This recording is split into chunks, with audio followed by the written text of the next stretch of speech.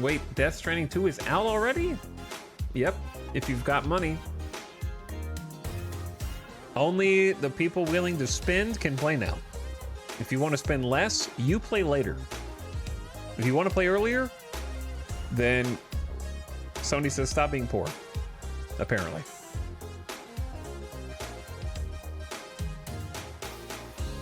Personally, I don't like early access things like that, but it is what it is. Because I end up paying more money too. But yeah, I think it'll be out for everybody tomorrow. You also need a PS5, which has a questionable amount of exclusives. Do you mean there's not enough, or there's too many? The reason Death Stranding 2 is PS exclusive is because Sony Dev Studios actually helped co-develop the game in tandem. Not enough? Yeah, I mean, the thing is, should the PS5 probably have more? Yeah, but now the Nintendo Switch 2 exists. So by comparison, it has a phenomenal number of exclusives. So you have to consider that. Would you rather have a PlayStation 5 or Mario Kart?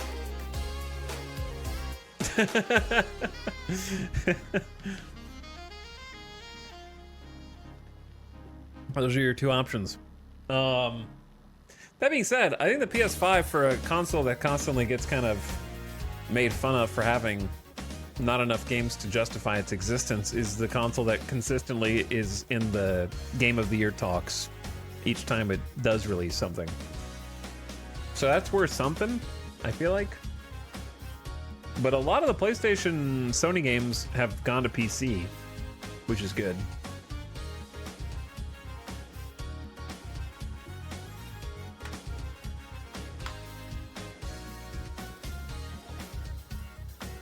Because, like, let's see, best games on PS5, sort by newest releases. Actually, it doesn't work. I still need to play Astro Bot.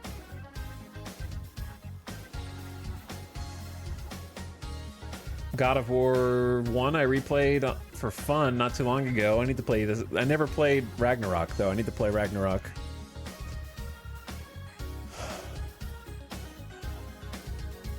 How about mine for Final Fantasy VII Rebirth? I want to play Rebirth also. I don't know what else is PlayStation. Alright, anyway, welcome back. From the ad.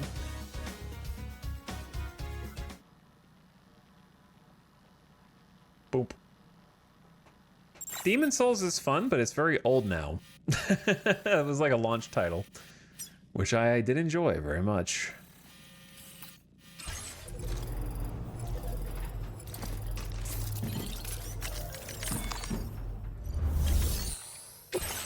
I would like to recover all chiral density gauges as stolen by the bandits.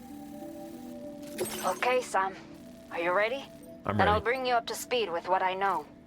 The order you've undertaken is to recover chiral density gauges that have been stolen by bandits and taken back to their base. The base is located in some overgrown ruins, so you'll have a hard time getting a clear view of it. You might want to construct a watchtower nearby before you charge in. With it, you can get a better handle on the situation and improve your odds of getting the job done quietly. But that's not all, of course. Other porters are also able to make use of your structures. This way, you can help out the people who follow in your footsteps through this area. Think about what I told you and finalize your route. Best of luck to you out there. Okay, we're looking for chiral density gauges stolen by bandits. A set of chiral density gauges en route to the C1 South Distribution Center have been stolen by bandits. They are essential for predicting BT movements and ensuring deliveries are made safely in the area. Gotcha. What's this warning? Spider Hill. Okay.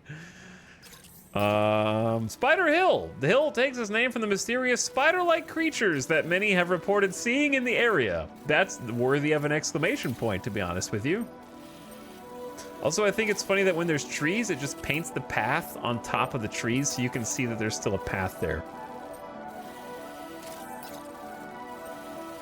Well, it's either that or go across the whole mountain. So I'm just gonna take the most direct route in.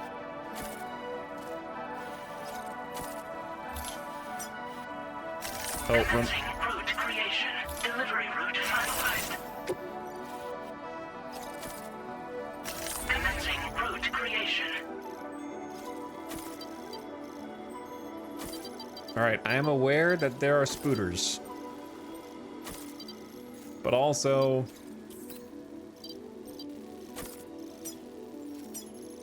I'm just gonna take the most direct course. Delivery route finalized. I'm not used to the new marker controls yet.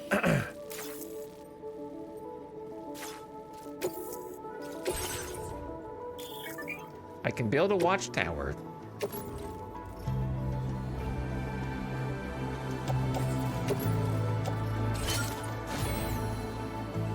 I like the new gearing up music, is very good.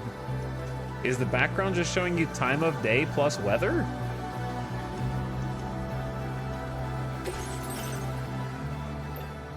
I can fabricate transporter boots now.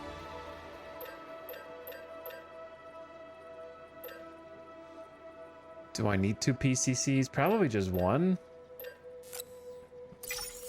I don't like leaving home without 2 container repair sprays.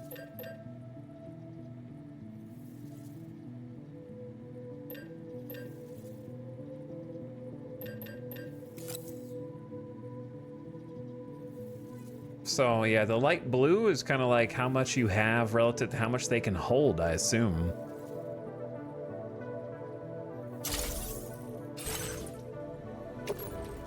Everything is just so snappy now and good.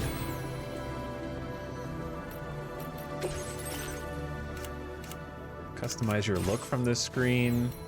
Customize your backpack, so you don't have to go back to customize your backpack anymore.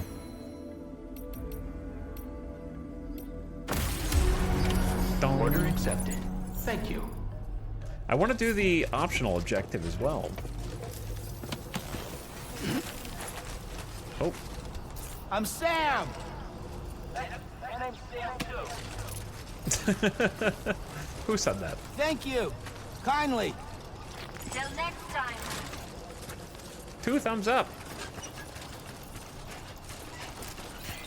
Thank you, Sam. Thank you, Sam. Chat, I want to keep leaving. I want to be a sign lever this time. Gotcha! You'll stop by again, won't you, son? I mean, this is as good a spot as any, right? It remembers your last sign, so you can just instantly put it back down again, too.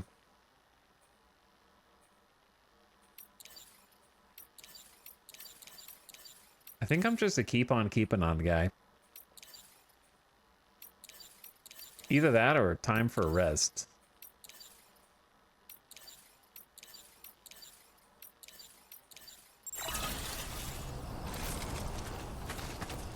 Keep on keeping on. We're gonna be sign levers now. I did it! All right, where's the aid thing? Recover 4 beloved walking sticks. We could go do that first, to be honest.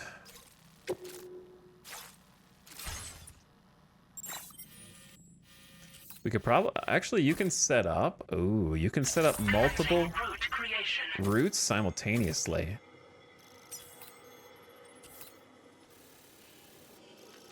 I think the hard part with this is... There's multiple rivers here. This looks like a cross to me.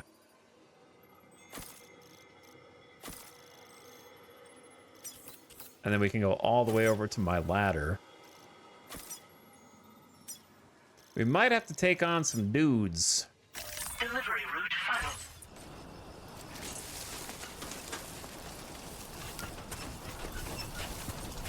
final. The creaky, like, boxes that you carry are so good. I like all the new sound effects. So at nighttime, it's easier to be stealthier.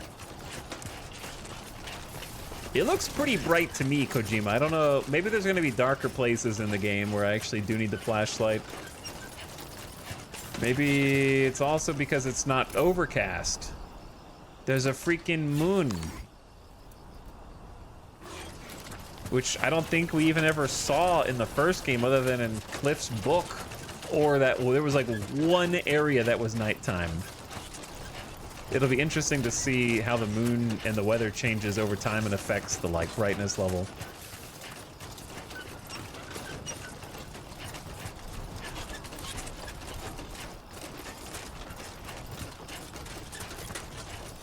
Chat, I was wondering if playing Death Stranding 1 Director's Cut, especially for 21.5 hours on that second to last day, was gonna affect how it felt to play 2, and I gotta say, it feels fresh, man. It feels good. It doesn't feel like been there, done that to me, even though I'm doing some been there, done that kind of stuff. Some simple collection and delivery things. It just feels like comfortably familiar, but also a breath of fresh air simultaneously. Definitely won't change anybody's mind who didn't like the first game.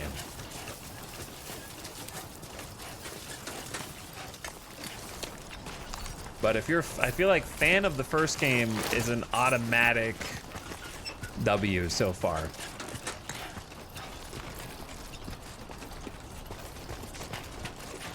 Like the controls just feel tighter and better. Everything feels weightier. The combat seems like it is spicier and there's more options in combat and enemies a bit more threatening. Environment is new and fresh and just the first place of presumably many.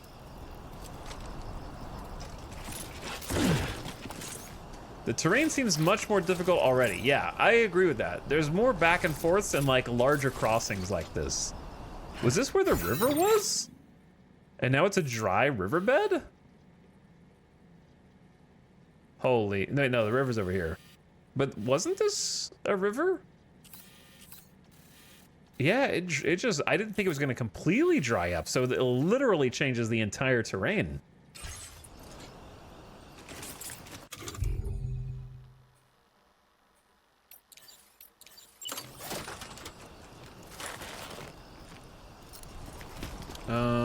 It's too long?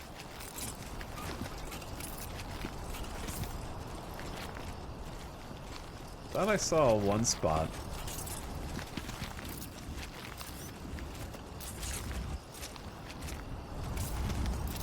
Bro, is that more than 10 meters? It's 11 meters. Oof. Don't look down. Oh, I almost fell. All right, let's do this. This feels like very sad to do, but we may as well do it.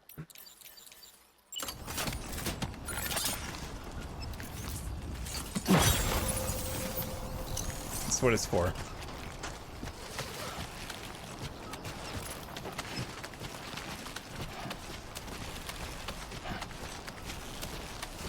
I hope nobody thinks ill of me if this is full of water and they're like, why the hell did somebody put a rope down into the water? You know what I mean? I'll be like, no, you don't understand. The riverbed was dry, bro.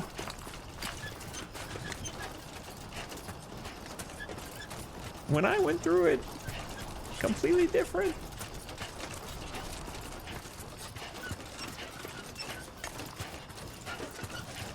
Okay, we're about to go, I guess, into not mule, but bandit territory. They're functionally the same as mules. But contextually, they don't steal cargo because they're addicted. They steal cargo because of survival. So they don't have lethal guns or bullets.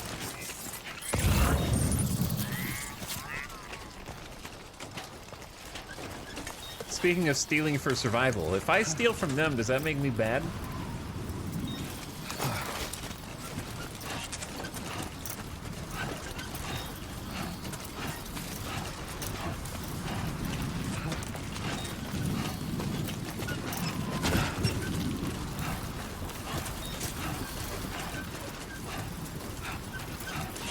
Oh, dude, my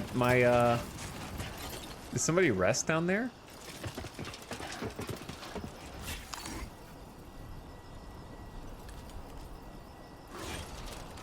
My super ladder? This is where we crossed the raging river when it was absolutely at its peak. Yeah, that's the thing we saw earlier. Somebody rested down there. Do you think they rested and then it rained and they got swept away while they were like pooping?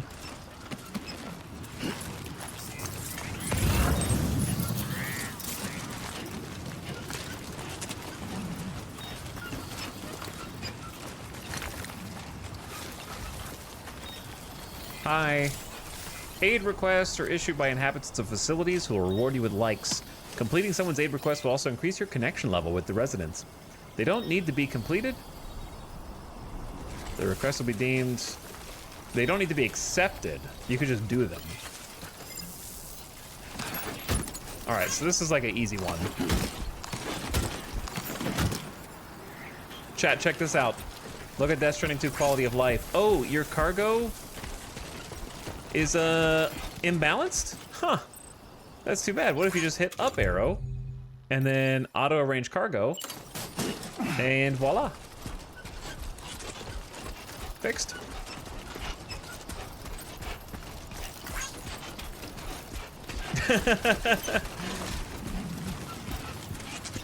The quality of life is off the charts, man. And there's other things too. You can do offload materials or just delivery, so you don't offload your kit, just materials. Go to the actual cargo management screen, or offload your backpack,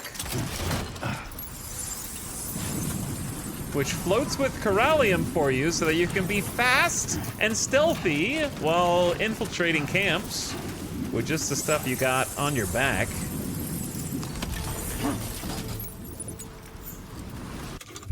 And offload unusable items, which I haven't tried yet, but I'm assuming it's stuff that's like spent already. Trash. But yeah, this is just kind of a tutorial mission.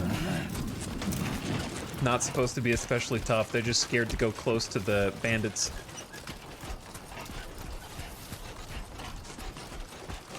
But yeah, this is the riverbed. And when the timefall comes, it does flood. It was raining and storming and flooding while we were on the way in, and now we can just walk across freely.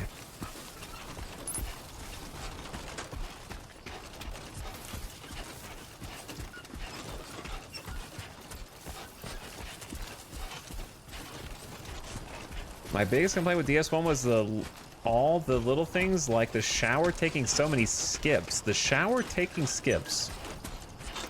Can't relate. That's the difference between a legendary porter like me and a mule like you.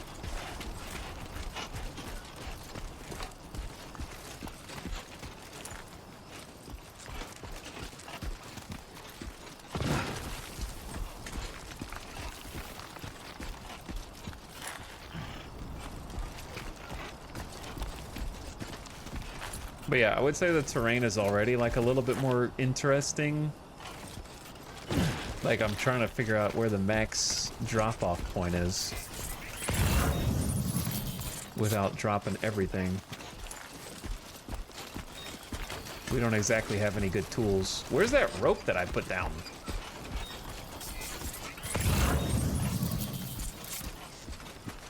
I actually need it now.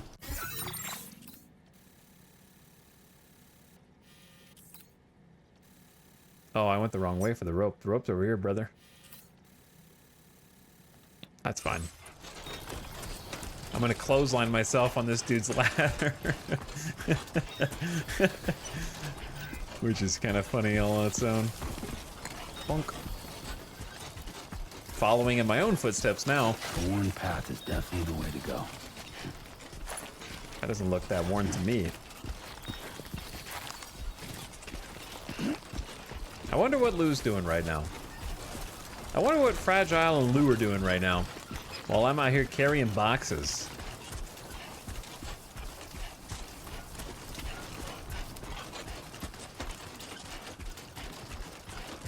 Sleeping? Watching movies, eating crypto biotes together. What'll be interesting is I can't tell where Desire Path is or isn't yet. Like, I don't know if this is just a path or is it a Desire Path. I don't know. So it'll be cool to kind of like go to some spots where that's a little more obvious and see how those have changed between the first and second game.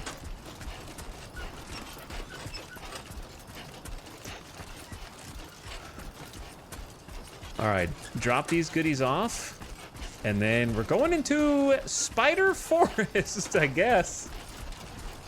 Yep, I freaking love Spider Forest, man.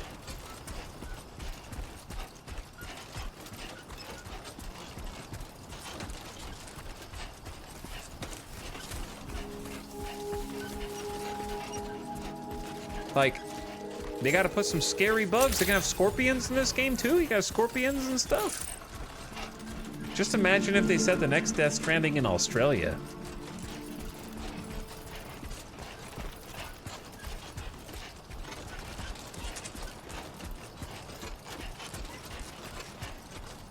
All the bugs and crazy critters you could experience there in your regular travels. What if we just go to every country in the world in Death Stranding 2 and it's the biggest game ever because it has a 1-to-1 scale of the whole world.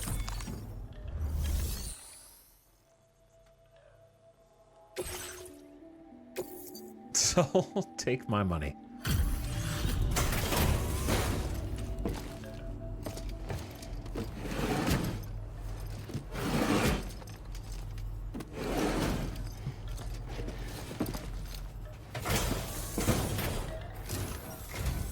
Hi. Well, looks like someone's burning the midnight oil. Time You are a trooper. based comments? Day and night Did not think we would ever get this back. comments? But seems I was wrong. Hey, look, it's her.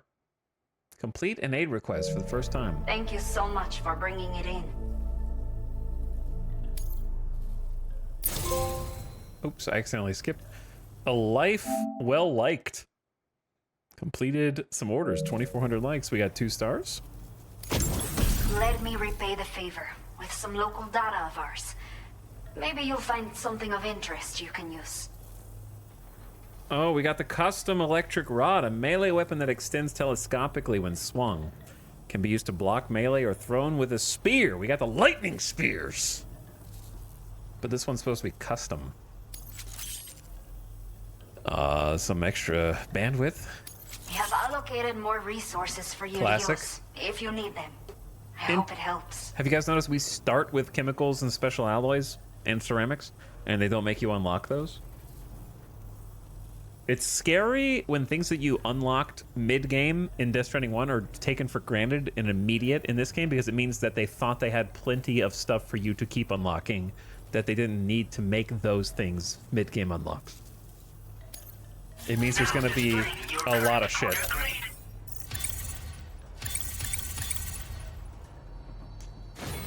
Porter grade increase, 28 running through the forest. That's me, or it will be.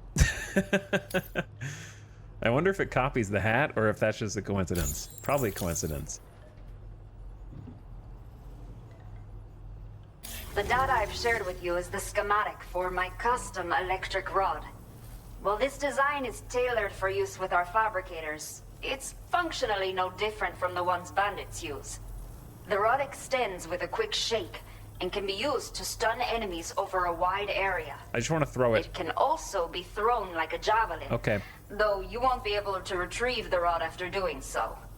A thrown rod will release a burst of electricity when it strikes the ground. And no bandit can shrug off a direct hit from this bad boy. Test it out, and you'll see. Order completed. Well done.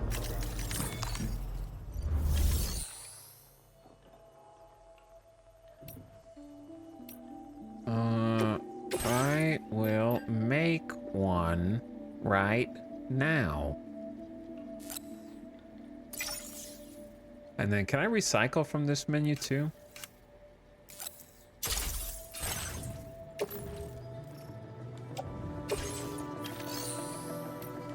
No, but I can look how fast it is to do all this stuff now.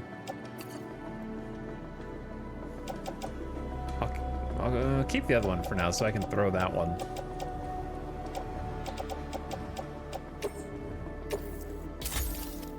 Oh my god, recycling so fast now. Thanks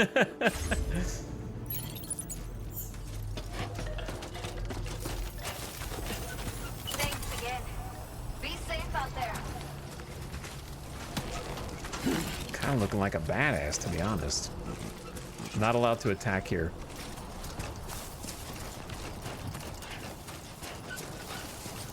Let me go a little further this way. Weapons restrictions. Take care, Sam. Oh.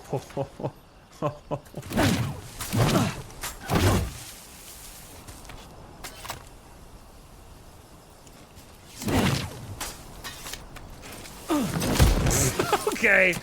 I'm glad I don't have any cargo. How the hell did I just do that?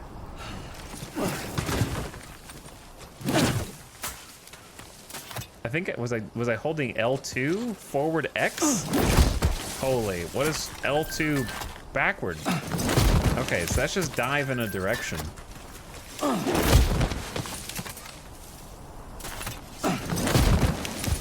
Okay. Do not do that with loot.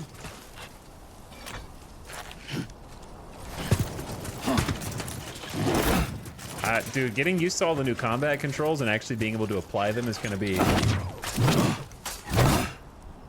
its own thing.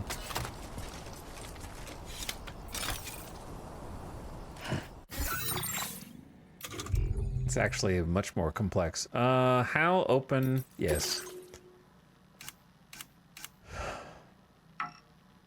Thanks, Sam. You really helped me out. Folks here should be able to walk around a bit easier now. Inside the facility, at least.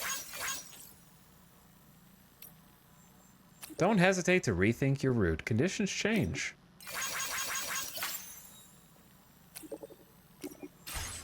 God, it's so smooth. Receive 10 likes in return for liking a post. I think it's hilarious the NPCs give you likes back.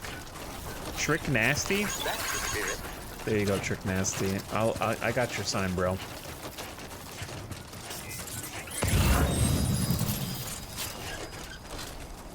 Does Coralia make a noise now when you scan it? Oh, look at the sunrise. I mean, it's not rising yet, but it's getting brighter outside.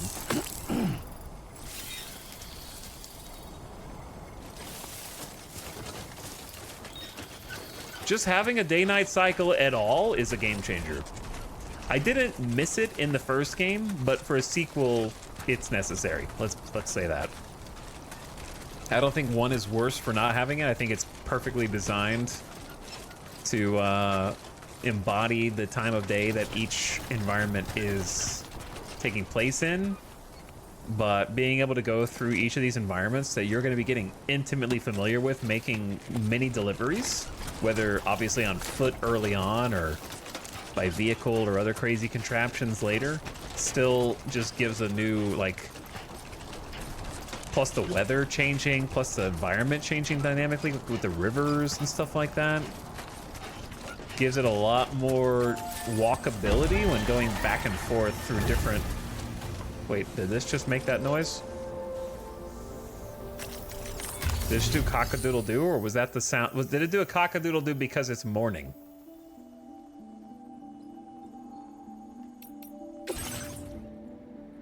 There's a PCC in the share locker.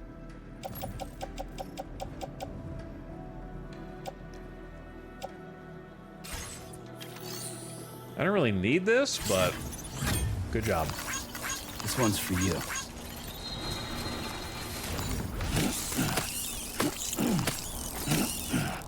Gamers are delivering additional materials.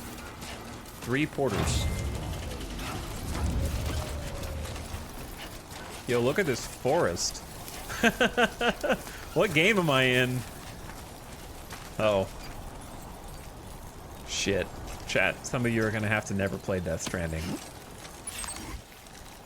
Okay.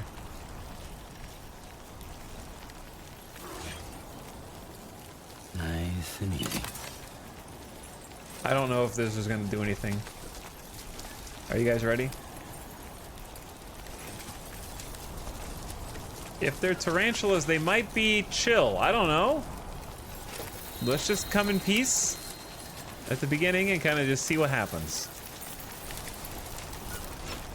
This looks like the way to go. I haven't figured out what this is yet, and I don't want help.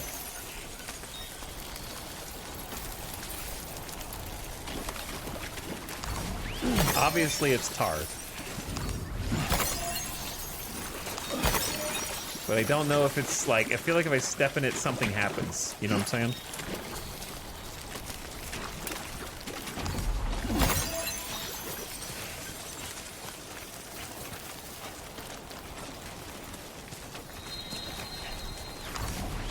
What's up, Arch? How are we liking the beach episode? It feels so clean.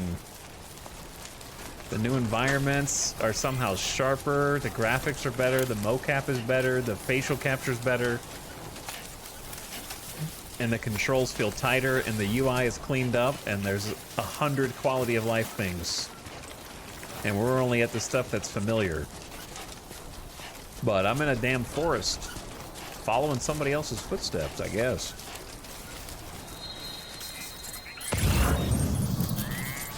I kind of want that vitals analyzer, but also, like, do the spiders want the vitals analyzer?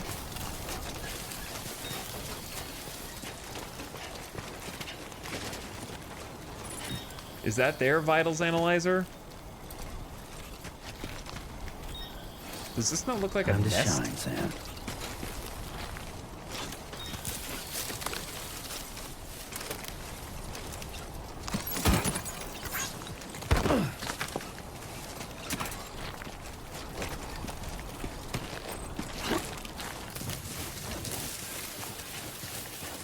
But yeah, we're still very early on in the game.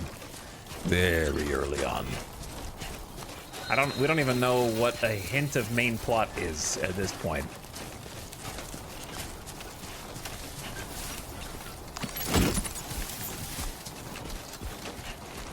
Kind of just exploring all the new controls, all the new combat. There's like a level up system almost.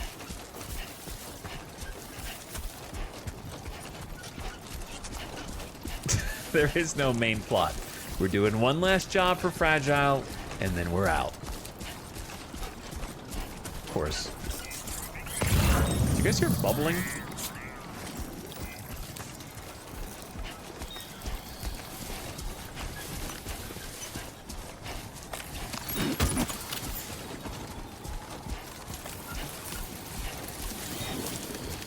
I was having the same thought as this dude.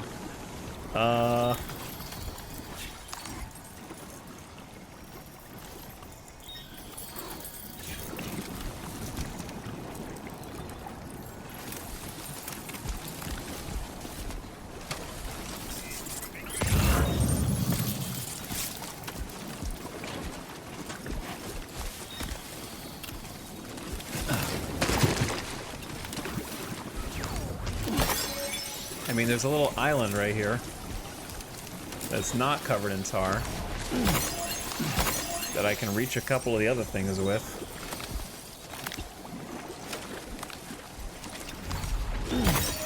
I don't know how you reached that one, but he did.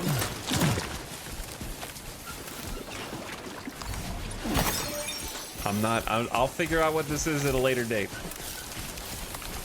Etal would get caught in a mouse trap if he was a mouse. That's true.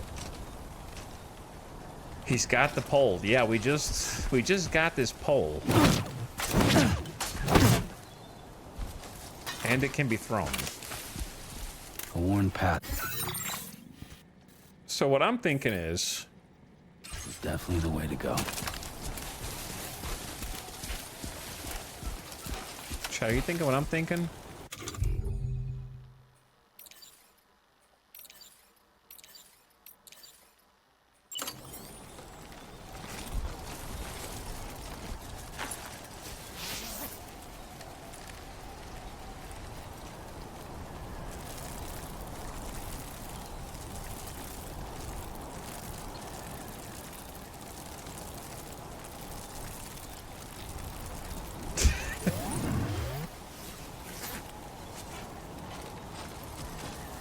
perfectly camouflaged.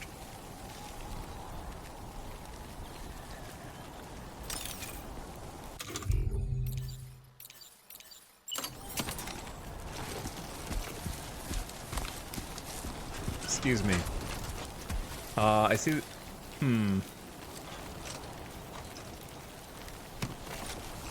Interesting. Why are they so... Wait, these are tarantulas. Holy shit.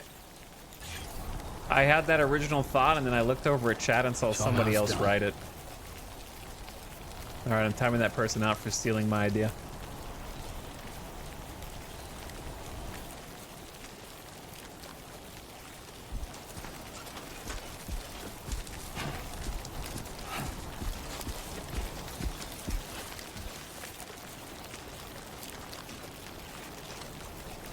Oh wait, they probably just wrote tarantula because it's spelled the same way.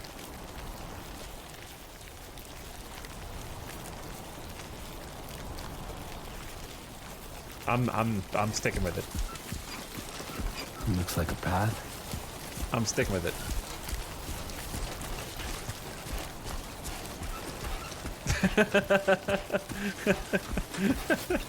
Oh my god, the lighting in this game is crazy, but they're actually tar.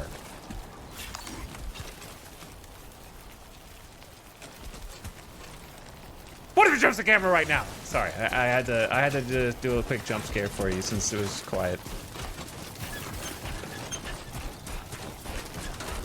What if it jumped at the camera there right then though? What if it just went, Pya!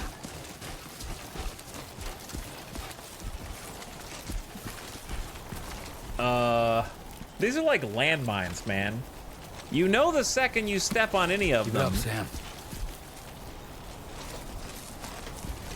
How big is their hitbox, though? You know the second you step on them, it's gonna go crazy.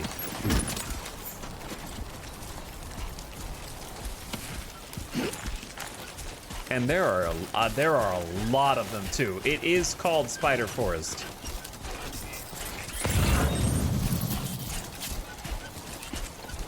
So you can't say that it was inappropriately named.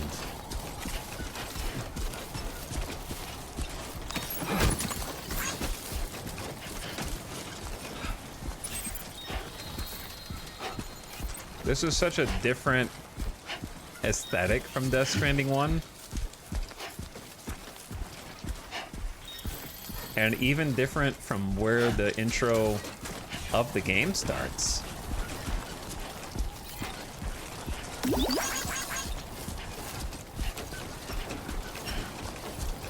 But yeah, the like flare on the sun definitely looks nice. Get it done. I'm going. There's bad guys over here, I'm told.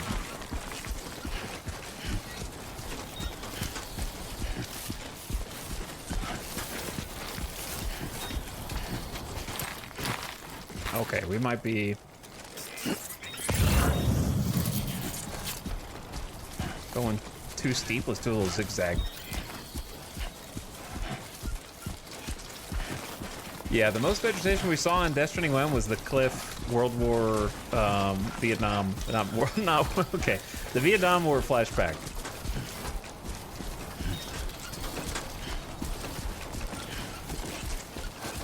Oh. Yeah, that's the way.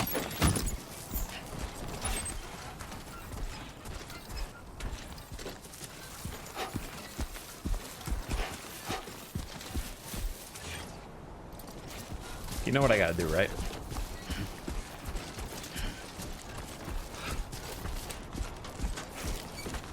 Like right here.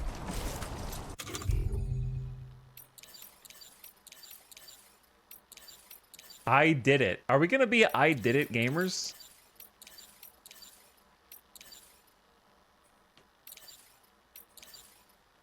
Also, I need to void out this video. I climbed up here. I don't think this is really a climb to me. This is just kind of just you just walked.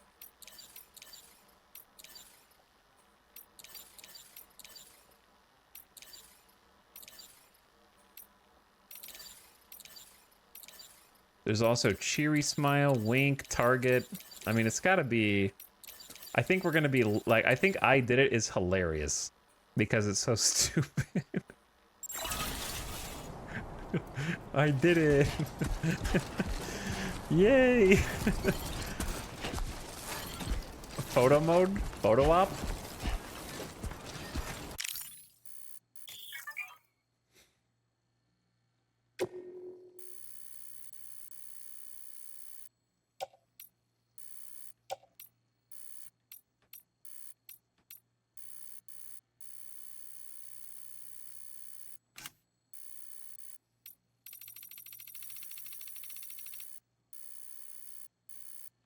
Get that at like, let's say like 40 meters, millimeters.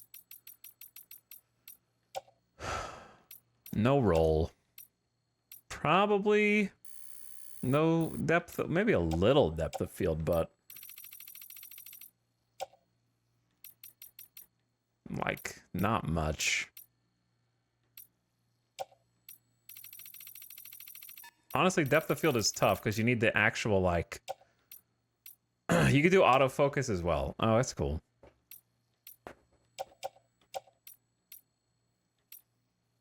Just the tiniest bit. Exposure. A little darker.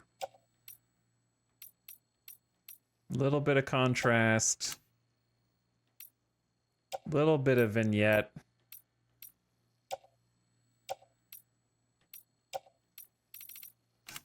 And then Sam's pose. Okay. He's kind of too... I need to like... He's under... Chad, this is a bad photo because the sun is this way. He's against the sun. This is a terrible photo. Unless you want a silhouette. If you want a silhouette, then it's good. But it's against the sun.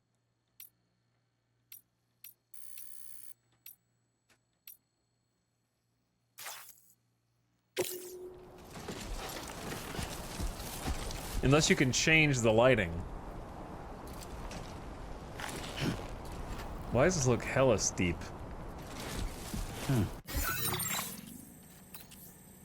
Secondly, surprisingly, no one has built a watchtower.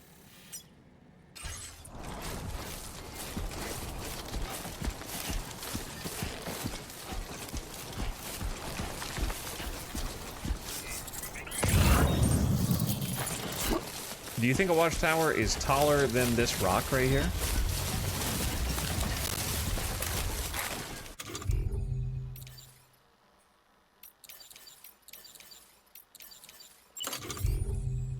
Oh, you have to select the thing you want from here. Oh no, you can switch it whenever you want.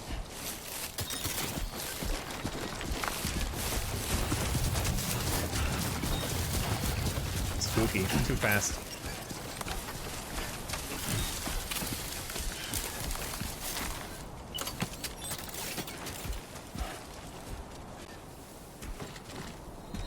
Is this taller than the rock? It's gonna be really embarrassing if I build it and like can't see over this rock.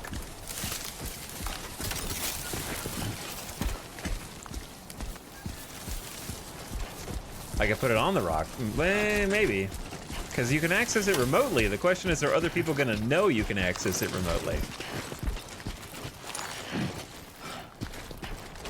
Oh boy, slow down, Sam. This looks like a job for a ladder.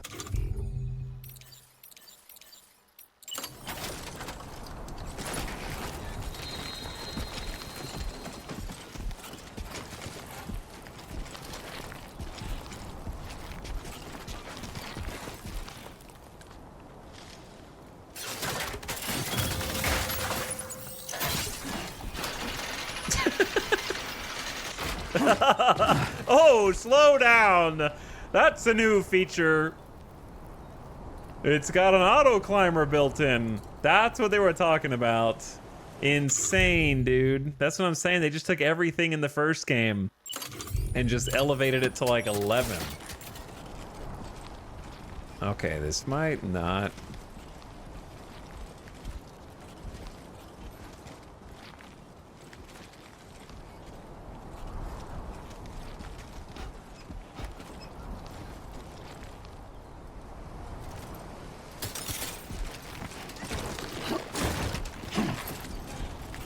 Is that too big of a drop?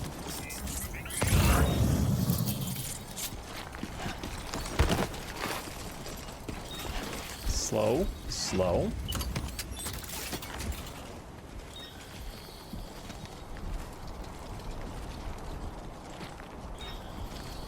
It's the steep slope. If steep slope goes away and it's just an obstacle, then I can just remove the ladder. But it seems like it's always steep slope here.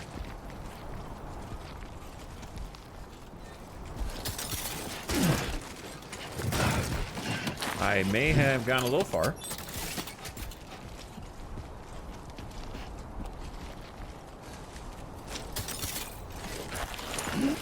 Well, now that I'm up here,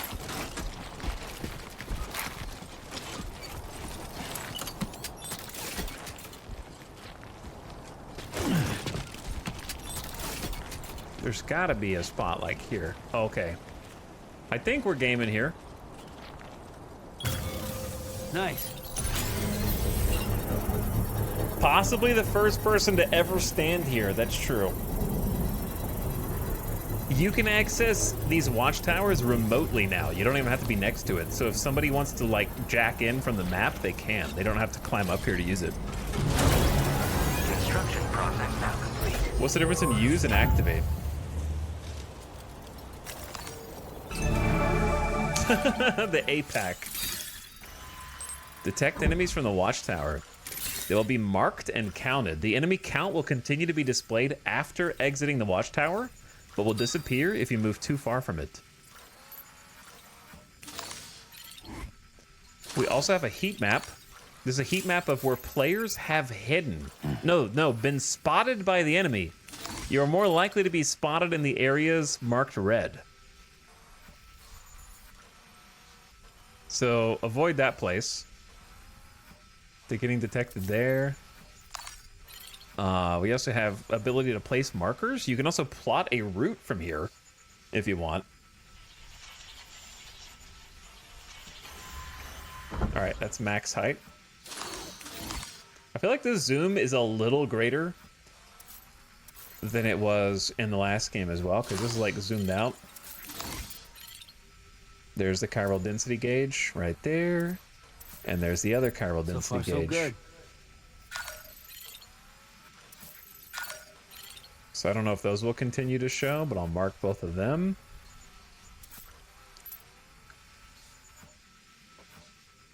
So I think should be able to sneak right here, but if you go up, people probably try and like go here to get that guy, but then get seen from across the way by the other two dudes. What happens if you activate it? Okay, that's just upgrade. Chiral crystals and metal, customizable and increased durability. If I had 400 metals, then sure.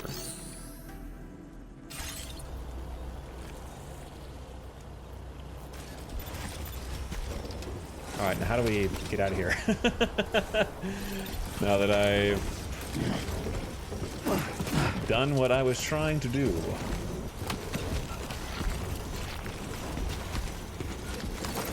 Feeling good.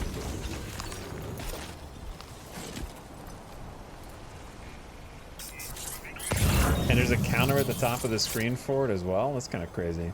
So we know the first one's right there, so let's focus on that.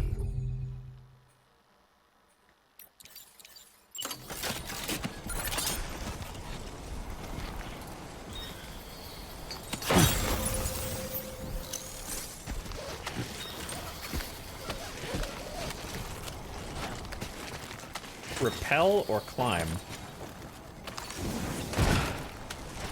Oh my god, that's insane.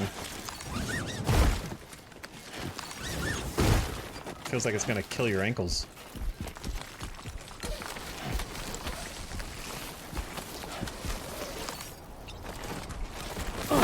Oh my god, I keep using circle for crouch, and it's not crouch.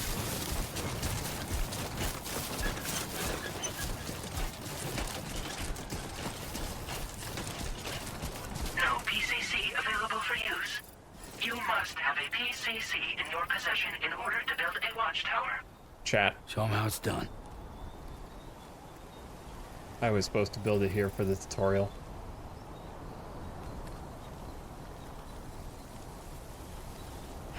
Do I have to do that? Okay, hold on. Saved. Commencing route creation. Delivery route.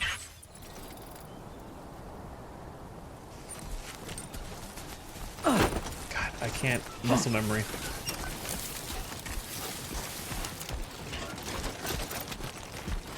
Oh.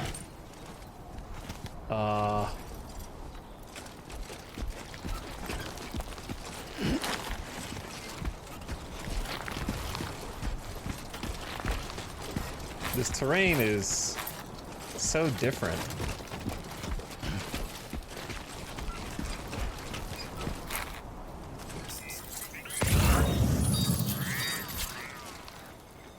I need to kind of just get down to ground level.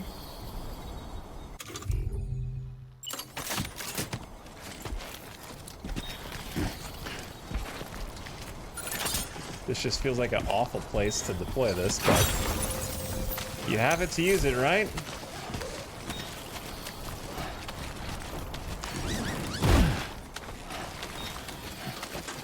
Where are you going? Where are you going, Sam?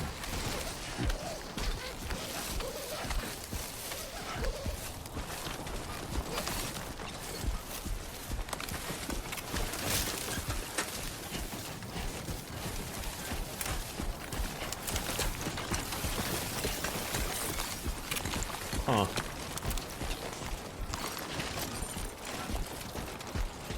Please don't get detected, that's all I'm asking.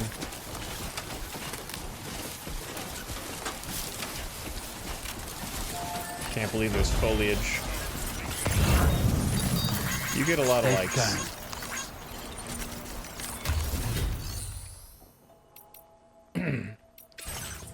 What you got for me? A ladder? A container repair spray? Wait, not in private locker. Wait, how many ladders do I have? I've got 3 ladders. All right, we have too many ladders. What I was gonna do was, you can now fabricate from post boxes. So I can literally just go here and make a PCC with the shared materials thanks to the other players. And then, is my climbing anchor spent? Okay, I feel like I used it 3 times, did I not?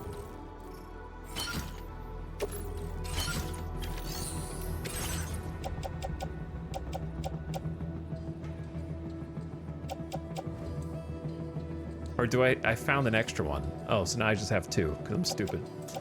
All right, whoops. Wow, that's so smooth. That's just so smooth to just go in. Actually usable post boxes now. All right, so now that I have that,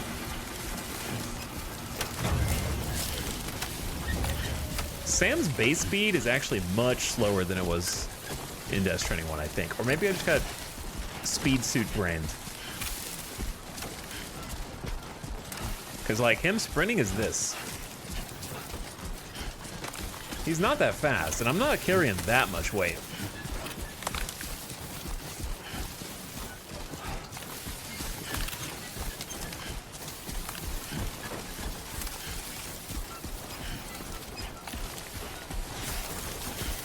His poor elbows. Bonking into things all over the place, huh? There's a lot of ways to improve him over time. For sure, yeah.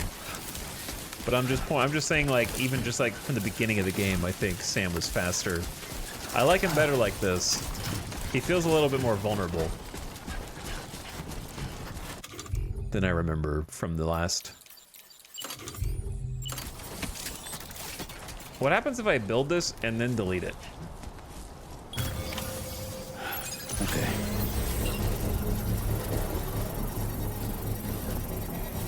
I like my other one better. But now I feel silly for just not doing the tutorial the way they wanted me to. I could always just go back up there and delete the first one. Construction process now complete. Chat, what do you think happens if I just delete this?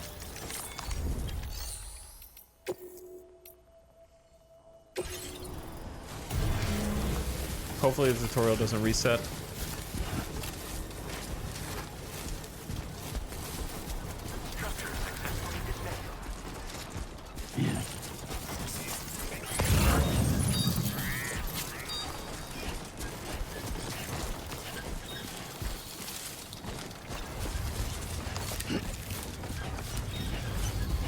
Alright, so we can kind of see where the people are, but we can't...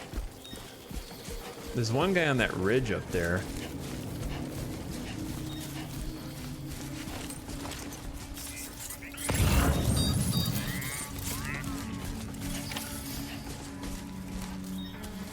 And I'm sort of carrying... Oh, boy. I'm sort of carrying, like, a stupid amount of stuff already.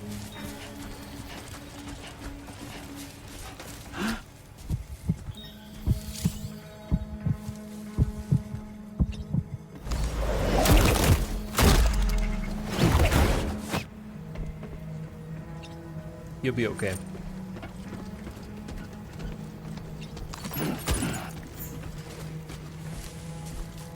Because there's like a mule box here too. Now the question is, if I take that dude out with the mazer, will everyone on the other side see and go on alert? We're gonna find out.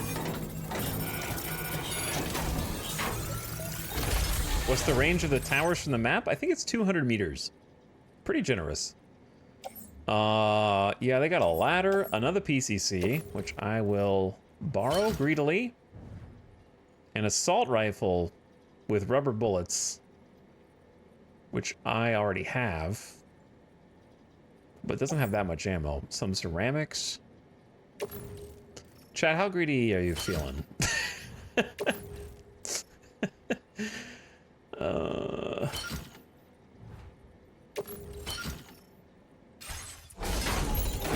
Tall.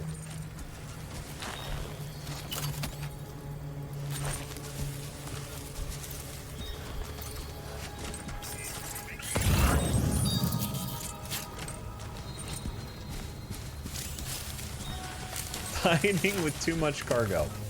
Like, I could definitely take this dude out. And I'm gonna have to, because he's just like guarding the way.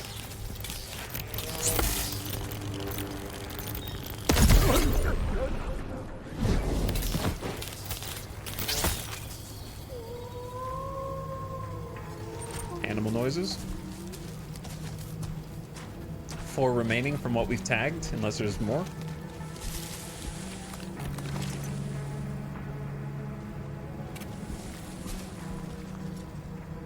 Three on that, are all 4 on that side. All right, I think this is a good time to like swap. Go around this way.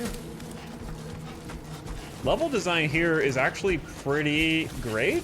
Obviously this is a tutorial area, so it's gonna be a little bit... Uh-oh, shit. Oh, shit. You're okay. Tall boy. But like having 2 different pieces of equipment, one on either side of the river, and having to like cross, while also teaching you about tagging enemies, and honestly just being able to tag enemies is a game changer for stealth. I know it's very Ubisoft, but it actually gives the Watchtower a ton of value. By the way, Ace Tech, thank you for 82 months. I appreciate it. Intensely torn between watching the stream or waiting until a PC port. Well, you need to decide quickly, because if you say I can't watch because I gotta wait for the PC port, then we just help everyone along, and we just time them out automatically. And you'd be the first one today to say that after 7.5 hours. So I'm chomping at the bit.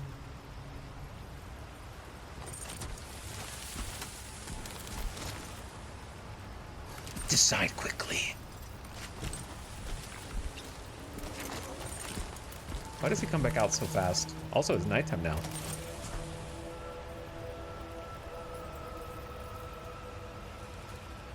Which may or may not help me with stealth. I'm gonna back up here. It's gotta help more than it hurts.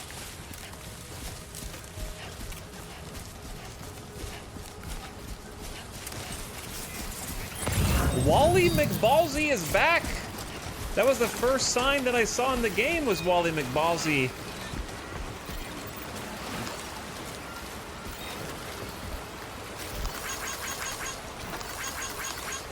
There you go, 15 likes. Oh, yeah, missed. It doesn't really like automatically gravitate you toward the ladder like it did in the last game. Now leaving chiral network coverage.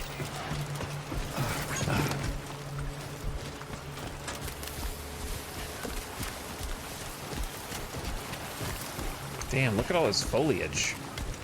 Is there just no time fallout here?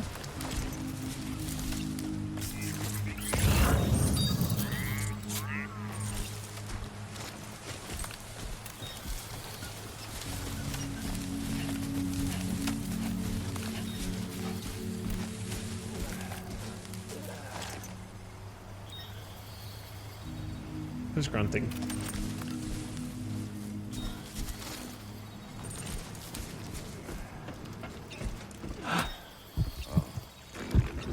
He's gonna see.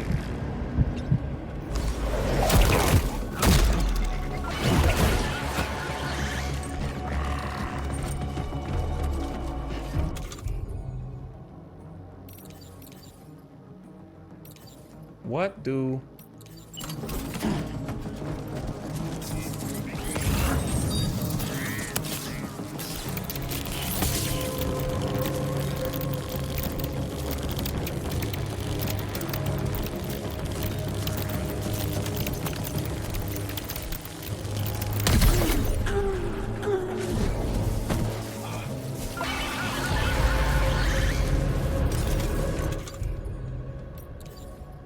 All right, rubber bullets.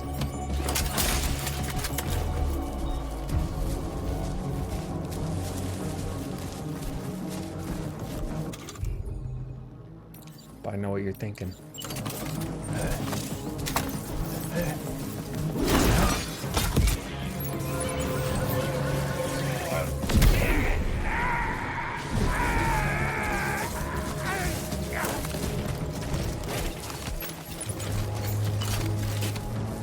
Wrong button.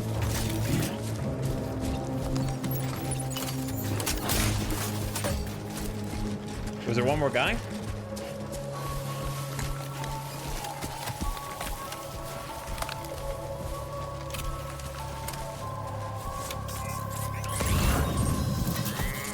Where the hell did he go? Oh, I see him.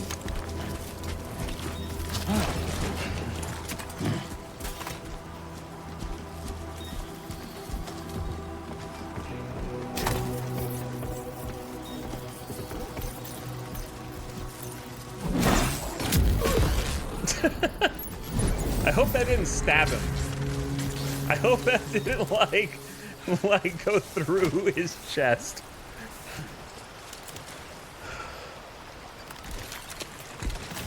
I can't believe they finally did the one thing that I desperately wanted from 1, which is to be able to use the Thunder Spears. And that's not even something you unlock later. That's just like the first thing that they give you in the whole game. Which means that's not even the crazy shit. Nothing to worry about.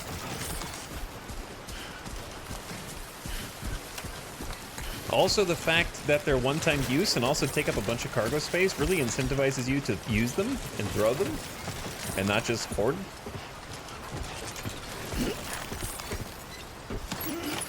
All designated cargo successfully recovered.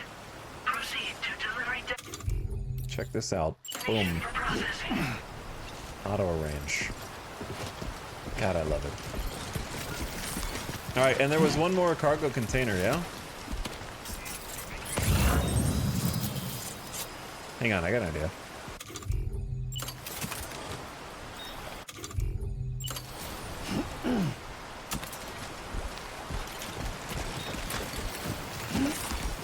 fall to my death.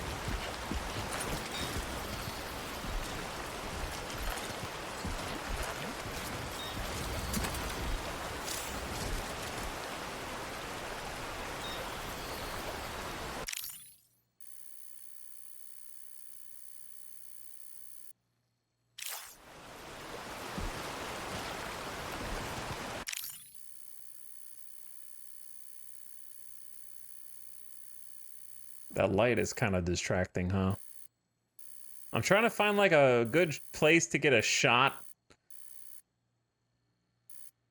where it also uses a bit of the lighting, you know what I mean?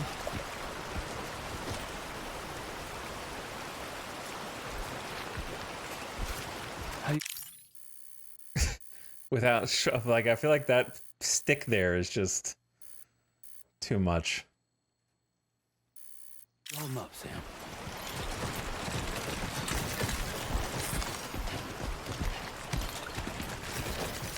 Maybe like this. All right, give me a different pose.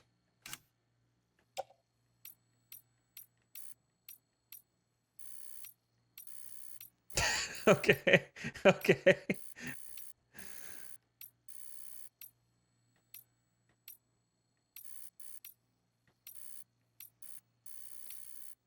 We don't have you yet, but it's nice that you can pose with Lou, even though Lou's not here. The only one where he's actually holding the pole is this one. For some reason. Wait, is that no change? Oh, that's just me being a dork. I think that that's a reasonable pose, though.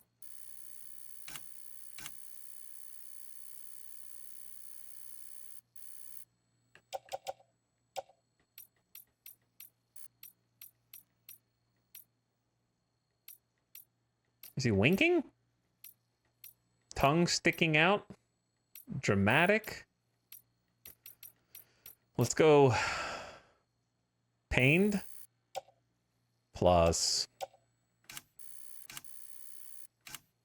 you can bro, you can create light sources.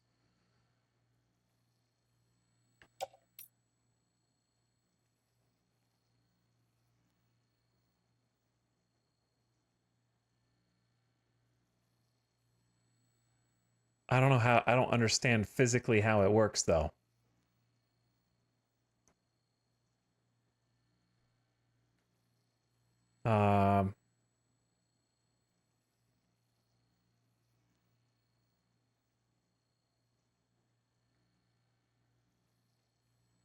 Oh my God. Right in his face. Yeah, don't even get how this is like more complex than I'm ready for.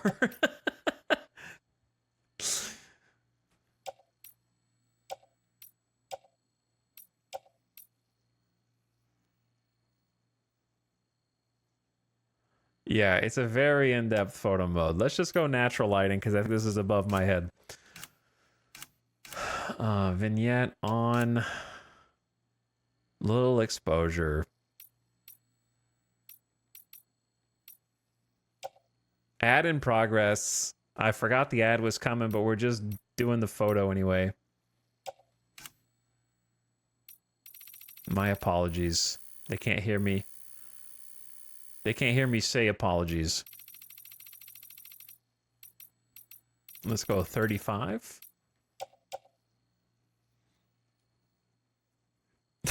The 9th enemy you didn't tag sitting there 15 minutes while Sam sets up studio lights. Yeah, I mean, you gotta do what you gotta do, dude.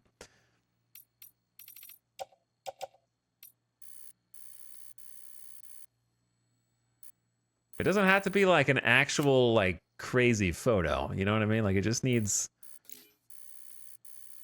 It just needs to be a document of our work so far. I kind of like the leaves in the foreground. How do you do, there we go, grid.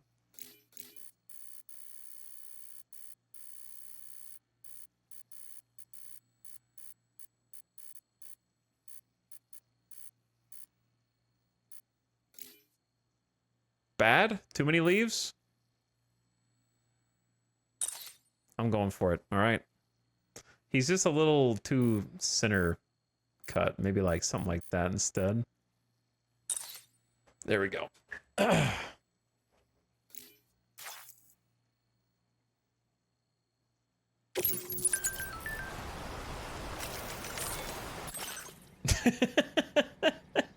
Okay. All right. Look, I got a minute. I'm gonna get some more water. I got a minute and 30 seconds. I got too distracted with this. I gotta get some water and take a quick pee break. 1 sec.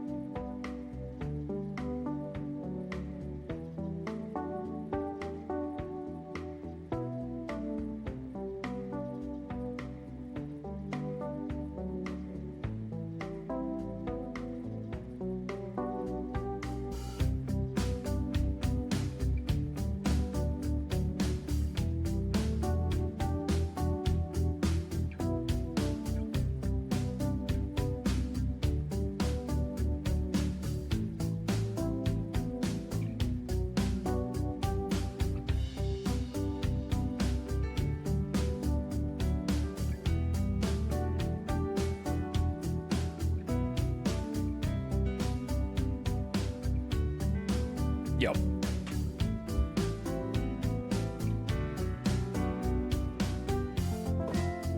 So. Bonk. Okay, controller number one. How we doing on controller one? One battery. I got controller number 2 ready to go. Mouse battery's dying, though. I didn't account for that one. Oh, look, my picture. I want to delete the first one. What happens if I click share? That's what I don't want to share it like to social media. No. I want to share it to the world!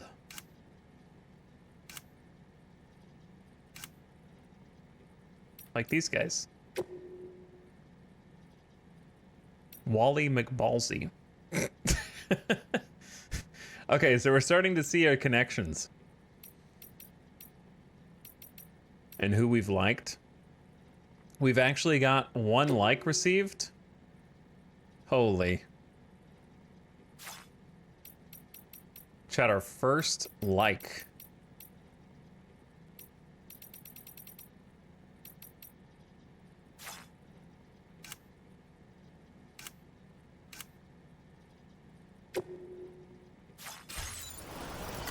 Feels good. Feels good. What? Yeah! Oh. Calm down there, Sam. I don't even know what you tripped on, brother.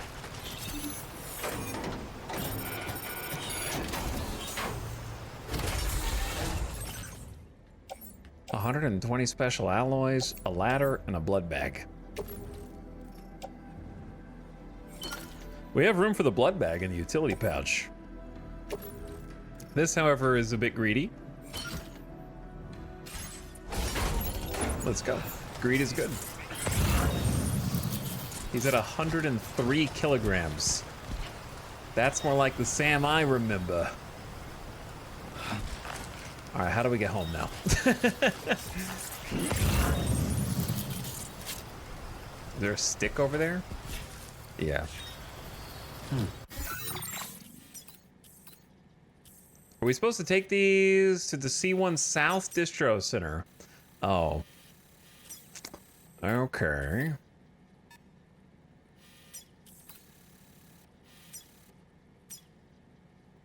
Commencing route creation.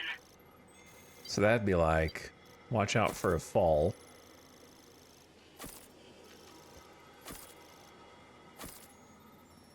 Delivery route 5. Sam's already tired. All right, listen, bud. I can hook you up with a canteen drink, and that's pretty much all I can do for you until we get home. That should help. You're not even at max cargo capacity. I'll take it slow, though. These environments just look so much better. It's a lot of subtle details, but plenty of overt things as well. Because there's nighttime, they can play more with this lighting.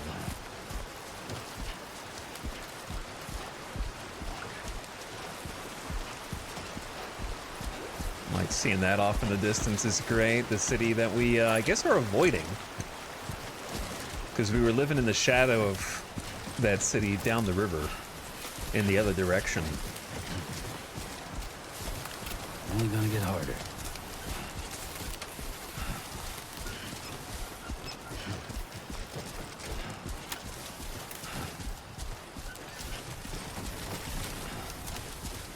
How many day-nights have we seen so far? I guess this is like the second night? Second or third?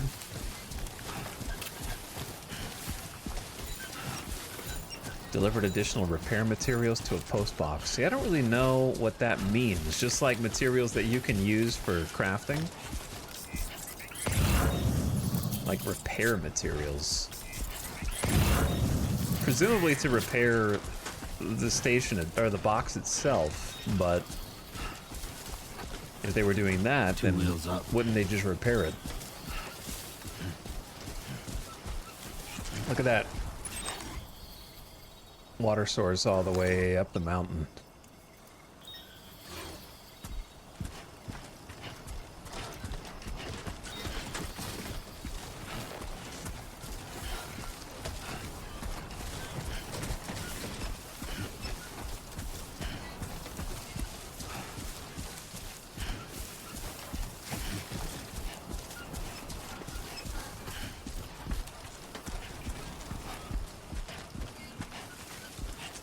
I like how this is just nestled back here. Everything we know. How you doing, Sam? Is from the radio.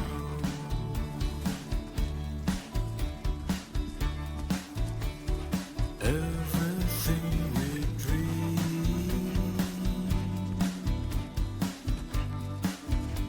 is never what they see.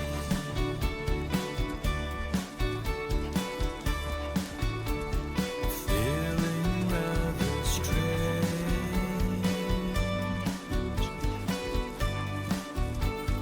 waiting for a change.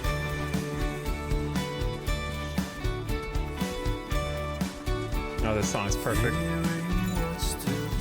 Feels good.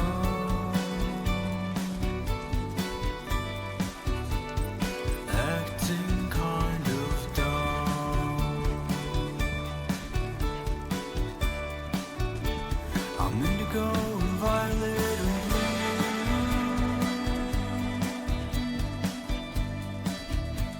I'm so in love with you.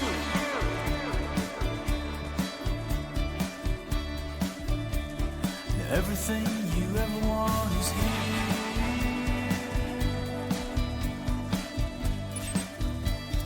Giving up another one too dear.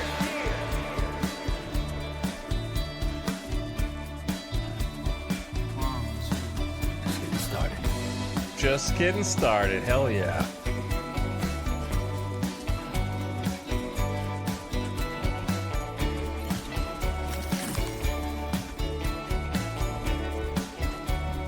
Listen Damn, look at that.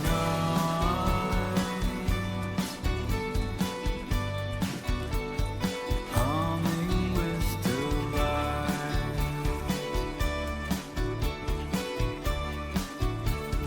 Feel euphoria.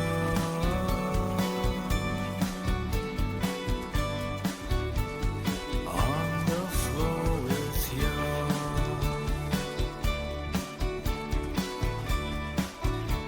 I'm indigo and violet and blue.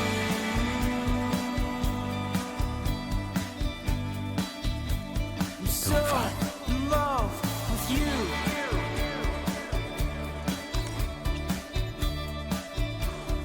Lingering and laying in the cold.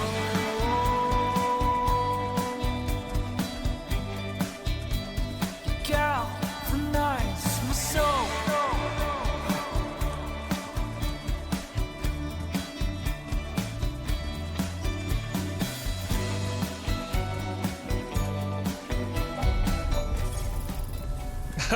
I was wondering, will the music cut off the same way like it did in 1?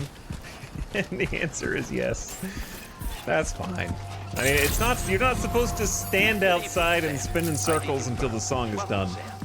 It's supposed to accompany you for a portion of the journey and then you go on. That usage is restricted inside facility grounds. Did I see carrying capacity go up? Process your orders and requests. Are these going up rather quickly? Considering how much game we've got left?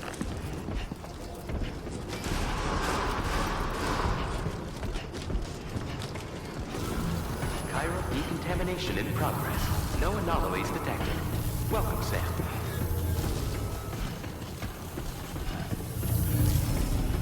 How much game we think we have left?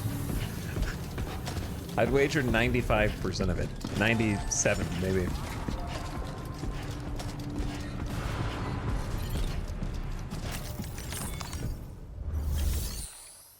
I was gonna say something before that song played, and I don't remember what it was, because that just like wiped my brain clean.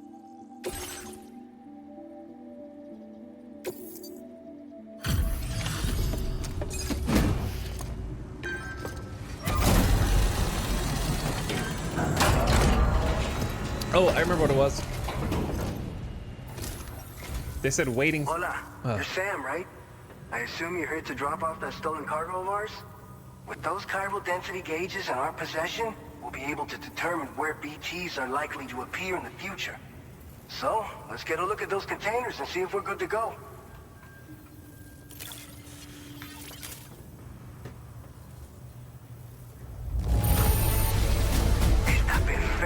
I'd swear it had never been outside. Okay, here's what I was gonna say.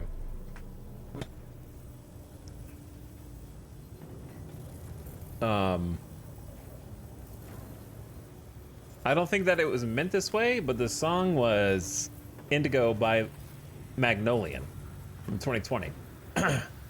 And the lyrics are, everything we dream is never what they seem, feeling rather strange, waiting for a change, fearing what's to come, acting kinda dumb. Which, I don't think Kojima meant it this way, but I feel like at this point in the game, not much has changed since Death Stranding 1. And I really feel like waiting for a change is in reference to, you're almost like right now I do kind of fear what's to come, because right now Sam is fine, Lou is fine, Fragile's fine. Like, everything seems fine. Right? And also the gameplay is more or less Death Stranding 1. So, waiting for a change. I really wonder if that song was meant toward those ends, or even if it's just my own interpretation. I think it fits. I just have to say that you're an absolutely incredible porter. Oh, thank you. Looks like our chiral density gauges are just about good to go. So, let's see what that Cupid of yours can do.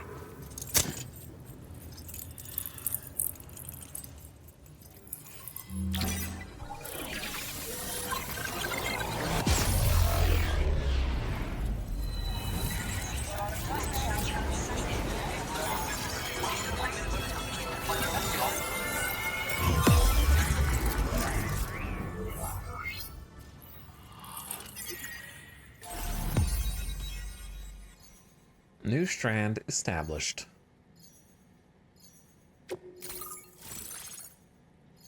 C1 South Distro Center, Benjamin Rivera.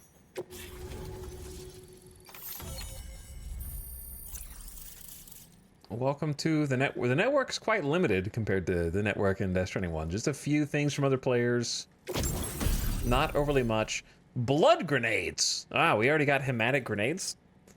A grenade that expels a cloud of blood on impact. Oh, that means we're going to have to see BTs. The blood cloud lingers in the air, causing continuous damage and obscuring enemy vision. Can be stored in a grenade pouch. And a timefall shelter. Wow. A safe place to rest in timefall. Container repair spray will be deployed when you approach the shelter repairing your cargo containers. Timefall shelters are also fitted with deterrents to drive away BTs. Your canteen will be refilled whenever you enter a shelter. The second to last sentence is scary. The implications. Why would I need to drive away BTs unless BTs roam? Now displaying your current porter grade.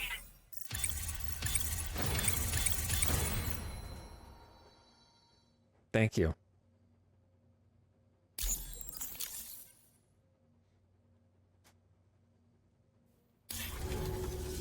Hey, It's high time we got on the HD. chiral network. Our BT research should go a hell of a lot faster now. We just shared some data with you that'll let you fabricate blood grenades, a kind of anti-BT weapon, and build timefall shelters too. I think you'll find both very useful. The chiral density gauges you brought us have been safely integrated into our systems. Anti-BT weapons. We can resume What? all distribution Blood? center operations and get back to business as usual. A lot of lives are going to be saved thanks to you. He probably just doesn't know that I'm Sam Porter Bridges. Have timefall shelters changed in any way? So, you probably think timefall shelters are only good for getting out of the rain, right? Wrong. Our timefall shelters are different, you see. After extensive research and development, we were able to outfit them with a system that disperses a BT repellent fluid. So if you've got one on your tail and it's about to grab you, these shelters are the perfect way out. Only downside is that the repellent has a limited supply, so make sure you don't run low. What? It has other perks too. The shelter can purify timefall and convert it into drinkable water. What? Allowing you to top up your canteen on the go. We've posted an aid request so you can fabricate a shelter to see how it works. Researchers at other facilities are also in the process of looking into how various structures might be improved. As you expand chiral network coverage, we'll be able to share information and coordinate our efforts more effectively. And I'm sure we will all make even faster progress as a result. So keep on doing what you do and linking up places for us. Hi, my name is Sam Porter Bridges. What's a blood grenade? I fell on my head between the first and second game. It's one of the fruits of our joint effort with the lab to develop anti-BT tech. Up until now, our primary weapons against these entities have been created with the blood of doom sufferers. And so, production is wholly reliant upon regular donations from rare individuals like yourself. Securing a stable supply has been So it's all difficult. doom sufferers, not just You him? know all about that, given your experiences with the UCA. Interesting. But this weapon utilizes synthetic blood with all the same anti-BT properties. Derived from samples taken from doom sufferers, it can be produced at scale to meet demand. Wow, they And despite its synthesized my artificial blood. nature, it's actually proven to be more potent than the genuine article. Oh no. So you can think of our new weapon as a more full-blooded version of the hematic grenade it replaces. In any case, we won't need to ask you for your blood ever again, so rest easy. If you want to test it out, we have some training facilities here at the distribution center. Feel free to access the delivery terminal and give them a try. I'm being replaced, man. They don't need me anymore. Like, I'm not really special. My blood saved the world. BT research keeping you busy, huh? This whole area is a chiralium-rich environment, so there's a much higher risk of BTs showing up. We've been coordinating with the research lab nearby, sharing data, etc. All to help develop BT avoidance and elimination solutions. One of the largest void outs ever recorded happened down south, don't forget, giving rise to a massive tar belt. So massive that it completely cut us off from the land beyond. We can't afford to let that kind of tragedy repeat itself here. Did they get cut off from South between America? the cargo you've delivered to us and our new connection to the chiral network, I think we got a shot. We're gonna make it through this. What's the next order? By the way, you're planning to visit the research lab, yeah? You'll have to pass through some dangerous territory then. We'll do a quick survey of the chiral density, so you might not want to leave right away. And let's not forget that you just tackled one of our toughest orders on record. Tell you what, we got a nice private room here that you can use to catch your breath. We'll get started on prepping the cargo for your next run in the meantime.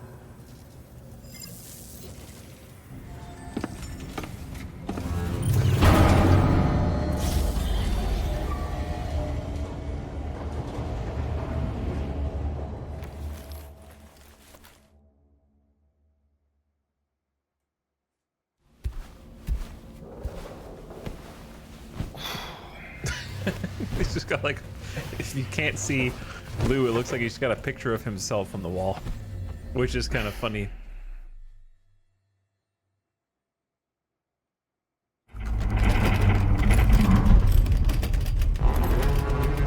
Oh shit. Wake up.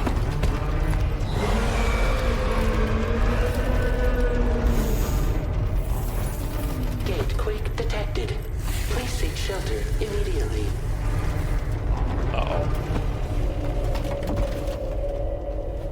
Why does this room look so scary now? Sam, are you okay? I'm fine. You guys? The facility's intact, but the research lab might have taken a hit. The local chiralium levels appear to be rising. Better hurry over there, Sam. Head to the delivery terminal upstairs and check their order. When you say hurry, you mean... Oh! Okay. That was the other controller that I just knocked off the table. Hello? The sun has set, stamina restored, ammo replenished.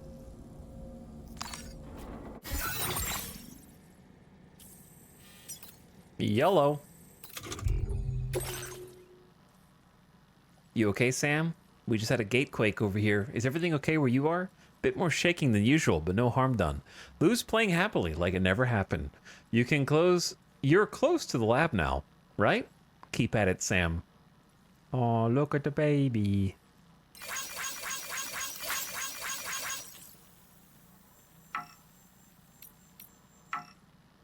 Okay. Ongoing flood causing damage to the Central River.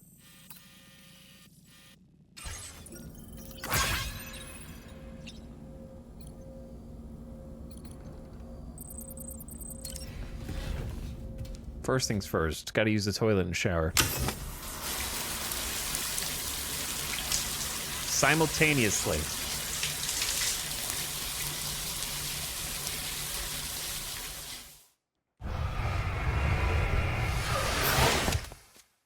I do miss the segue animations. But they wanted to speed it up for the people in a hurry. You have showered and cleaned up.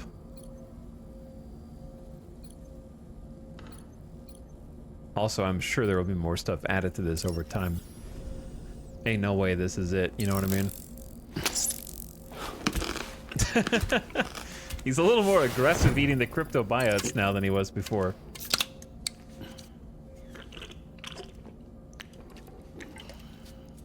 Sam's hunger is somewhat satiated. Only hot water for this, Chad? Yeah, I gotta have a mixture, man. It's gotta be like medium. I'm definitely not a hot water shower person. I like how we switched to just drinking tea. I don't know, I can't see the nutrition facts on this, though.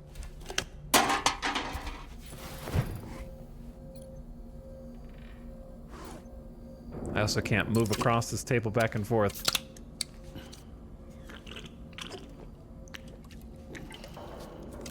What kind of tea is this, anyway? Can't be thrown back 6 timefall porters. He's got a kid to take care of. True.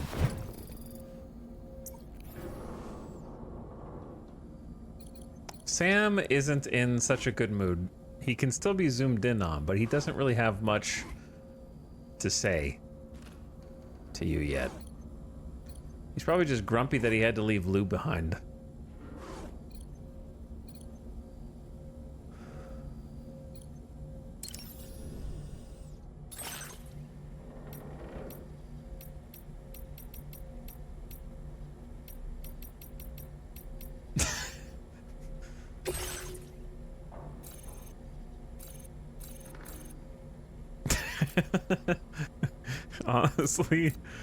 Honestly not bad.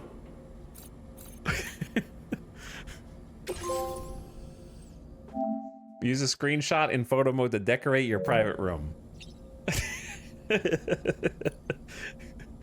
Oh. And that's what we did to this side too. Except we didn't take that photo. But yeah, you can do whatever you want.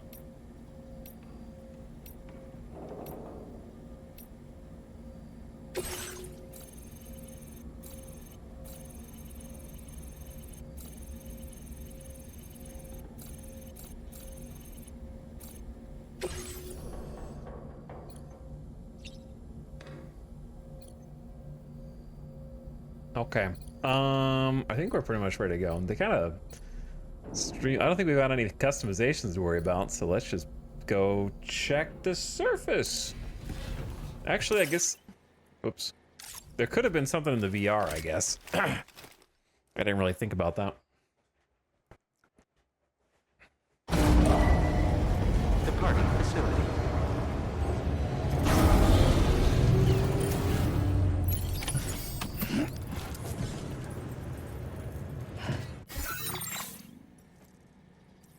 Okay.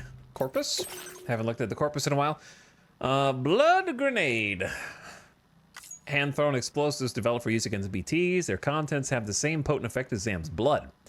These will explode on impact to release a cloud of vapor that hangs in the air, damaging BTs caught in it.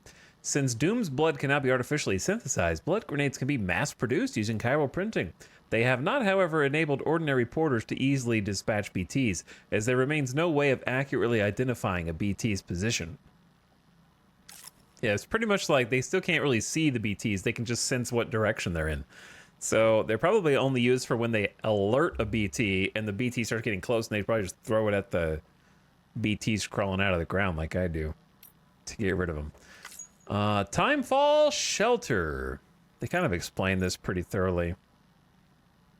I like that upgraded Timefall shelters are more resistant to both Timefall and natural disasters. BT deterrent requires a cooldown, will temporarily immobilize any BT that gets too close. That terrifies me to think about that.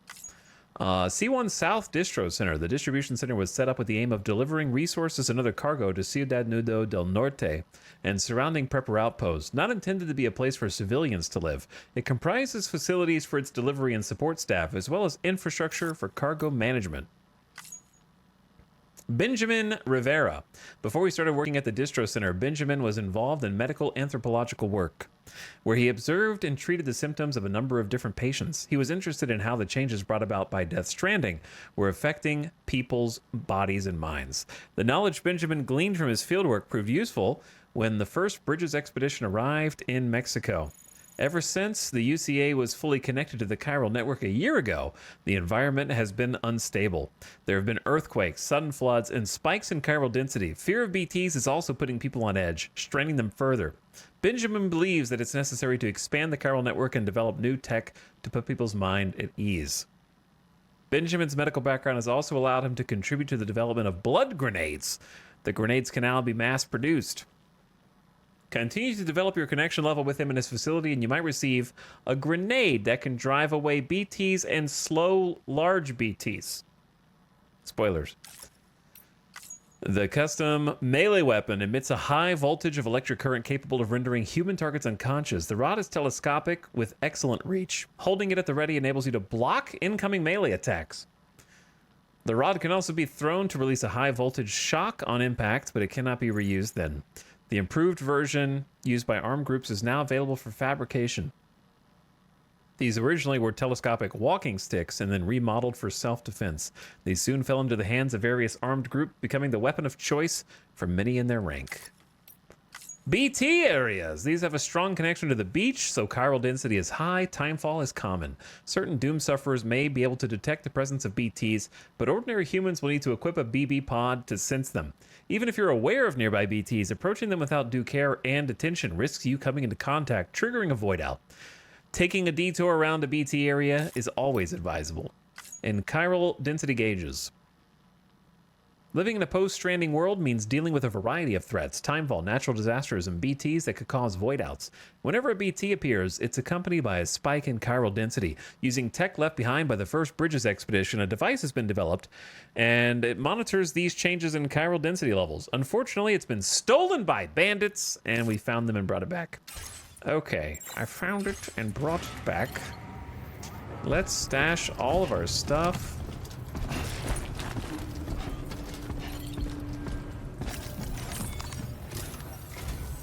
Sam, we've got a situation. The delivery for the research lab is ready for transport, but the chiral density is higher than anticipated. This may be due to the gatequake just now, but we've identified a new BT area in the vicinity of the lab. However, we have no BB pods on hand. I know you've got dooms, but without a pod, you're gonna struggle to determine exactly where the BTs are. Don't worry, if I can get close enough, I should be able to see them. Seems like my dooms level or whatever went up at some point. Steer me in the right direction. I mean, I guess that makes sense. Oh yeah? That's awesome.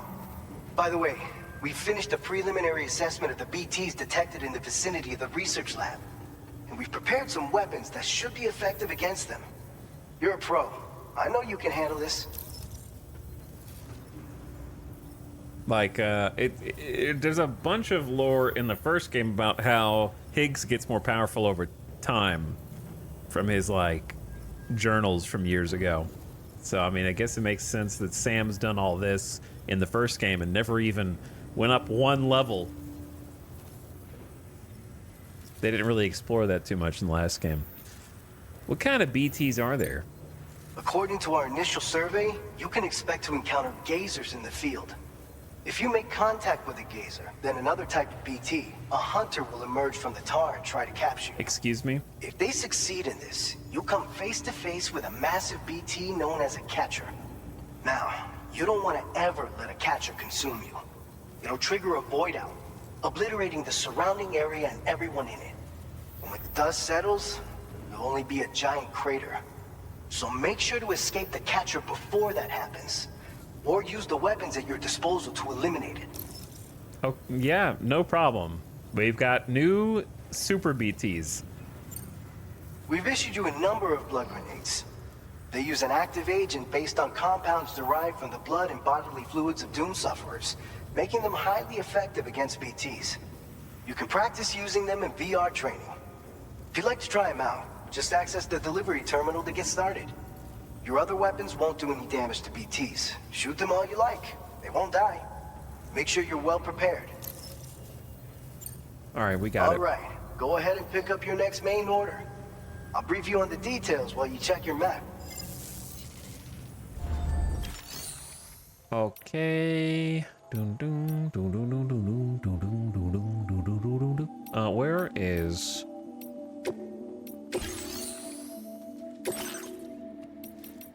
There's a throne... Oh, throne weapons.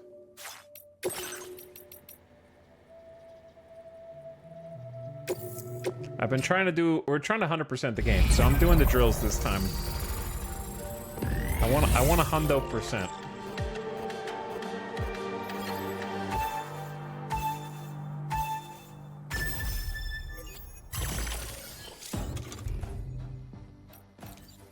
Blood grenades. Wait, does it say it can cause continuous damage and obscures enemy vision?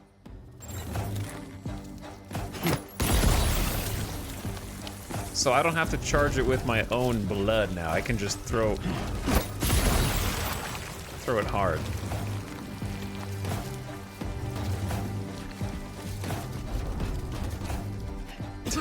Look at the blood that gets all over you is way more detailed than it was in the last game.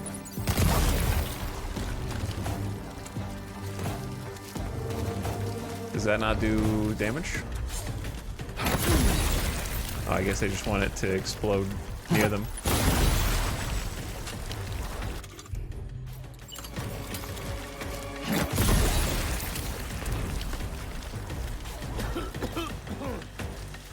I feel like covering yourself in synthetic blood is risky. In terms of a terrorists exist in this world type of perspective. Okay, timing.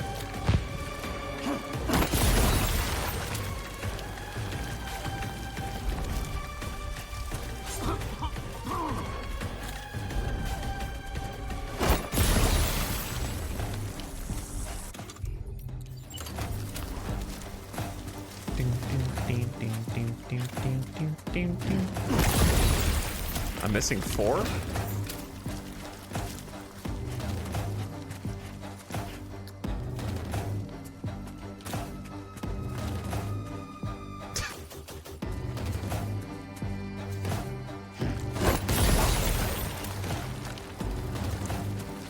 Yeah, I heard some 007 in the last area as well, Beetle Fuzz.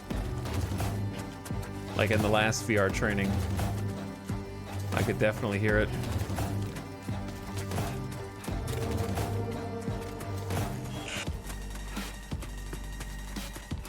And then you got these like high octane parts.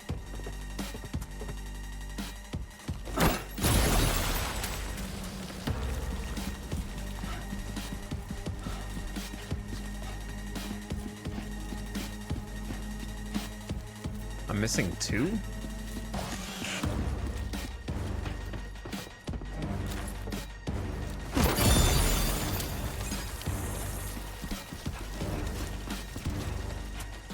Covered in blood. I gotta figure out how to climb that faster because X doesn't do it anymore.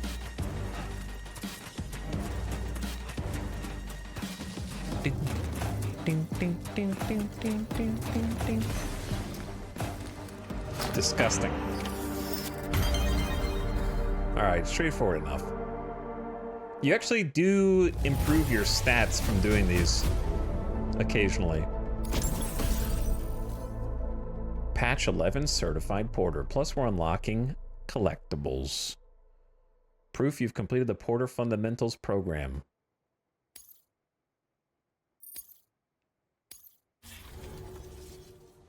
Okay. Exit VR.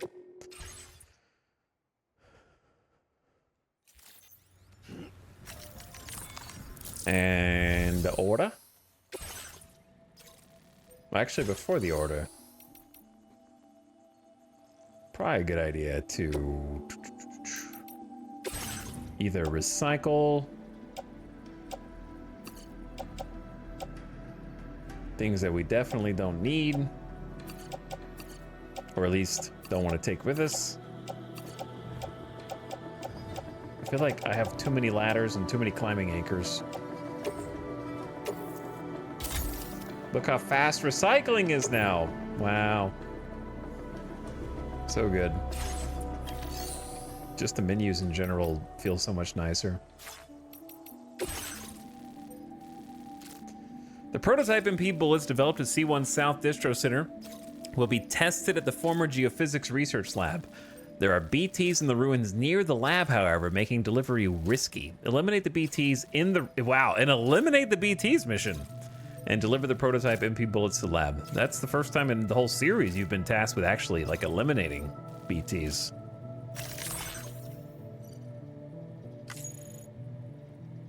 Gatequakes are known to occur in the area, and BTs may appear in the ruins, potentially causing void outs. All right, Sam. You good to go? The new BT area we've identified is located in these ruins. If we don't do anything about it, eventually someone's gonna trigger a void out. So to prevent that, we need to neutralize all the BTs in this area. Okay. There's no shortage of collapsed buildings and hiding spots there, and the timefall isn't letting up anytime soon either. Since you'll also have cargo for the research lab with you, take care not to let it get damaged by the timefall or in any fights with BTs. An aid request for a timefall shelter was registered in that vicinity. If you build one near that spot, you can use it to escape any BTs that may be pursuing you. And if you stash your backpack in a timefall shelter, you can rest easy knowing your cargo's safe from the rain and devote your full attention to dealing with any threats. Smart. So if you got room to carry a little extra, consider requisitioning a PCC and taking it along with you so you can fabricate a shelter for added peace of mind. You're the only one we can count on. Don't let us down.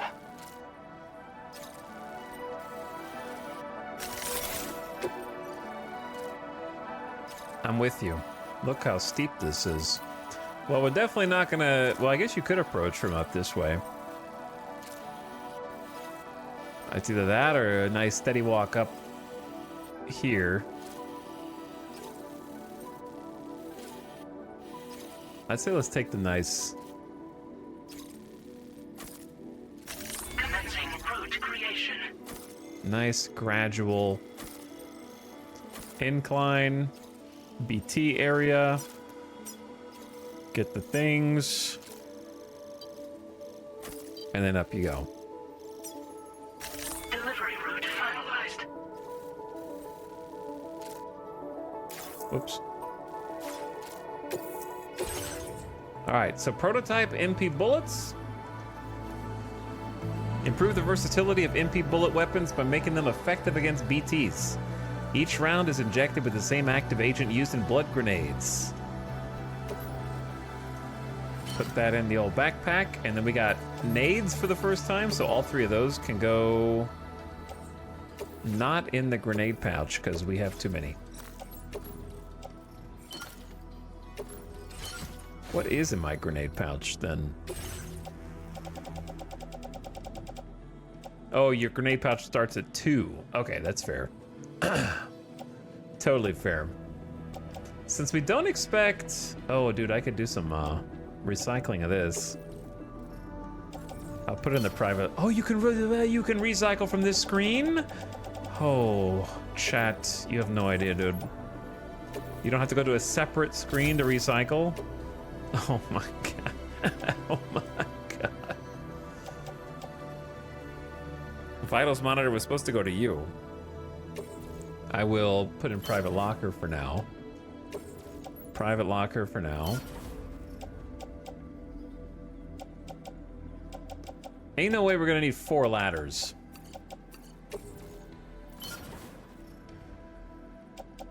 Container repair spray, yes. PCC, also yes. These quality of life changes are ruining DS1 for me right now. Shh. You'll earn those changes, okay?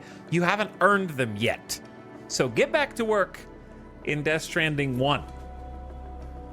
You don't deserve quality of life changes until you've seen the credits, and then the other credits, and then the other credits. Once you've seen all of the credits, and then done the missions after the credits, and then listen to the songs that could serve as credit songs, then come back and get into Death Stranding 2. Okay, then you'll earn it.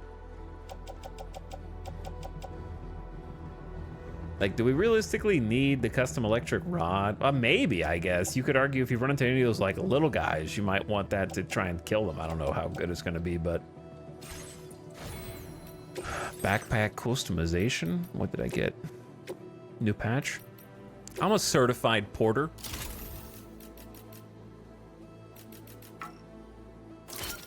Yes, I am.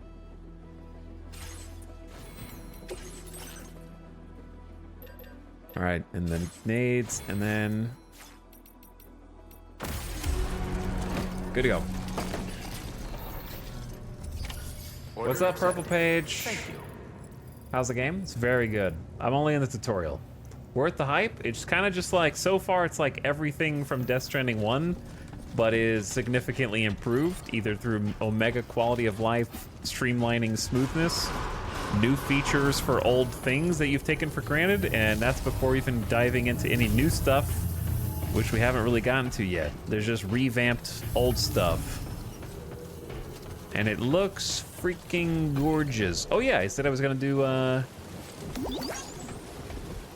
Somebody lend me a hand.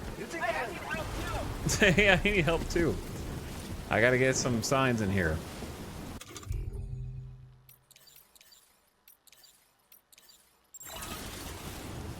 Get a classic keep on keeping on in there.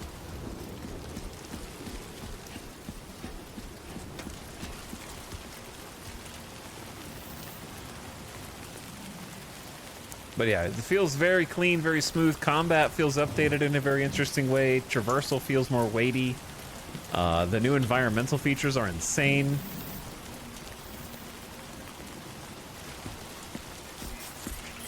I think the hardest part about it, to be honest, is just getting used to they changed the control scheme, so my muscle memory is all screwed up.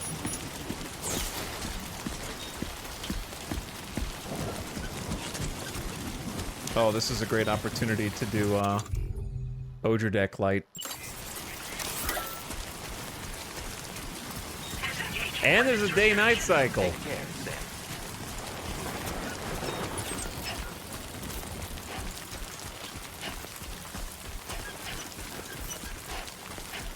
Are you building the link with other porters? Nah, I haven't found anybody. We haven't really gotten out of the like super tutorial. Once I find some people who have some like goated builds, I'm gonna go like, wow, yeah, I want to link with that person. But since we're kind of just in the baby area still.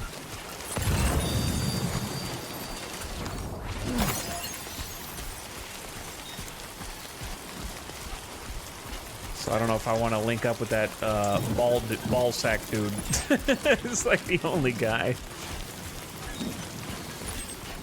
Nobody can replace Big T. I know.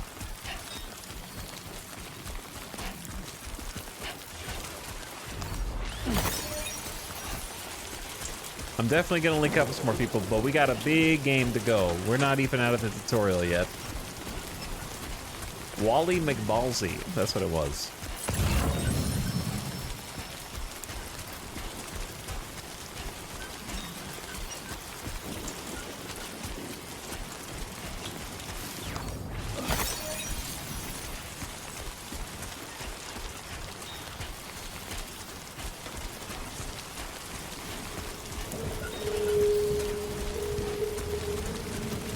Yeah, nighttime does add a lot. Like I said, I don't think nighttime was necessary in the first game, but I think when you design it with nighttime in mind, it adds a lot.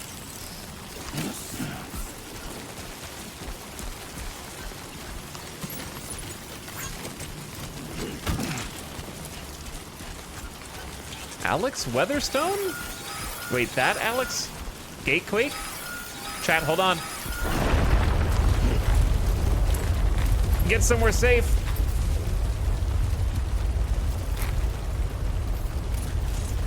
Gatequake detected. Intensity.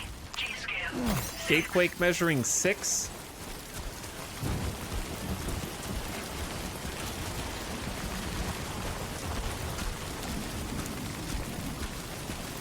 Watch yourself.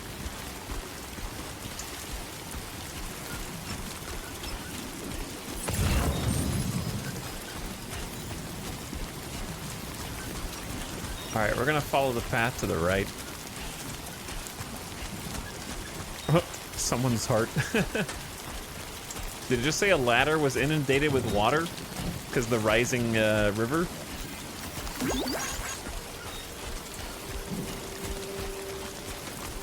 Is the landscape changing? Oh yeah. The water levels change depending on the rain, if it rains upstream.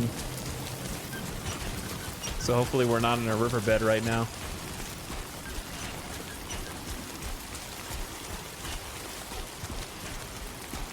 Yeah, it's insane, dude. There's earthquakes, weather elements like dust storms, like lightning storms.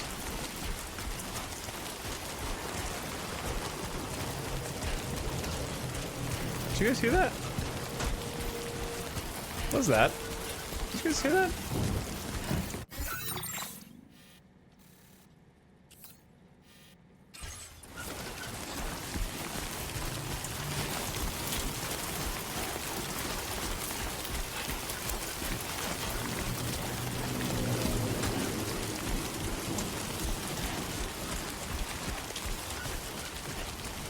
Some nice haunted ruins for us to explore in the time fall, as you do.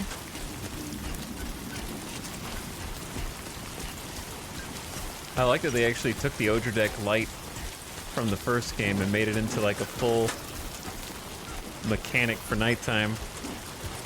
Well, mechanic, not really, but still, it's just nice to have a flashlight that you can turn on and off when you want for this creepy first-person cam.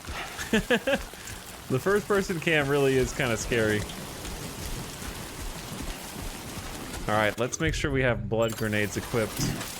Chat! There's not one active spot, dude. You have a grenade? He uses the grenade pouch. He doesn't replace... See, like, the rod stays in the shoulder slot, and the grenade doesn't replace it. It's like its own thing. And then same thing for the sidearms. It's like if you use the, I don't have a sidearm, actually. I think I put it up. You use a pistol.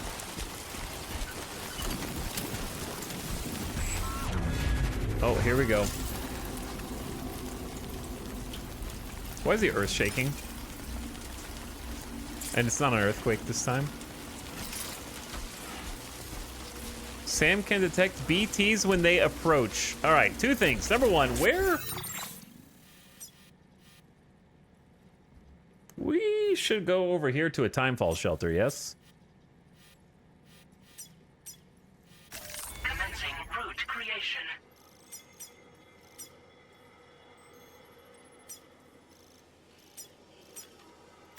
Delivery route finalized.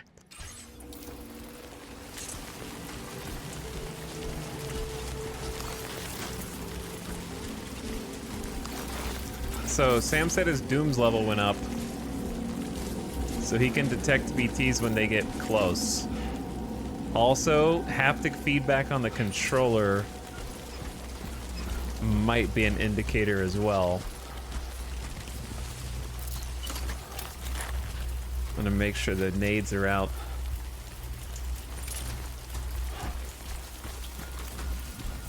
this also. Seems like a good time to just do a little bit of this. Wait. Actually, let's just go build the thing.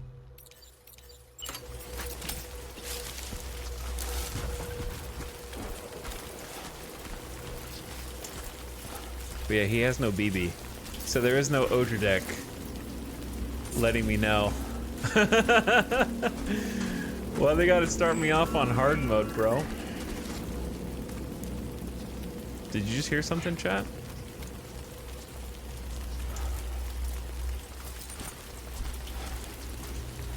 Why does this feel so much more intense than the first game? It's because they're already starting me out with, like, you can't detect BTs. Warning. Cargo container significantly damaged.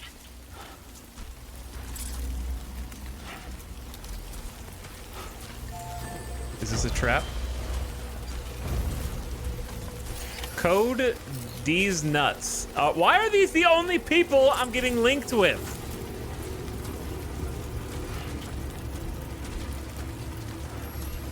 I need better bridge links.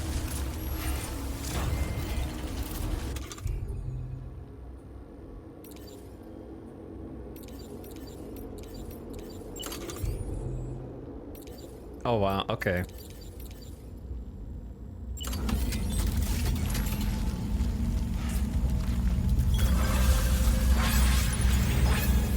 There's our timefall shelter. We fulfilled the aid request. 300 likes received. Protecting cargo. Hold triangle to offload your backpack under the shelter and keep its contents dry.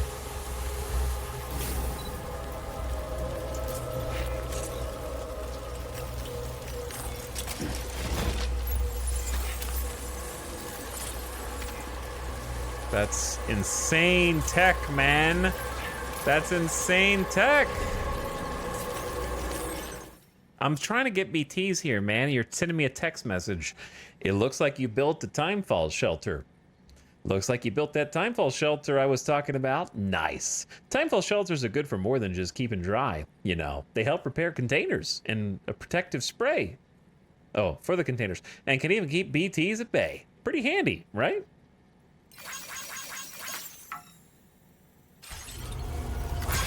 So I'm supposed to eliminate the BTs in this area anyway.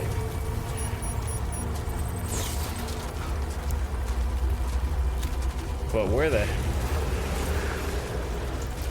Okay, so it's actually a fairly generous... Your Doom's level has increased substantially, Sam, if you can see him from that far away without a BB. I'm impressed.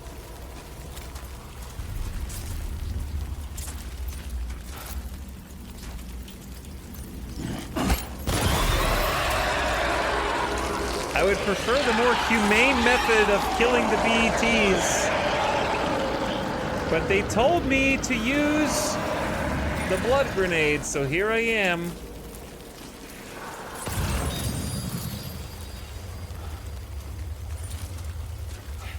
However, they said that there's a watcher somewhere.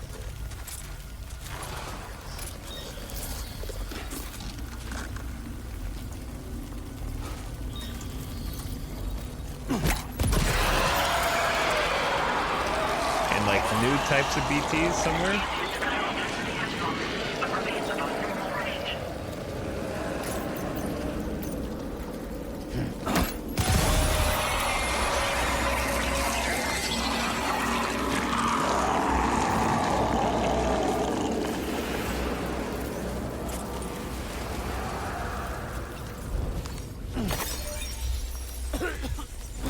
Am I choking on my own? That's not my blood anymore, I guess.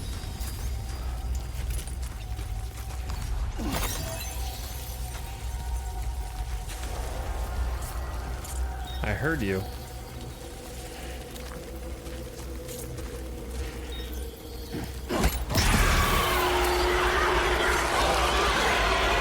I'm sorry. I wish I could still cut the cord, but I don't know how to.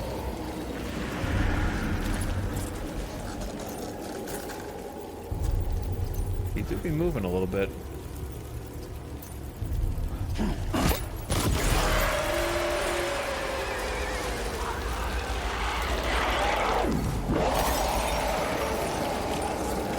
Oh, I don't have my backpack. Right.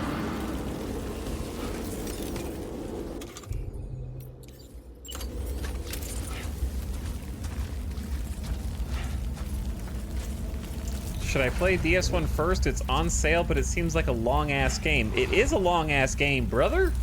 So is this gonna be.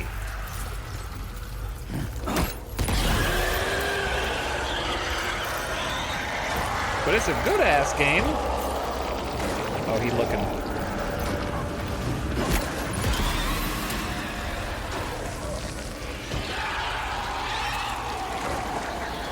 It's very good, and let's just put it like this. If you wanted to play Death Stranding 2, your Death Stranding 2 play will be significantly enhanced by playing Death Stranding 1 first. And it's a very good game that I just got done replaying, and it holds up extremely well.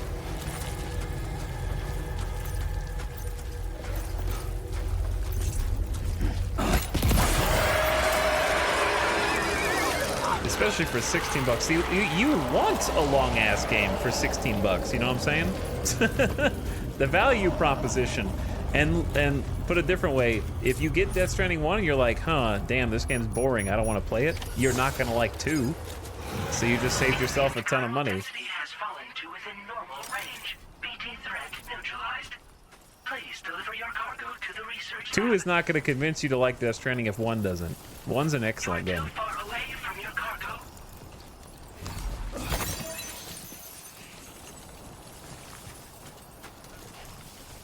That's interesting. That was not something you could do in Death Stranding 1. Or, well, maybe you could, and I just didn't, actually. That's something, let me rephrase. That's something I never did in Death Stranding 1.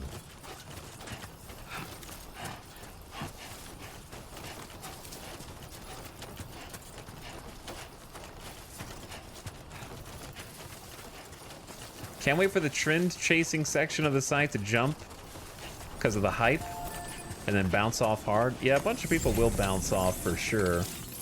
Because again, it's just... You rest more quickly if you are near a cairn when you rest? Well.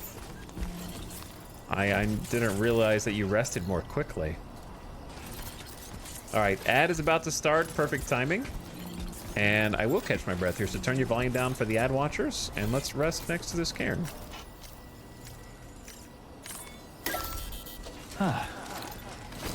The echo. Yo, what's up? I wish the grass wasn't in the way, but I like the sky moving in the background with you.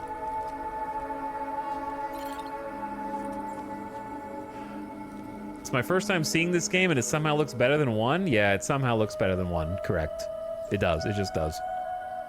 It's beautiful. Like the vistas are gorgeous. The character like mocap, face cap is higher fidelity. It stuns from the very first scene, I would say.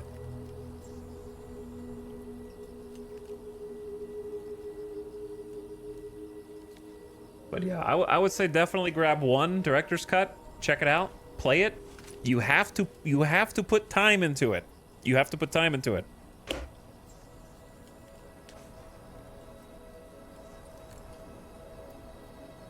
If you don't put time into it, then you're just gonna be like, man, that sucks. I feel like I could be wrong, but I feel like I'm like, damn, that sucks, man.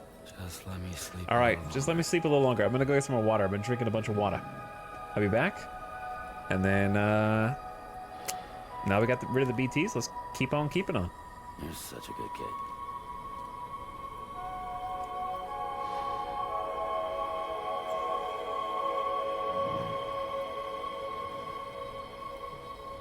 Lou?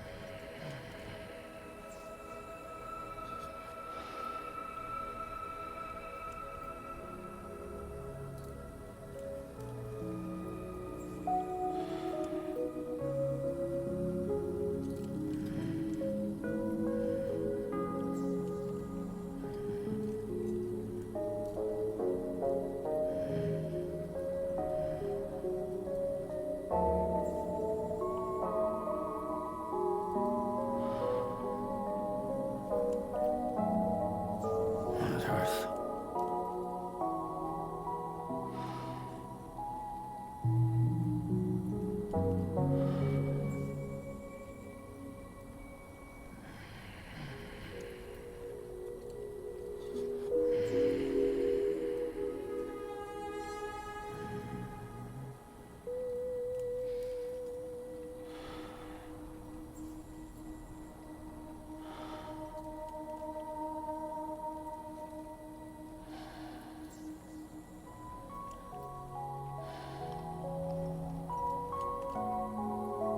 Just a little longer.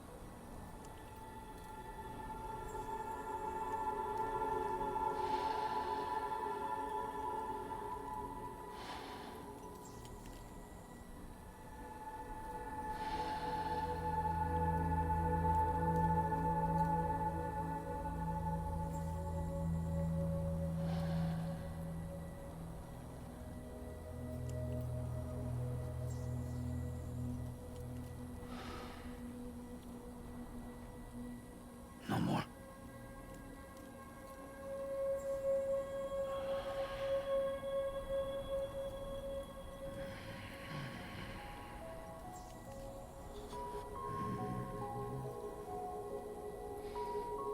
No one's home.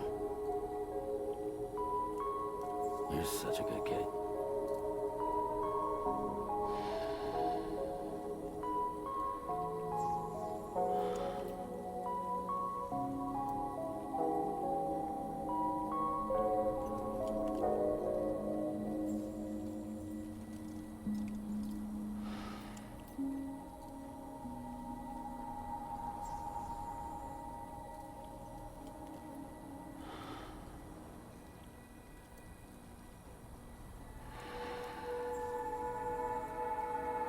On Earth. No more.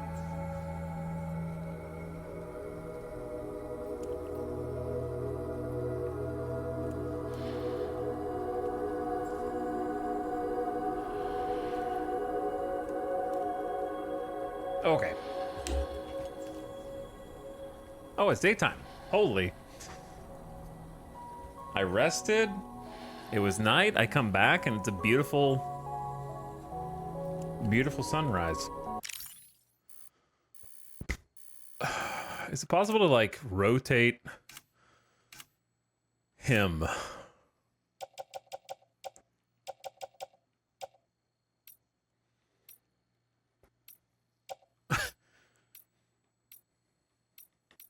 Cool. No change. You can only rotate him when he's doing a pose, I think.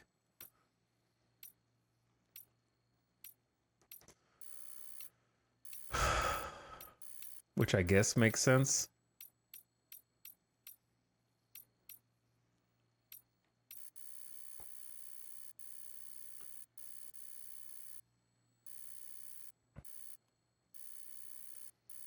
I wanted a similar angle to where...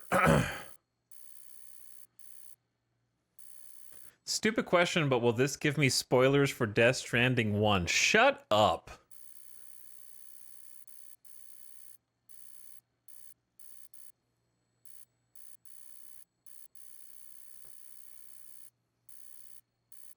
That's all I have to say to you. Like, literally shut up. This is why YouTubers have to put, like, the most redundant spoiler alerts in their thing. It's because of you. Oh, that's his body. Can you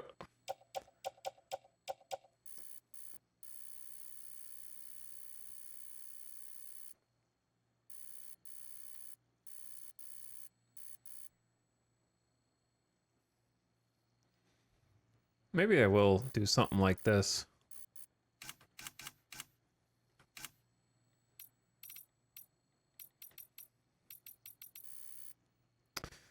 $28.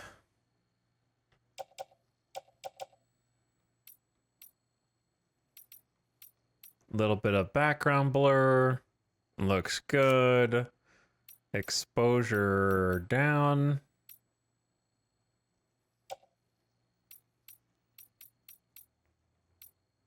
Contrast up a little.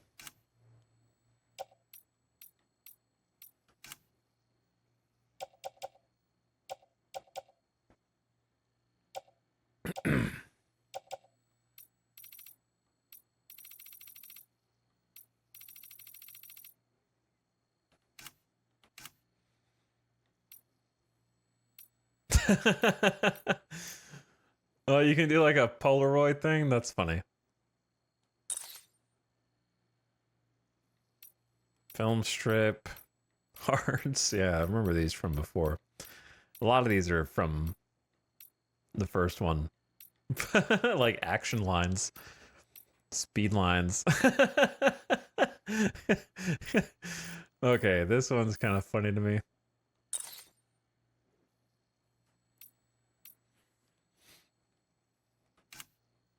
You could do your own lighting too, man, but it's just too much. Did I take a regular one?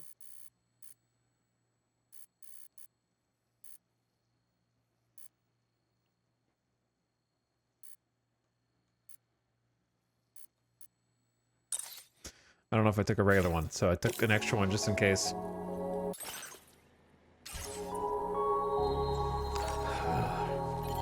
All right, I'm back.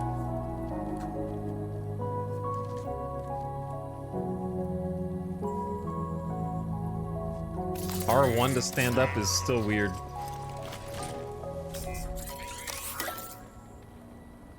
Hey guys, just wondering if I watch The Empire Strikes Back, is that gonna ruin A New Hope, or kind of unrelated?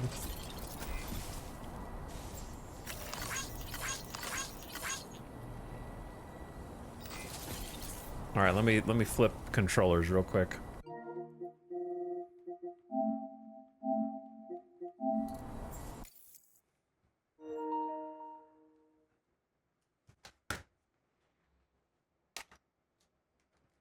Time to unsocket and resocket other controllers. What system is this on? PlayStation 5. Eventually one day PC.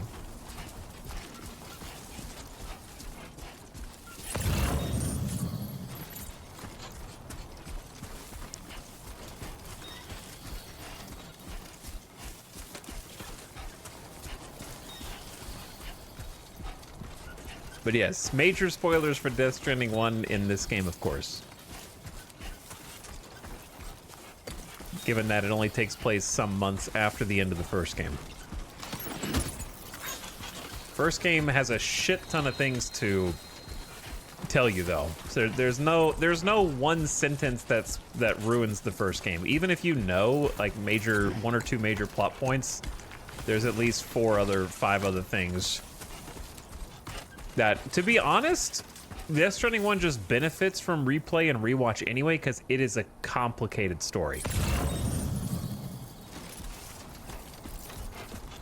I don't know if I wouldn't call it overwrought or overcomplicated, but it's just very complex, given that it takes place over like at least 45 hours of gameplay. Like, and that's if you only do, I would say if you only do story in Death Stranding 1, only main missions, that's at least 35, 40 hours still of just pure story.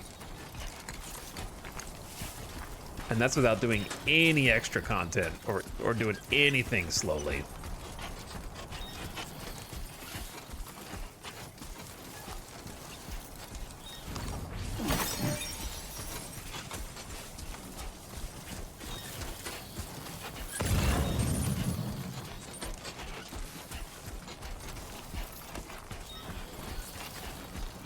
I don't know why. I'm just gonna go around and pick up some lost cargo, you know? I want to be a good porter to these new people who don't really know me. They're like, Sam Porter Bridges, I heard rumors about you.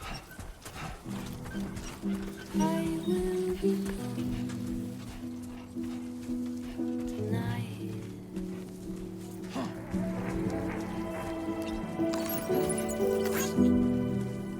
Everything's done for a while,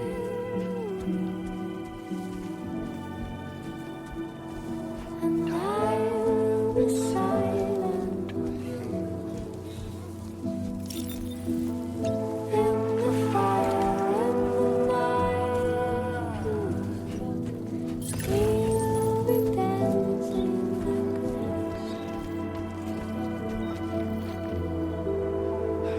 be dancing like every single night. I'll simply dancing like every single night. I'll simply dancing like every single night. I'll simply dancing like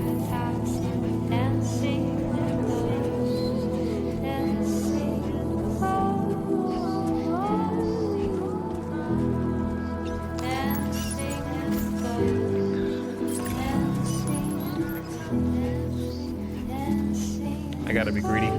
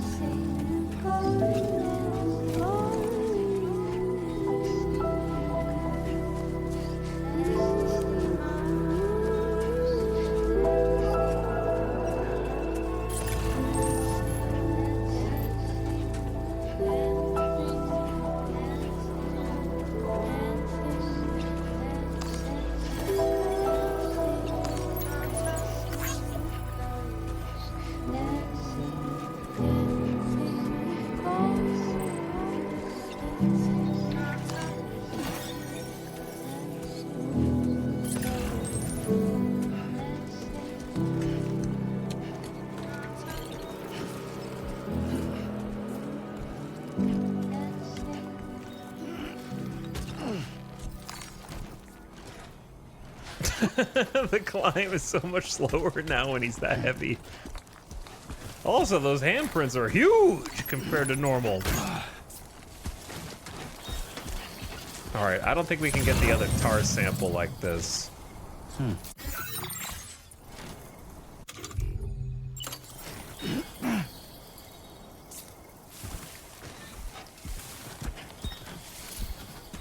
There's one more big one. Where's that, share... the share locker is kind of behind us. So what you're saying is, just carry it in your hand all the way up the mountain. What could go wrong?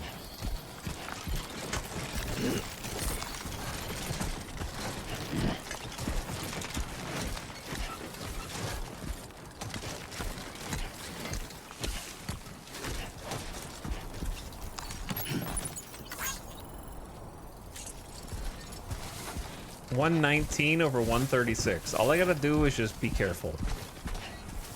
Maybe.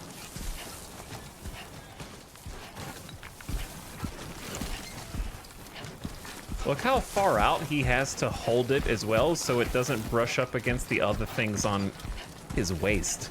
That makes it like, it's already heavy enough if your arm is straight down. But it's like over to the side. Because of the, like, other containers.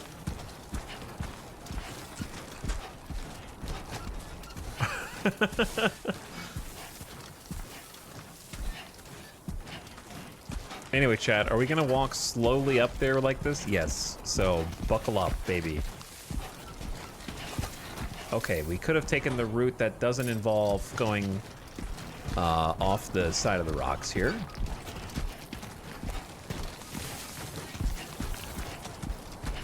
Hold on, are those blood grenades?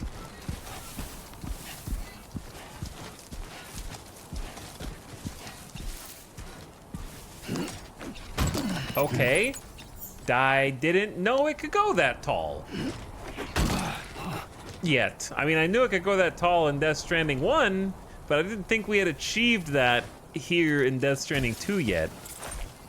And now we can do the old automatic auto-arrange without even going into a menu to get it center of gravity down. Because yes, the center of gravity does matter. You don't want the heavy things up top, right?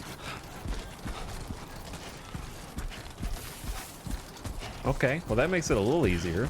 My boots are wearing out in the bottom left, but I like to wear them all the way out. Oh, damn.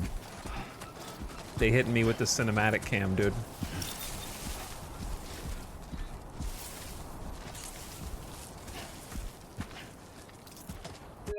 We take a little PlayStation screenshot for memories. Actually, it'd be better like that. In like 6 years, when the Death Stranding 3 comes out, we'll look back at that screenshot.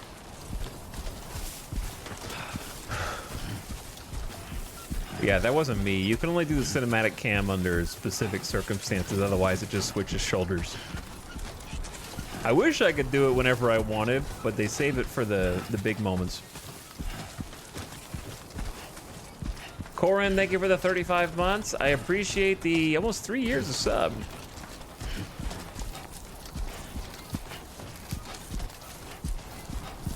When I'm marathoning the director's cut of this game.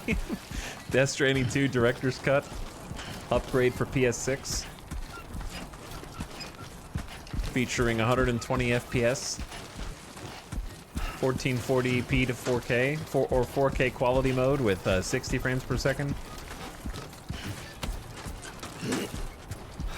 And at this point, we're not even like carrying this cargo with a regular backpack up a hill. We're in like a freaking battle mech with blood turrets on each arm, stomping through the BT land, just like fire hosing them with blood.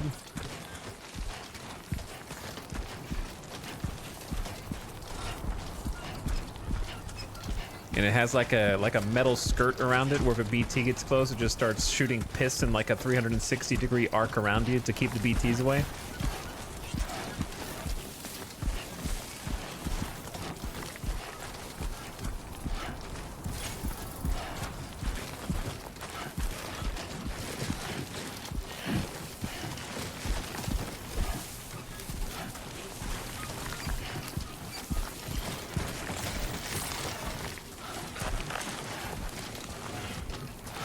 Man, yeah, this...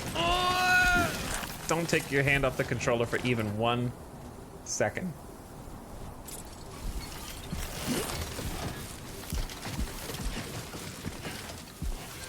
.2031's not that far away. Oh.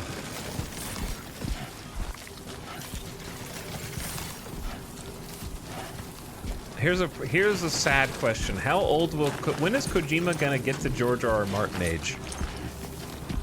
How old is he now?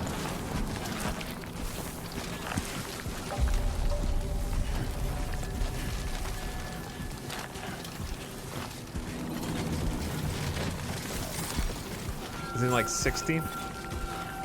He's 61? Oh, baby. ID confirmed. Welcome, Sam. Security measures lifted. Weapons detected. Be advised that usage is restricted. That means we have at least 5 more games left. He's gonna be making them until he's like in his 90s.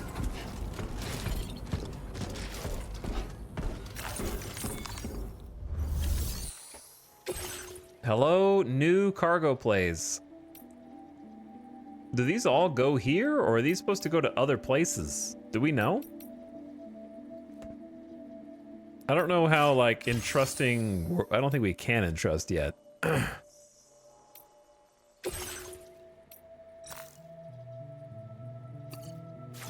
think it'd be easier if I just looked at my own cargo.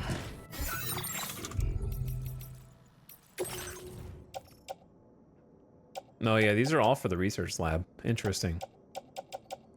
So we got headache pills. Provide instant relief without causing drowsiness. More people are suffering from headaches now than before the Death Stranding, possibly due to increased fluctuations in atmospheric pressure.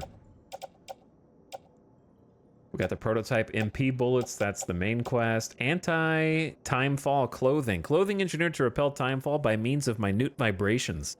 Its weight and thickness may be uncomfortable, but going outside without it is tantamount to suicide. The same tech is used in suits worn by porters. Hey, finally, some lore on the materials used to make porter garb. Cuddly toy duck, an adorable toy duck that is simply soothing to look at. It seems these were developed as a means of improving staff welfare at the research lab, where the relationship between researchers is often at risk of breaking down. And tar eruption samples. Samples of tar that erupted from underground. It seems they were collected by a researcher hoping to investigate the properties of tar immediately after it sprouted to the surface, but they appear to have been lost on the way back to the lab.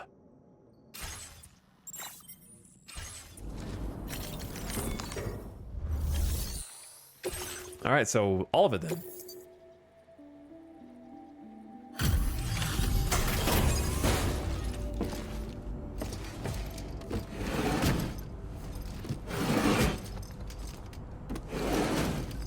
You fit through the door. Yeah, they make the doors specifically for us porters. It's like they know we're gonna show up. Long time no see, Sam. Though, having said that, I realize you probably don't recognize me like this. Okay. Anyway, why don't you let me take a look at your orders? Now I'm curious who it's gonna be without chat guessing first.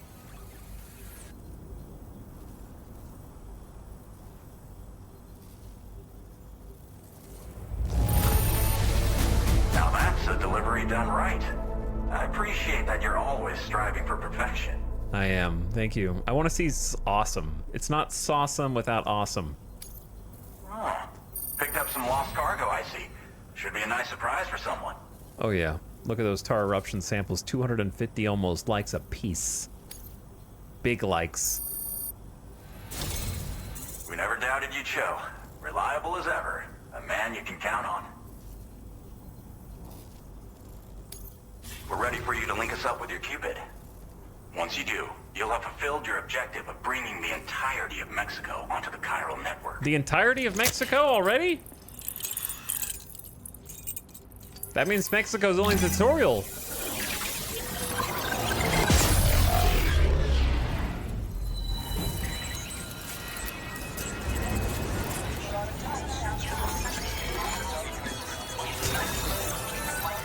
Game is shorter than I thought.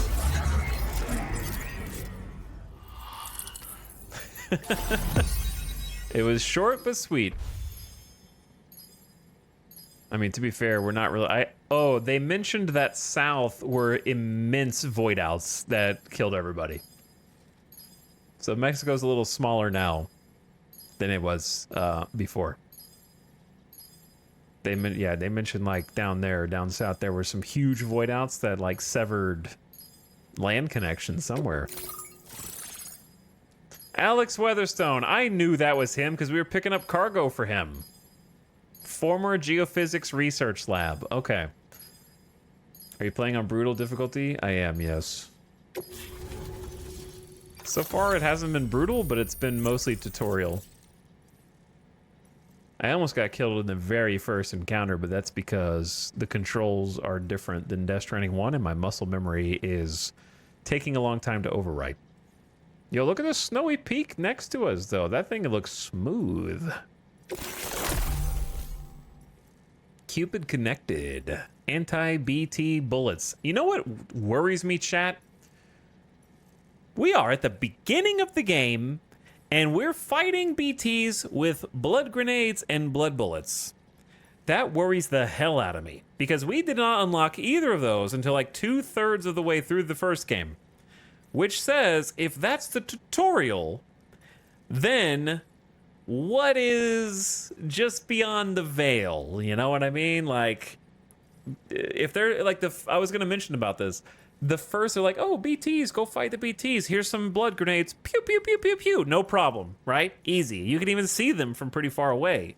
Which means if those are the tutorial guys, what the hell is waiting for us in the rest of the game? Because there ain't no way there's going to be 100 hours of just like those guys standing around and you just go, boom, boom, boom. You guys are dead. Right? Like, isn't that those are just the here's what BTs are. So I'm terrified right now because they're throwing like the 2/3 of the first game progress anti-BT weapons. So something's gonna go down. Some shit's gonna go down. It's too easy right now. It's too easy right now.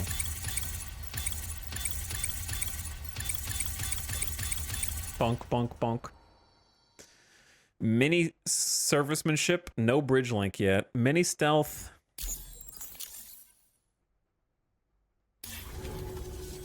There he is. Sam, don't suppose you remember who I am? I do, actually. The name's Alex. I used to work at the weather station back in the UCA. I'm like Keanu I was a Reeves. Bridges employee, reporting directly to Deadman. I care about my so, when I was fellow offered workers. the opportunity to collaborate with him here, studying the Death Stranding and BTs, I jumped at the chance. And here I am. And now, you're here too.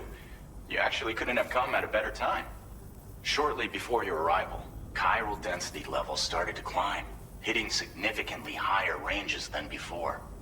This kind of spike is indicative of an imminent giant BT appearance.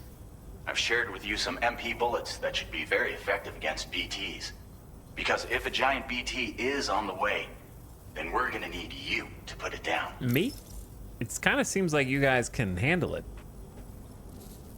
Oh wait, I'm the only one who can even see him. Okay, that's fair. What are you studying right now? Chiral density levels in this region have been fluctuating wildly. We've been seeing a lot of gatequakes and seismic activity as well. It's almost certainly related to recent shifts in the tar currents.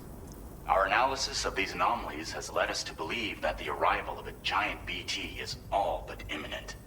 What the data doesn't tell us is exactly where it might appear. Our chiral monitoring equipment just wasn't precise enough to zero in. Now that you've connected us to the network, though, we should be able to make more accurate predictions. We seriously owe you. Dialogue choices? Yeah, dialogue choices. It's mostly lore choices. You either pick the lore or you skip the lore. Of course, I'm gonna pick the lore. Well, the delivery you were kind enough to bring us contained a shipment of MP bullets that have anti-BT properties. This ammunition will turn your average assault rifle into a BT killing machine. You can also fabricate blood grenades if you want to keep a few on hand. Before you head back out, review your options and requisition any weapons you think you might need. We've set aside a ton of extra materials just for this purpose. All right, what should I do? It's hard to know when this giant BT is going to appear. So for now, you should rest up in your private room and prepare for a potential fight. That's both mine and Deadman's recommendation. We'll keep you posted, Sam. Giant BT incoming. Gonna wake me up in the middle of my nap.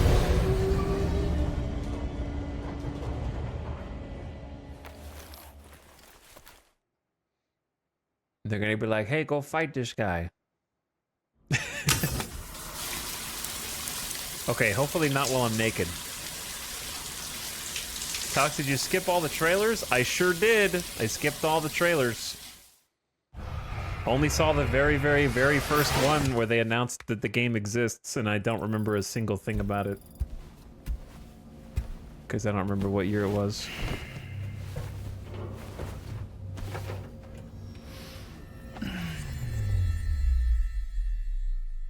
I'll probably watch all the trailers once I beat the game eventually, just to see what happens in them.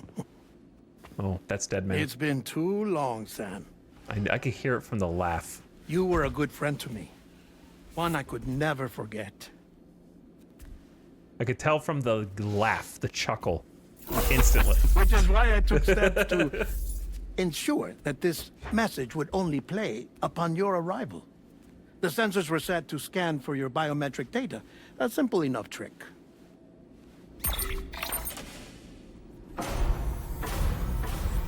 Now, this I love was that Sam went for a originally hug. Geophysics laboratory established for the study of earthquakes. Oh, there's the thing that replaced us. And for that reason, it holds a wealth of documentation on gatequakes, tar currents, and placates. As well, I discovered, as research data on the other side. Now, what I'm about to tell you, I learned after I came to this place.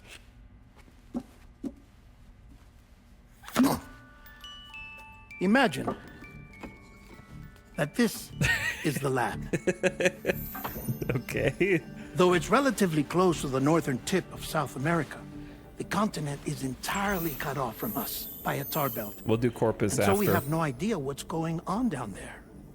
Nor do we know the state of any continent other than our own.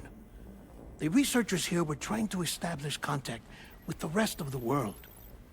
They were well equipped to do so, as the facility had once been used to launch research satellites.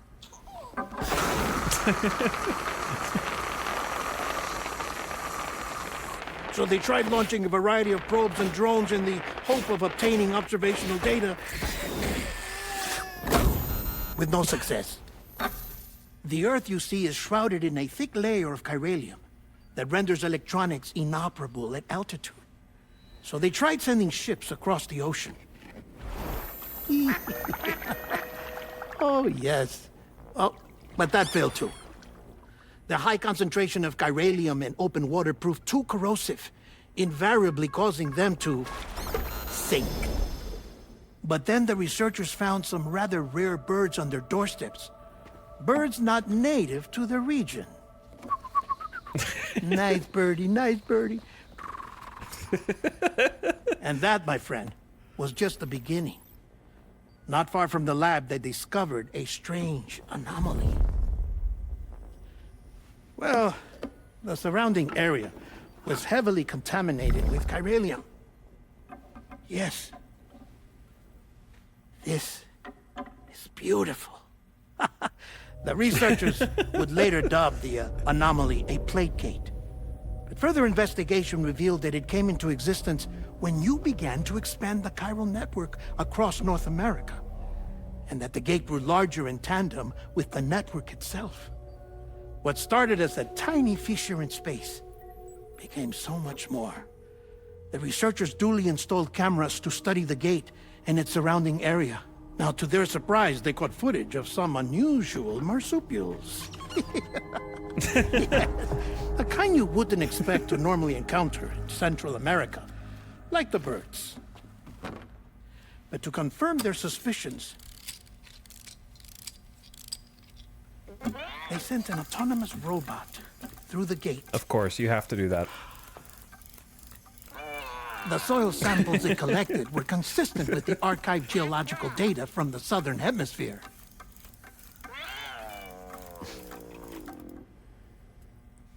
Not long after, several men and women came through the gate. They spoke English.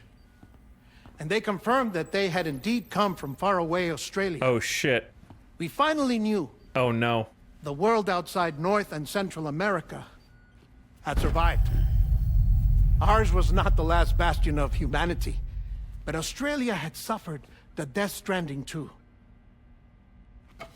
Undeterred, the researchers began working closely with Bridges and conducted a series of tests, paving the way for an expedition to Australia that would lay the groundwork for chiral network expansion. No way, I accidentally predicted After it. they had first installed surveillance equipment, that is, so that the gate could be monitored from the Mexican side, a necessity to this day as Australia is not yet connected to the chiral network. The UCA may not have dreams of conquest and control, but they aren't about to let just anyone use the gate. Indeed, that's one of the reasons they were so determined to connect Australia to the network in the first place. Well, I suppose that's all I have to say about the plate gate. All right, I need to pause for a second before he goes on. Classic Dead Man just throws a bunch of information at you, and I feel like I need to rewatch the cutscene already to get all the info again a second time. But I appreciate that they used baby toys for our small pea brain to try to understand what's going on. Chat actually did so good, I was shocked. Oh, I can't. I actually know nothing, dude. So anything that I say is just random. Your prediction for Death Stranding 3 happened before the tutorial ended. I think part of that is I have game developer sense. Not that I'd ever be smart enough to be a game developer and like code or anything, but rather I understand game design, and in my mind I was just like, if they're in Mexico, then Australia is a natural choice, is kind of like what I thought. And therefore, here we go, I guess. Like my top two picks were either Australia or Canada. Like it has to be, they both have a ton of mountains. They both have a ton of like interesting geography. They're very different from Mexico. Anyway, a phenomenon that appeared... we should read some of this. So, let's just read this. A phenomenon that appeared near the research lab in Mexico around the time Sam began connecting the UCA to the chiral network. At first, only a microscopic warping in the texture of space could be observed, but this grew bigger as the UCA's chiral network expanded. Connecting Mexico to Australia, the plate gate can be used to travel between the two continents. It is the only plate gate currently in existence. This is one of those things that makes no sense and just feels like a gamification thing. And then in like 22 and a half hours, there's going to be a cutscene where we look back and go, oh shit, that makes perfect sense why a plate gate would exist. Oh yeah, based on what I know of how beaches work and how Amelie works and President Bridget Strand and I'm going to go, oh yeah, no, that all ties to, like somehow that's just going to make sense later.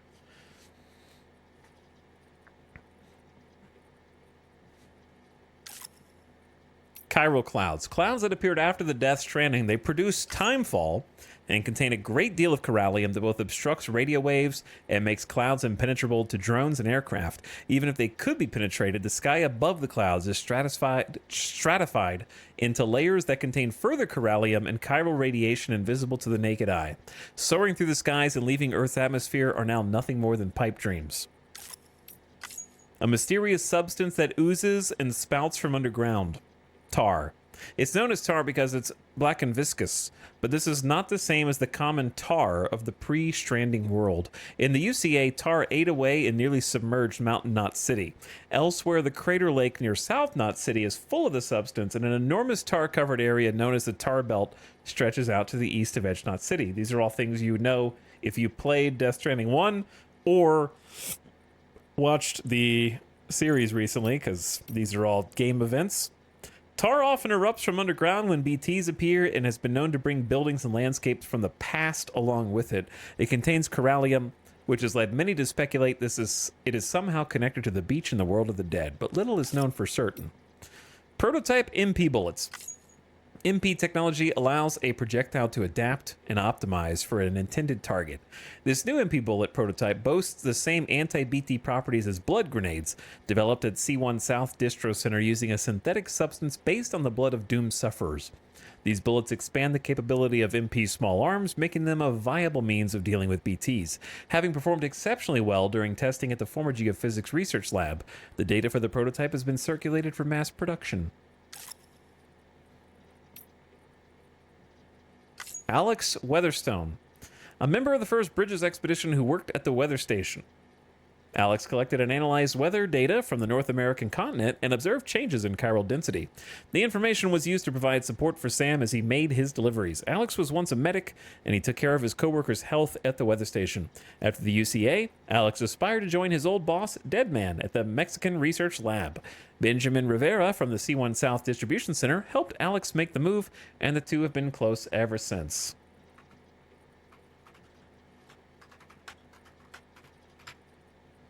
Worth noting that Del Toro is from Guadalajara.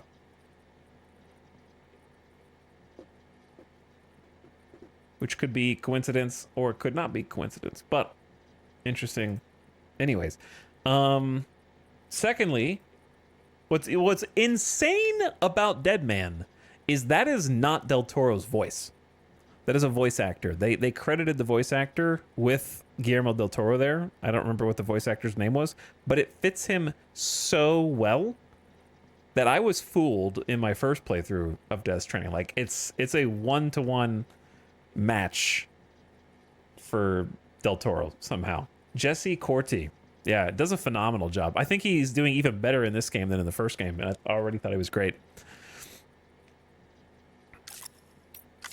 Locations called cairns where Sam and other porters take a rest are marked with a hologram of a cairn. You recover rest more quickly, and the cairn itself will grow larger as more people rest near it. With the help of your fellow porters, cairns that start out as tiny heaps of pebbles can grow into mighty landmarks. I'm curious if that's taken to 11 like everything else. Catchers.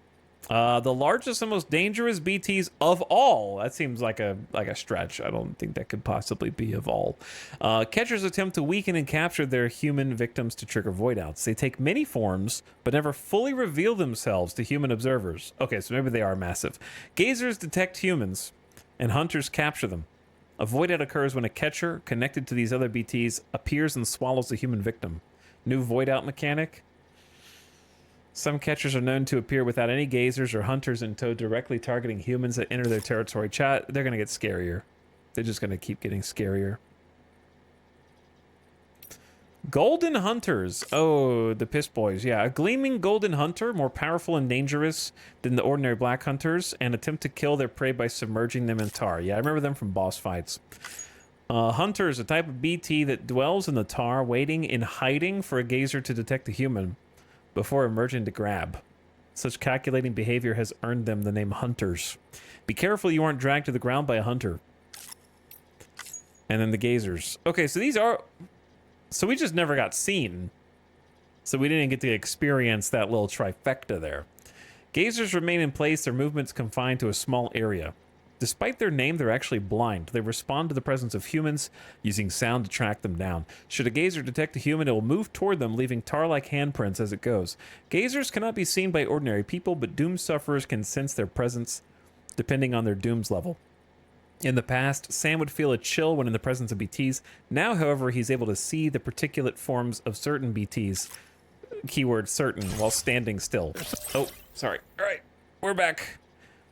Something else that I need to tell you, though. Something far more important. Mind if I pause it here? I have to go take a shower. Oh. Gatequake detected. Secret message. Sam, a gigantic BT just showed up outside. We're prepping weapons for you now. Access the terminal up top and take whatever you need. We're counting on you. Is he telling me to go to the shower now? Or later? I guess we'll find out in a second. No pressure, I'm just gonna drink some tea Someone delivered stuff to a watchtower. I wonder if it was my watchtower. You gotta drink fast. This is an emergency.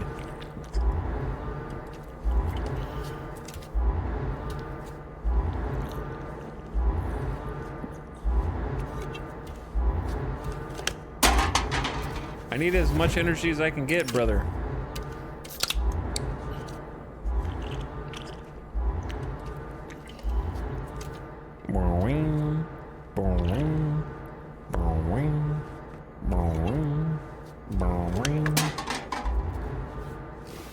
To be honest though, if you're Sam, do you really panic in this situation after all the shit you've been through? He's just like, ah, shit, here we go again. You know what I mean?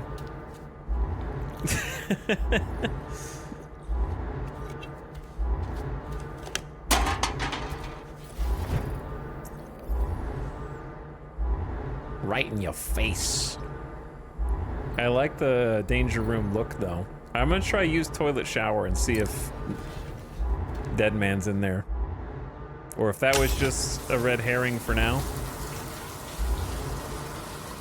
I mean, not a red herring, but a wink to the audience. Like, he has something top secret that he needs to tell us.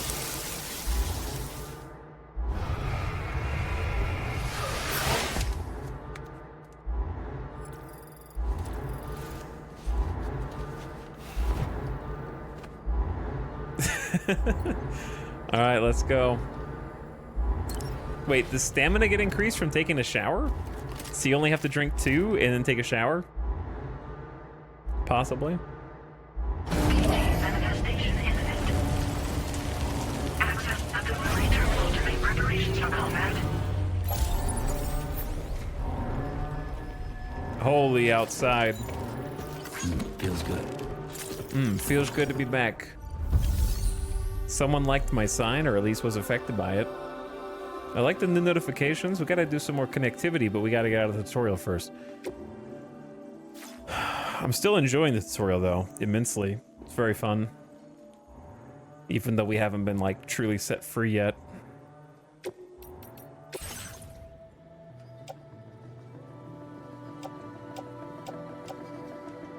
In my opinion, it's not a 9-hour tutorial. It's a Etal 9-hour tutorial. It's different.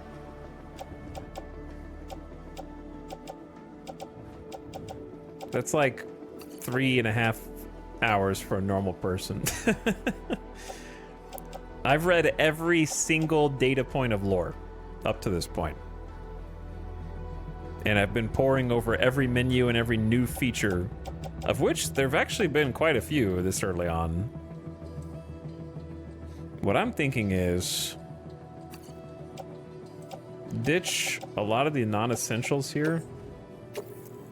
Look how fast that recycle is.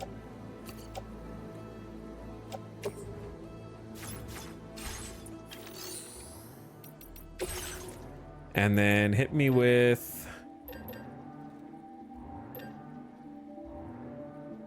I don't think I'm gonna need a PCC out there. And I got 4 hematic grenades, and I trust them to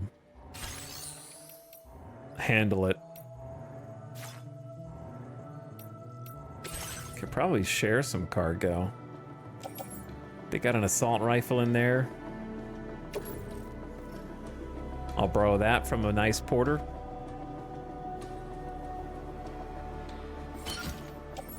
And then I will share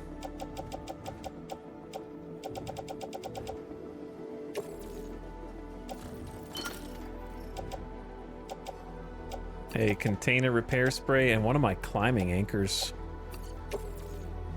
Donate to other players. Thank you for your cooperation. All contributions are welcome. Okay, so I mean, like, odds of me needing a ladder. Send that to other players too. That looks all contributions are pretty welcome. reasonable.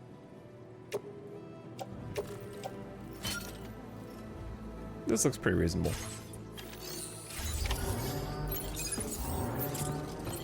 Oh my god, look at the outside, dude.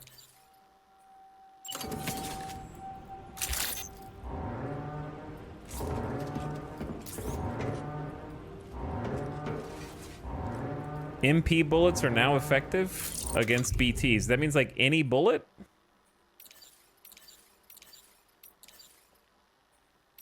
No, these are rubber bullets. Only this one.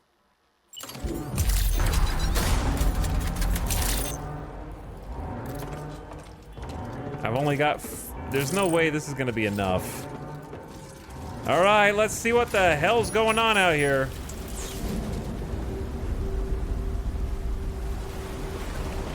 Oh. Oh my god. Attack on Titan?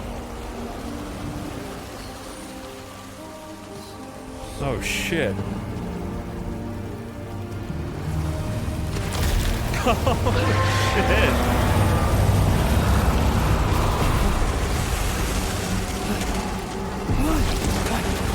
Oh, that's not good.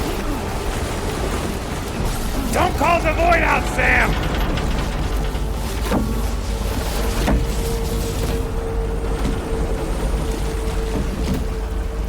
That design is incredible.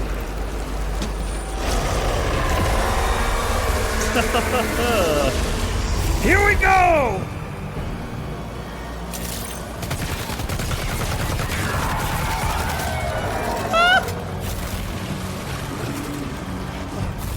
Oh my god, I gotta get out, I gotta get out. Evasive maneuver while aiming.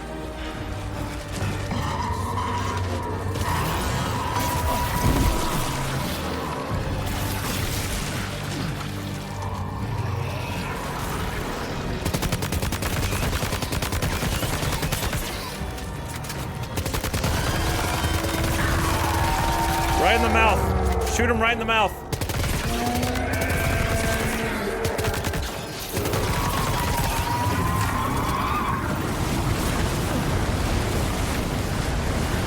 Uh-oh, don't get in the water. He sucked! Ah! Chat, it's over. It's already over. It's not over. It's not over.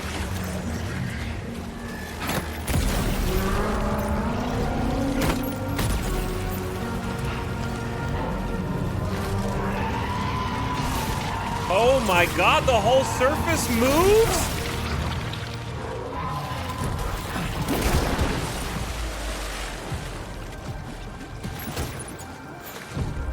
Get up.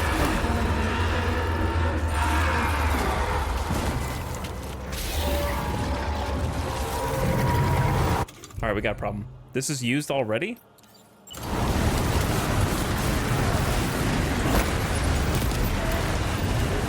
Holy shit, dude. The physics. The physics. They're struggling.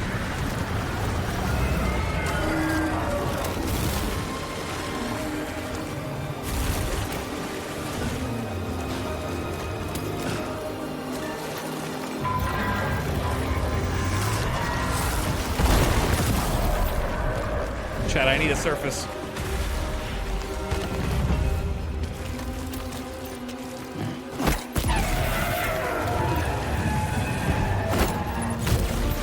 All right, we got problems.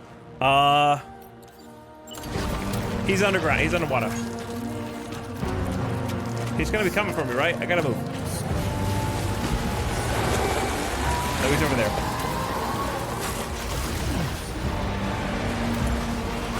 Holy shit! Just give me that.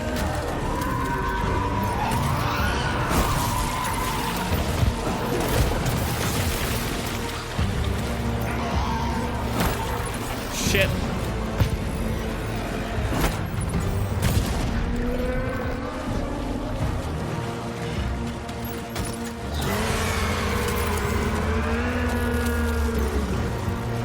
I'm waiting for you, bitch!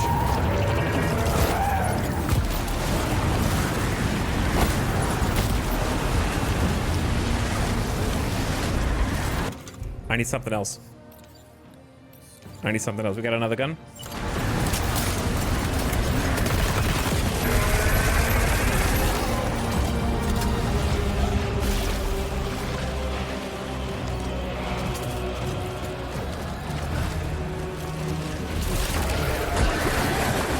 This is a really, really bad angle.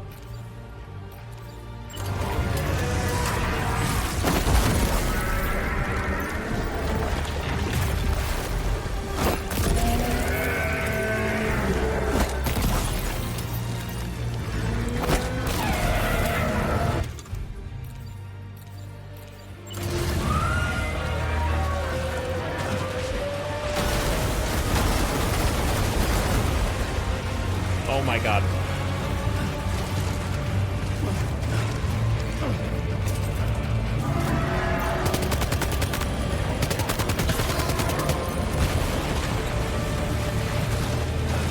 That looked like it was going in a straight line toward me, so I'm just gonna move. Oh, yeah, it kind of is. I don't know if you shoot this or not.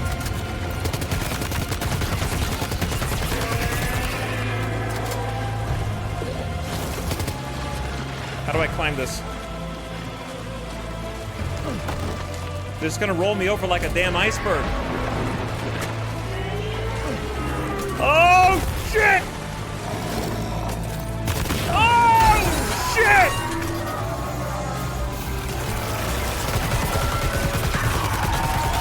Ah! I'm dead! No, dude. He spawned behind me, man. Okay, listen. Lost to the tutorial boss. Embarrassing. But if you were in my position and bro appeared next to you and he's charging up his throat laser, are you not gonna sit there and just mag dump and hope that you knock him down again? You know what I mean? Like, he's standing right there. I'm gonna run. Brother, it's tar everywhere. Where are you gonna run? He's like 1 foot away from you. I thought that you could just, like, if you shoot him in the throat when he's glowing, he gets knocked over.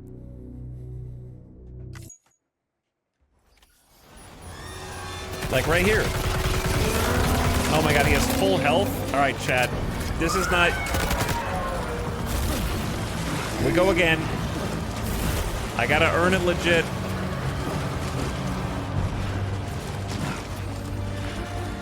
This is brutal.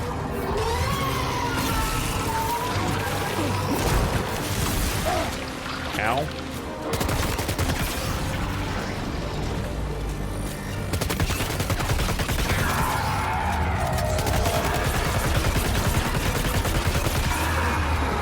I just think the gun sucks compared to the blood nades.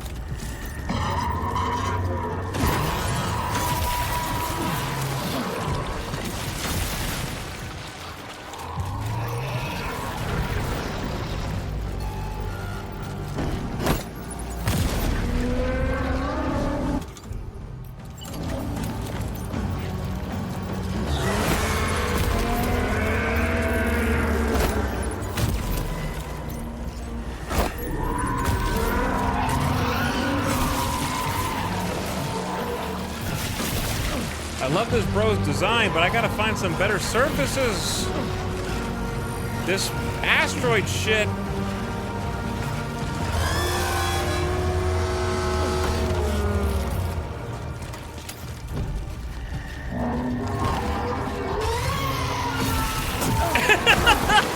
I'm gonna get physics death.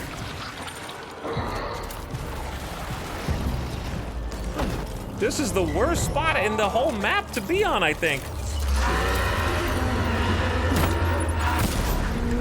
See, like right there. See me like...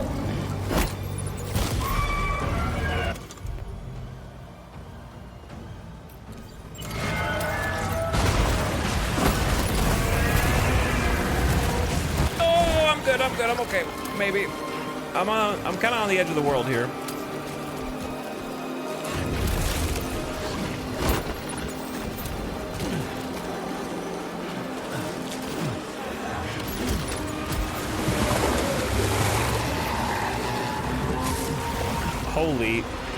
Holy! Oh! Whoa! What the hell was that, man?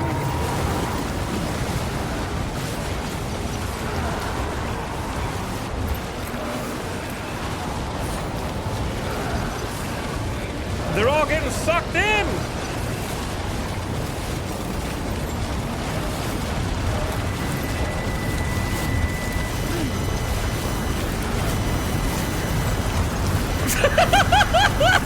No!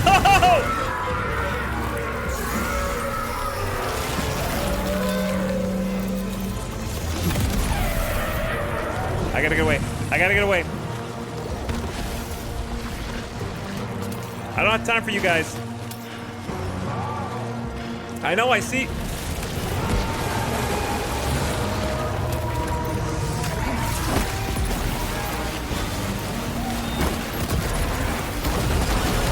Holy shit.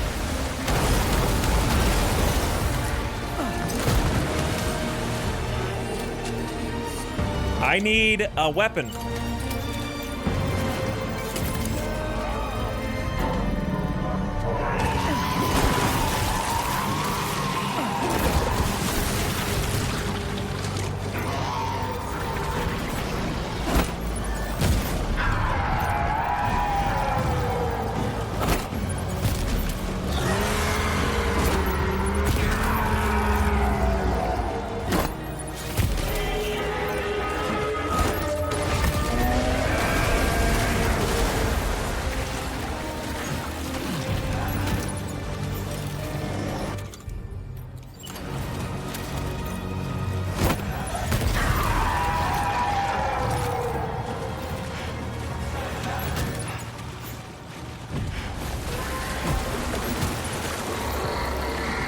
Two things. Number one,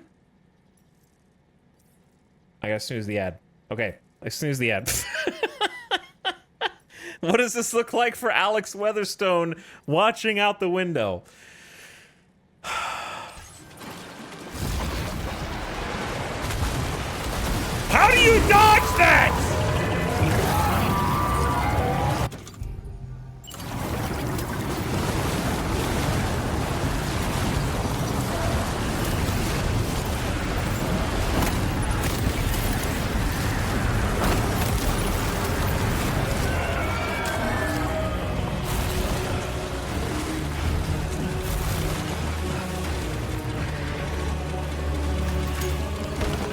We got a problem. All right, real quick. Drink! All right, now throw. Throw.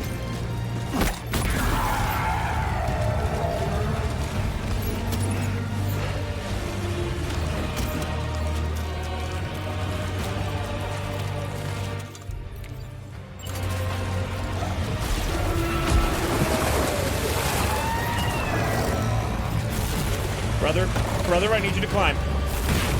Jesus! Climb! Sam!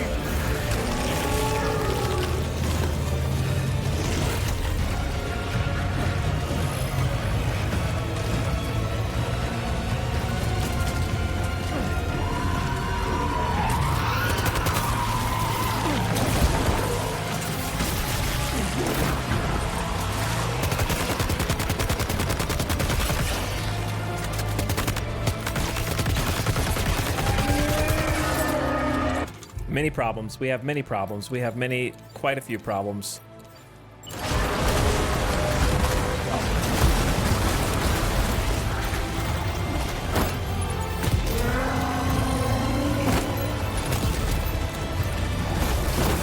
Oh, don't you.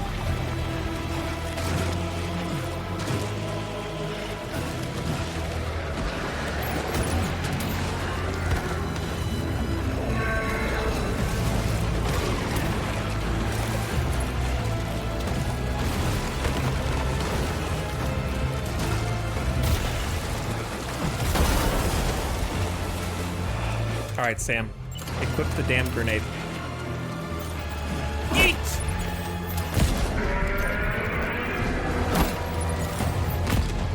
He's so far away. Two things. How do I unequip, offload all unusable items? Oh my god! Just to throw it all on the ground.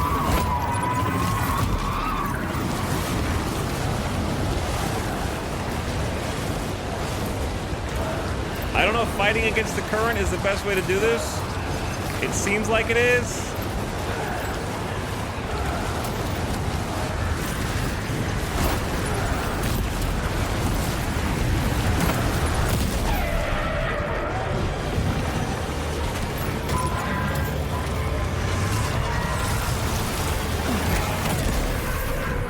Focus!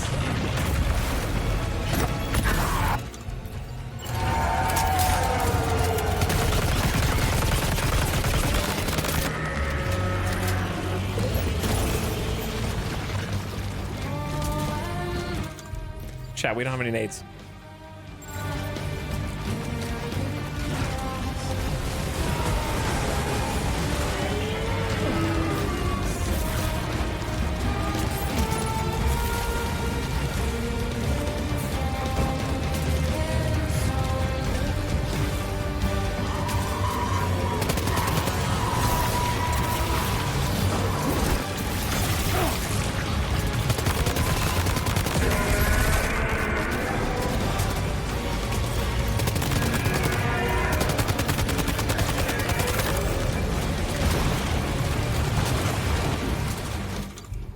I don't have any nades.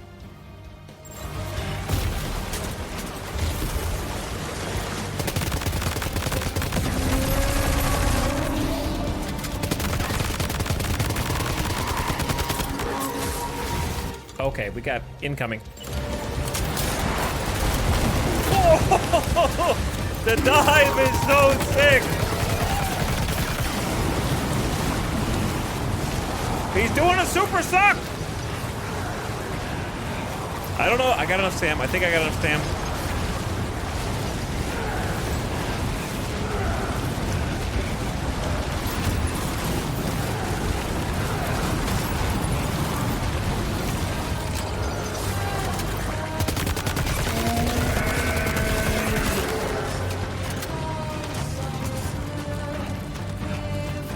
Where is he?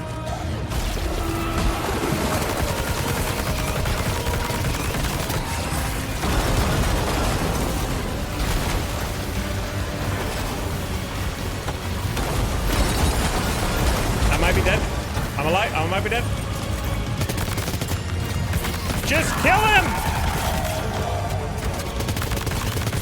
Oh my lord. Ad starting soon! Ad! I'll pause the cutscene. There's an ad. Okay. Ad start. I snoozed it. I won right when the ads are about to play. Perfect timing. They don't call me second try Etal. I mean, that was the first try. To be honest, that was beatable on the first try. I'm not going to say I was bad. I think that I would have done it the same way as the first time. I just saw his mouth glowing, and I thought I could, like, pop it and make him fall over. But then on the second attempt, I realized that when his mouth glows, he's going for the super suck. And then he's getting ready to, like, devour you when his, like, mouth glows there. I didn't realize that the first time around. I thought he was going for, like, a spray. But anyway, that boss fight is much, much better telegraphed than almost any boss fight in Death Stranding 1, I think. And especially for a tutorial boss. I feel like a lot of people are going to turn the difficulty down here who haven't played the first game. Because the controls of Death Stranding are just, they take some getting used to. Like the sprinting, the inventory management, it's not like an especially difficult boss fight. I think it's more like a UI check than anything else. Can you change to different weapons and spam the grenades, throw the grenades while also dodging the tentacles and stuff? The AR was doing more damage than the nades. The nades are damage over time. So if you hit them with 1, 2, 3, 4, it's just like tick, tick, tick, tick, tick, tick, tick, like they just starts ticking down. So ideally you want to go boom, boom, boom, boom, grenade, grenade, grenade, grenade. That's doing a dot, and then you're hitting him with the assault rifle also. So you want to do like a little bit of everything. Either way, great boss design. Would I love to beat him on the first try? Sure. But it's still really fun. Like I said, just better. I think better designed than almost any boss in the first game. Just in terms of mechanics, like you got the 1, 2, 3, 4 tendril that you can kind of predict where it's going to go and try and either dodge through it or dodge away from it. The flying tar buses always has one direct. You can either go left or right anytime the tar buses come up, because like the majority of them are going to one side or the other, never down the middle. So you can always like, you just have to look and be like, okay, the long end is that way, so I need to go that way, kind of, and see where they're coming at you. And then the like glowing mouth that can be interrupted, you just need to do damage when you can like knock him over. And then the suck mechanic is just, all you really have to do is just have stam and then hold left and right and fight against it like you were going through a current or something. So it's actually quite a few different things. Yeah, the nade stack, I believe.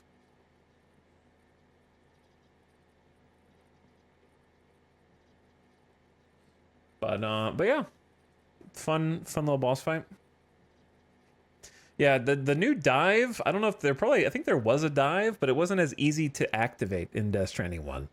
Because I remember doing the dive on accident once or twice, but now it's just much more fluid. The truck throw, yeah, each time you see a new mechanic, it's just like, oh, and he's got the one that like spirals toward you out of the water, out of the tar. So there's actually quite a few different dodged mechanics and kind of challenging you to climb up on surfaces, do some damage, but not stick around too long and kind of move out of the way. But he didn't feel, like when I died, he didn't feel cheap. It just felt like I needed to use sound a little more. Like I could hear him next to me and I just kind of, I think I underestimated him just because I'm like, oh, it's a tutorial boss. What's he going to do? Eat me? And he ate me. So it was a cool boss design. I think definitely improvement on the first game. So if you were in the ad, I was just yapping about the mechanics and why I thought it was cool. Seemed good.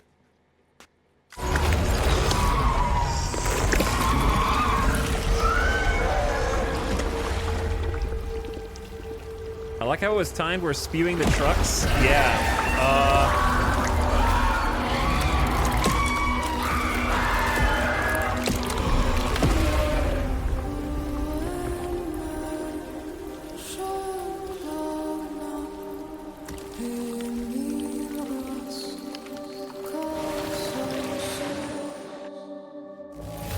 Well, I died once. Or maybe I reloaded from checkpoints, so I guess I still took 205% damage. Whatever, I don't really care about getting S ranking on the boss fights. That don't matter to me. Void out. Void in.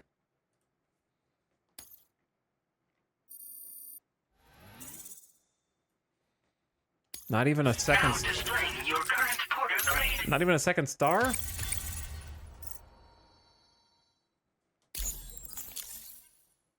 Already Porter level 48 and we just started the game, dude. Hello? Sam, this is Alex. You did it! We've confirmed the chiral crystallization of the giant BT.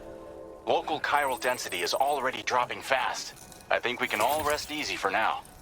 You've saved a lot of lives by killing that monstrosity. We won't forget that.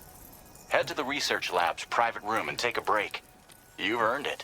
I just saw one of my signs receive 65 likes from one person. Chat, reveal yourself. Show yourselves.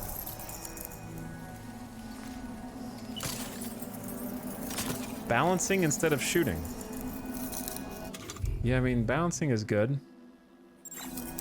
Now it's time to learn the new controls for how to change these guys.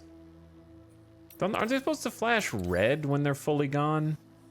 I want to make sure they're fully gone. Oh, look how small the endurance bar is for the bandit boots. So small, dude. Yeah, they're not fully gone yet. I want to ride them until they are gone, so we don't have to recycle them. Oh wait, hold on.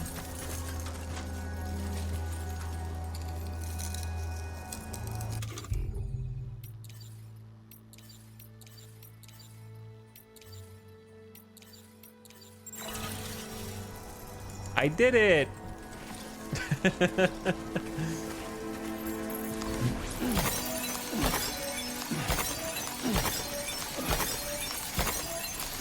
Omega, they made it where you just tap triangle instead of hold square, which is much better. That's an Omega. 109? This is like fishing. Death Stranding fishing.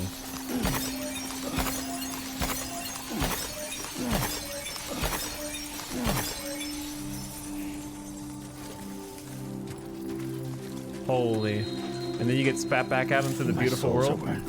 Yeah, see, now it's red. Okay, boot durability. Walking around in worn out boots will damage your feet, potentially leading to blood loss. Yeah, I want to get rid of those. There we go. New footwear. Did you guys notice that I got my own stuff back from dying in the fight? I think. Like, I saw like a cluster of my things that I don't think I dropped during the fight.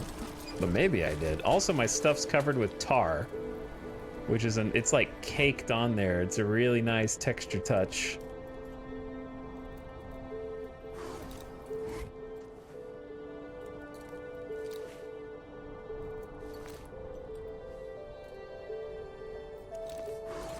Wait, I'm pretty sure my like stuff I had when I died reappeared, which is cool.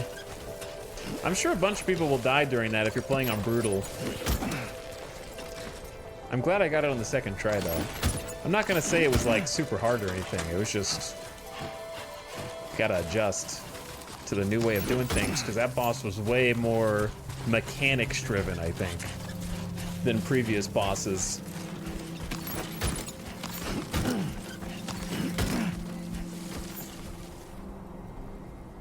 Let's check the this guy right here.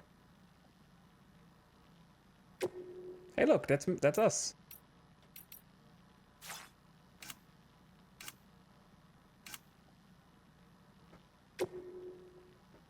Player profile, total likes received, 98 from other porters.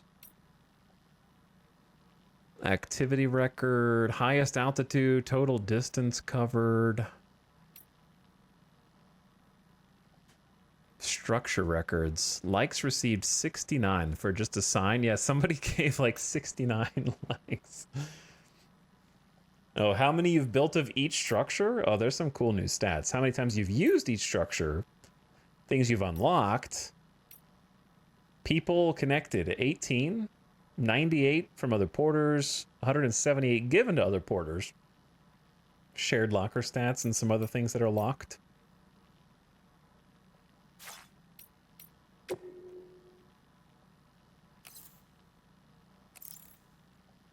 Okay. Milky Joe is the one that liked the sign. Which one of you is Milky Joe, chat? 66 likes. 3 likes on another sign. How do you see what sign it is?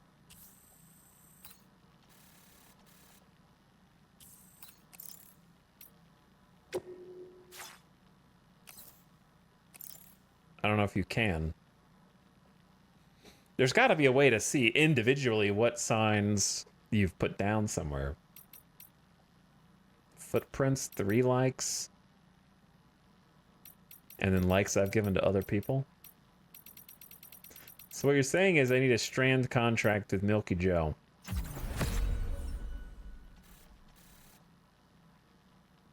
All right, let's see what happens. I don't know what like this connection means.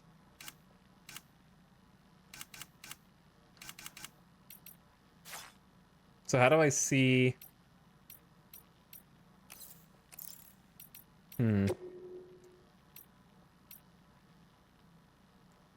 I can see closest facility, but I wish it would give you more detail on the exact sign. It's by the C1 South Distribution Center. But I don't know if there's a way to zoom in on it. I suppose you could just go back in an area and find the thing yourself.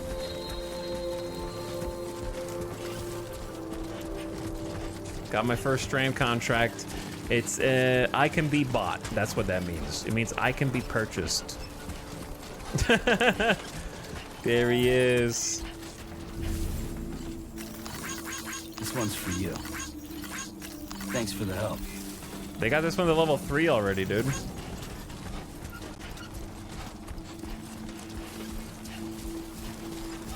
American beer?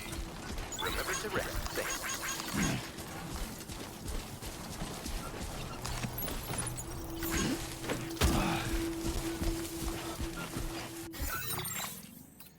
Go to the research lab private room.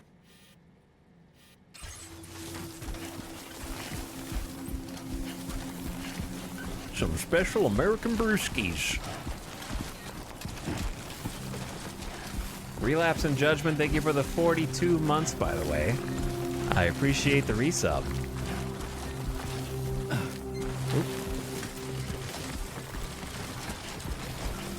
Nice to have a boss fight under our belt.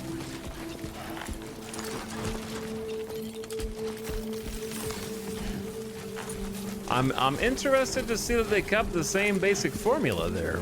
I feel like it got a lot of criticism in the last game. What with the combat with the mules and the boss fights and whatnot. I always liked both of those aspects in the last game. I feel like they're just sharper now. We haven't done a lot of mule combat yet, so can't speak on it too much, but boss fight definitely felt more cohesive and like thought out.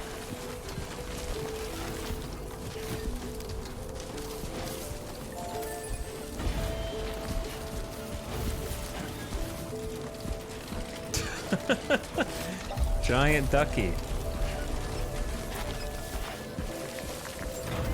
What are the mules you referred to? That's the name of the human enemies primarily in the first game. They're the enemies that are addicted to hauling cargo. They're called mules. Terrain traversal and endurance level 3. I need to check on that. I want you to know that we appreciate you. Very impressive work, Sam. Please give it your all. But yeah, mules don't kill. They just take your cargo and then drop you and any of your other equipment outside. They only want to haul specifically cargo, like the thing we got on top of our set right there.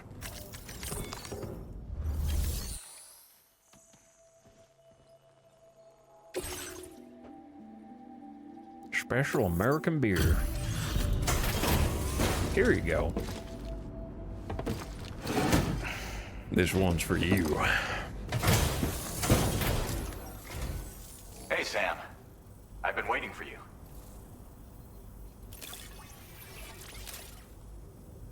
Looks great. Stuff goes missing all the time, but it looks like today is our lucky day. Thanks, Sam. Give me the second star, Alex. Now displaying your current porter grade. Level 50, porter grade. You remove a and a shaker. I gotta say, Sam, you're looking pretty beat. You know you can borrow the private room whenever you want, right? I'm about to go down, Don't man. kill yourself Did for you? our sakes. Did you? Well, too late for that. Did you not see what happened to me Well done. just a second ago, dude? Look at me, man. How'd they even get the graphics to look like that? Seems to be a lot more combat than one. I wouldn't say a lot. The only difference is they have you hitting BTs with blood grenades a bit earlier. Otherwise, I don't think it's a lot more combat. I think they just increased the pace of the game initially. It doesn't have the like 2-hour movie prologue.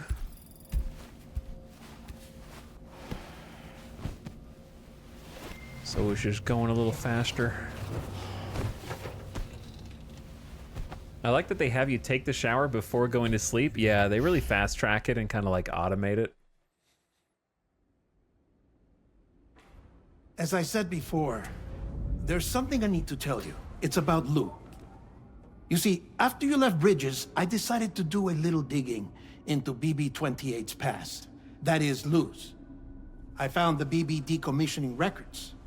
Now, according to them, BB-28 was flagged for disposal and subsequently incinerated 4 years ago. Of course, yeah. Long before you and Lou first met.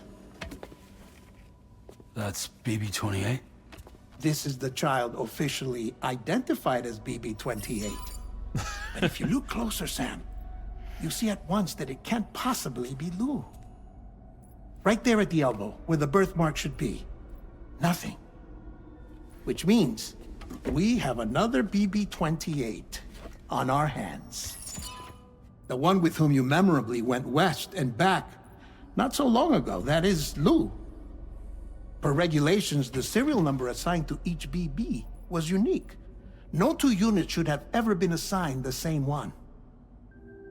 I've cross-checked the details with the most up-to-date entries in the UCA database. And indeed, there is no reason to believe BB-28 survived. All of which can only mean, Sam, that the bridge baby you carried with you on your journey across America, Lou, was never recorded in the official database. Lou, a bridge baby with the serial number BB-28. When Sam first encountered BB-28, the unit had been deemed surplus to requirements and earmarked for disposal. But the two formed a bond, and Sam took the BB with him as he crossed the North American continent. At some point along the way, he stopped calling the unit by its serial number and started using the name Lou. I think we read this. After the UCA was established, Lou was declared non-operational and once again condemned to incineration. With Dead Man's help, however, Sam faked Lou's disposal and removed the bridge baby from its pod. Ordinary BBs cannot live outside the pod, but by some miracle, Lou survived and started to develop like a newborn baby. The pair went into hiding in a reclusive bunker on the Mexican border. So, where then did Lou come from? Right now, your guess is as good as mine. But as worrying as that sounds, this could actually be to your advantage, since it's functionally impossible for the UCA or Bridges to track a BB of which they have no record. Which is lucky because if they did know about a BB that could live and grow outside the pod, they'd want to secure it for study. So take comfort in the knowledge that they don't, that you're free, that you can bring up Lou in peace. How is it, by the way? The two of you living as a family. Right. I have gifts for you. A few things to take back home. An assortment of vaccines to be administered as your child grows up. We want Lou to live a long and healthy life. And it's natural for children to be afraid of shots. Maybe this will help put Lou's mind at ease. A token of my affection. You can collect it via the delivery terminal when you leave. I wonder how big Lou will get. Anyway, there's one more thing I wanted to share with you. As you know, everyone is meant to go to their own beach when they die. But unlike most people, I wasn't born from a mother. I was born from an artificial womb. Transplants provided the organs I never had. I was incomplete and had no beach, I believed. What is But I that? wasn't about to accept that. I went back home to study the Ha and Ka and the beach. The Ha and Ka. Thank you for mentioning that, Dead Man. Very important thematically in the world of Death Stranding, especially in Death Stranding 1, where it features many times across many different characters' backstories. After the Death Stranding, death came to be defined as a separation of a person's Ha from their Ka. It is said that this understanding of life and death was already commonplace in ancient Egypt, where it was believed that even as the body wasted away, the soul lived on forever. Egyptian practices of mummification and preserving corpses in sarcophagi were done in the hope of allowing the dead to live on in the next world. Following the Death Stranding, however, it has become necessary to dispose of a body once a soul has left it, usually by incineration. If this is not done, the departed soul may return to this world in the form of a BT. It is believed that this is due to the Death Stranding altering the balance between the worlds of the living and the dead, and unbalancing our relationship with the beach. I threw myself into my work, Sam. I tried. But I think I've done all that I can. In the end, I'm still a patchwork Frankenstein's monster. One that's just about worn out. As a doctor, I can tell you, I don't have long left. So I've devoted my remaining time to research. That's why I'm here, Sam. Where I can focus on the beach. There's so much data here, Sam. On beach formation, jumping via beaches, the relationship between the beach and plate gates. All the evidence you could ever wish for. Hands? Not enough to solve every mystery, perhaps, but enough for me to make an incredible personal discovery. That I have a beach after all. It doesn't matter how I was born. I have lived as a human. And thus do I possess a beach like any other. I am not a machine, but a person with a ha and a ka and a beach to go with them.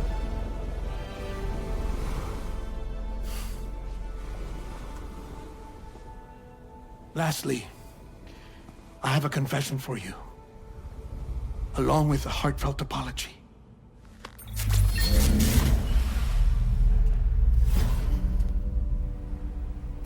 I told you once that I didn't have dooms. But that's not actually true. Not that I was lying, you understand. I just didn't know. It was only after I found my beach that I realized. Chiral, allergic reaction. I can feel it getting closer. I'm off to the beach, Sam. To my beach. Take care of yourself.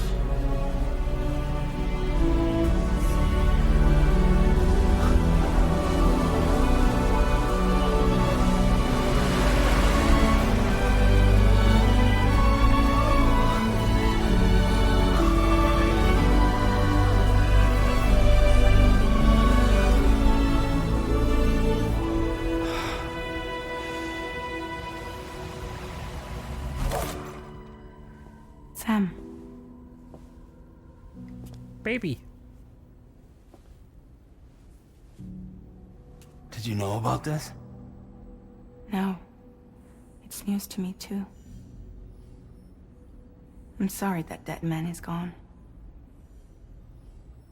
But he would have been pleased that you managed to extend the UCA network all the way to his lab. Thank you, Sam.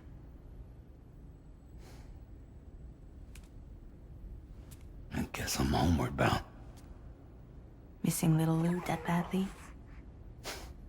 You know I am. Come on back, Sam.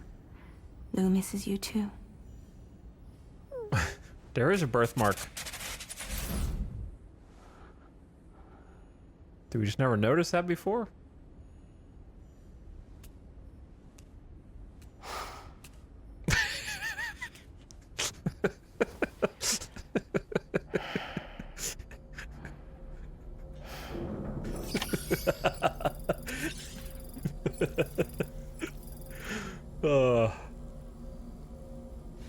Okay. Hello. No, I need to read the story so far.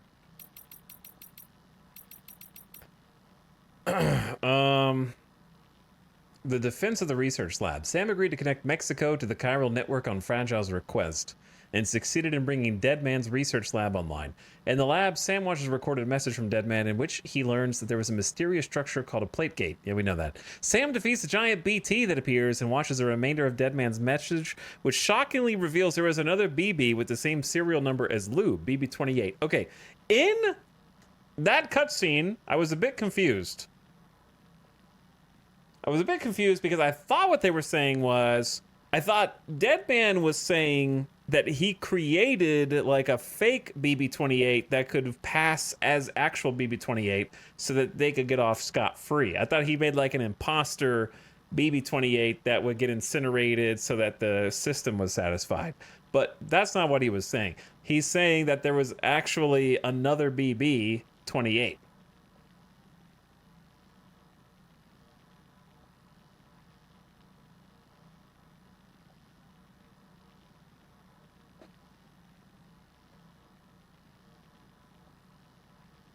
There's another BB-28. So did he say in that message anything else? Only, like, how did he discuss? I gotta go back and watch it.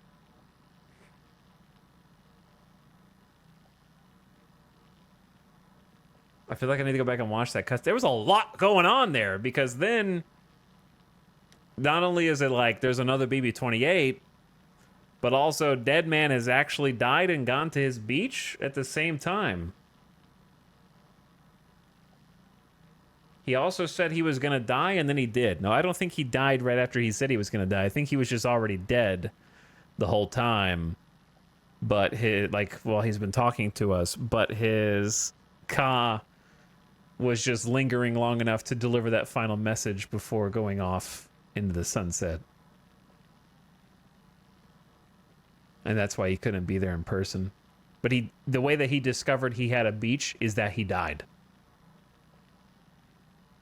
Is my understanding.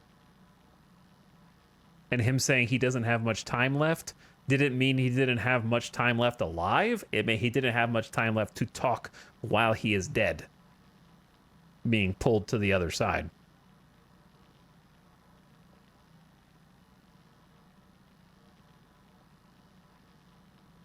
That's my understanding anyway. But yeah, definitely a cutscene that benefits from a second watch just because of all that.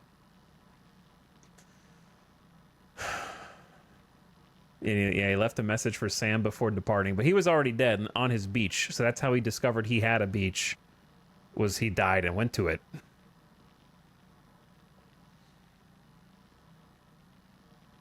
And then went from there to... Like, okay, at this stage in Death Stranding, the Strand is the in-between, right? And the beach is that an individual's afterlife at this point. And that's why Heartman is always looking through everyone's beaches looking for his family, because his family wouldn't just be like chilling, waiting somewhere in limbo, right?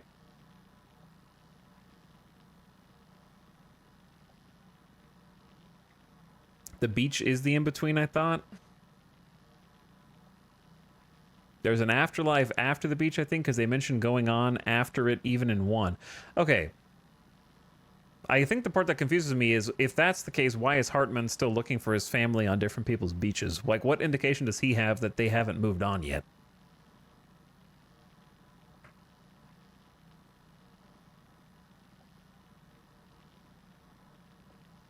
That's what confused me. Because I was assuming that maybe the beaches were the afterlife for each person just because he's looking for them there. Maybe he just can't move on? Maybe.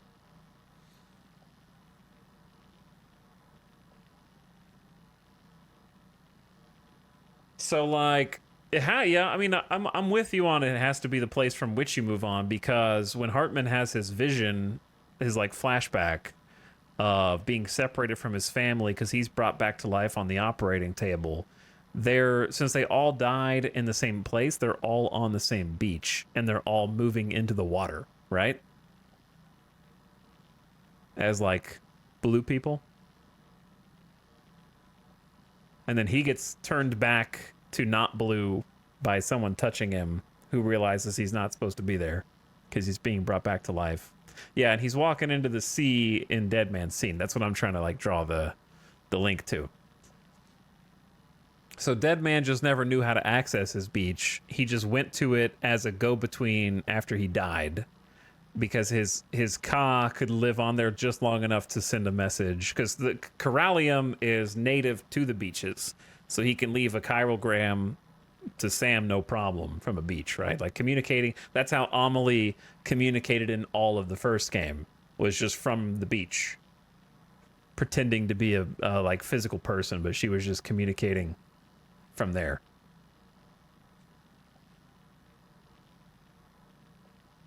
Out of context, the story sounds insane. Out of context, almost any story sounds insane, unless your story is like, he killed him, so now he's going on revenge. They killed his puppy, so now he's gonna murder everyone, right? Like that's... your story has to be like one beat for it not to sound crazy out of context. That should be most stories.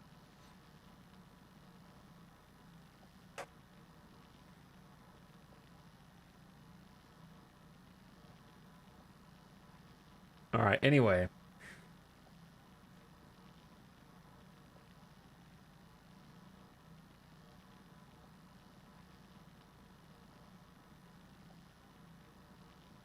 I feel like I need to watch the last, not the last cutscene in its entirety, but just the part where they talk about BB.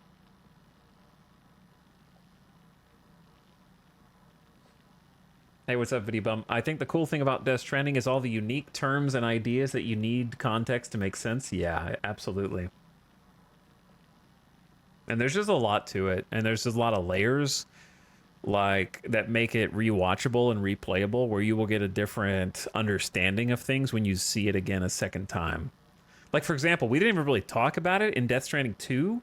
Early on, the first time Sam goes to sleep, he has the vision that is mirrored to the first time he goes to sleep in Death Stranding 1, where he's holding Lou, but he doesn't know it's Lou in the first game. There's a baby. There's like a little wee baby who's crying, and then he looks down and the baby's gone. And the same thing happens in 2. Except this time, instead of a baby, it's Lou. So that's some heavy foreshadowing of Lou disappearing for some reason, and then he looks up and there's giant Amelie. I think in the first game, he looks over and there's giant something. Does he see giant Amelie in the first game? Because it's a very mirrored cutscene from the first game to the second game. And in the first game, you think, oh, he's just having a foreshadowing event of him holding Lou at the end of the game. But then when it happens again in the second game and Lou's gone, and that's like, oh shit, that wasn't the end of that prophecy. I thought maybe it was the 5 floating guys the first time around. But yeah, at some point he does see giant Amelie in the first game. I just don't know if it was during that scene. But anyway, I'm not looking for theory crafting or anything. I'm just merely giving my own thoughts. I don't want chat to theory craft. Because you're going to be right. Because you're going to be right. But let me find...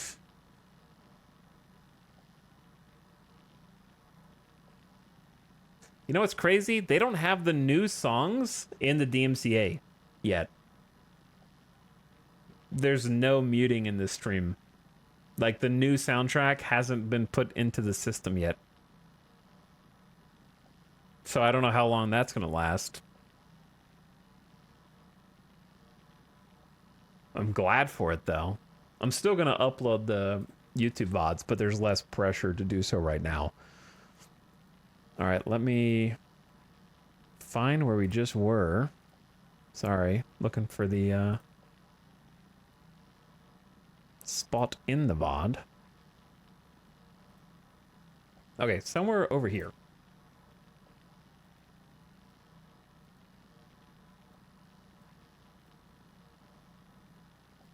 You guys should be able to see it.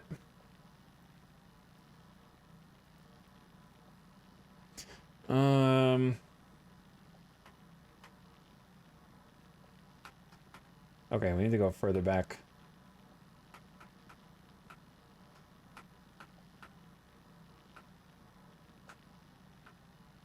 Okay, there's something I need to tell you about Lou. I found the BB decommissioning records long before you two met. That's BB-28? No, there's a child officially identified as BB-28.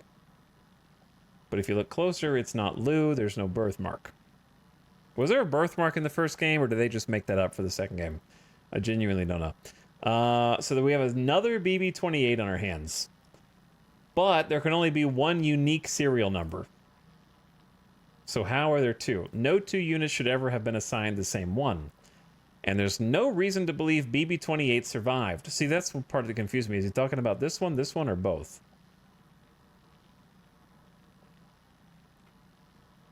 All of which can mean the baby you carried with you, Lou,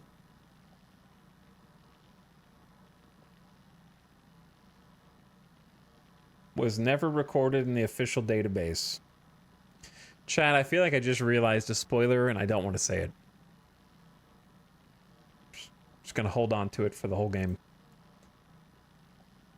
I'm just gonna sit on it for the entire game. As worrying as that sounds, this could actually be to your advantage, since it's functionally impossible for the UCA or Bridges to track a BB which they have no record.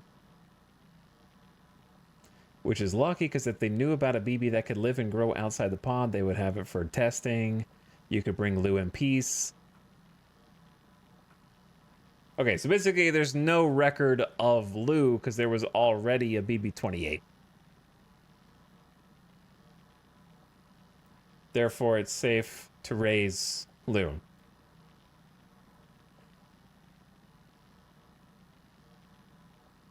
Now you have to say it? I don't want to say it. I don't think this story's telling me anything. I just watch TV shows and movies and make huge inferences based on plot strands. I think it's too obvious to be a spoiler? No. Chat doesn't know for sure. Just leave it alone. You might have a whole different idea from what I have. No, it's not alluded to in the dialogue at all. It's a complete conjecture inference based on no available information, only based on what direction, if I were writing, I would take the plot. That's it. So it's definitely not something you're supposed to know at this point. VOD watchers skip 70 hours to hear the theory. I just checked and Lou does have the birthmark in the first game. No shot. That's crazy detail.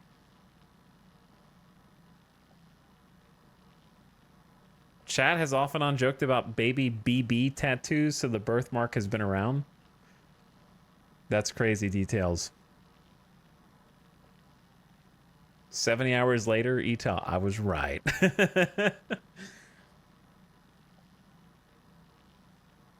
Let me see. Don't Google stuff, by the way.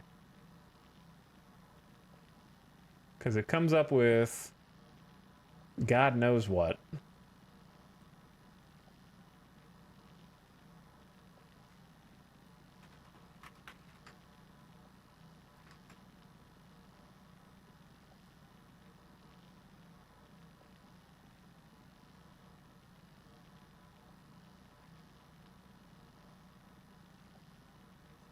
Bro, okay, wait. Are you sure? Because what I found was somebody noticing it from a trailer for Death Stranding 2. You know what? Why don't we get to the bottom of this?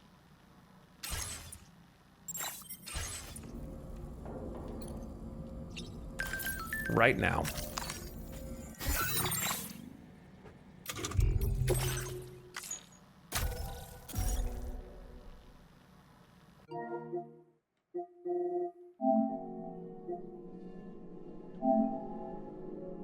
Let's get to the bottom of this. Photo mode.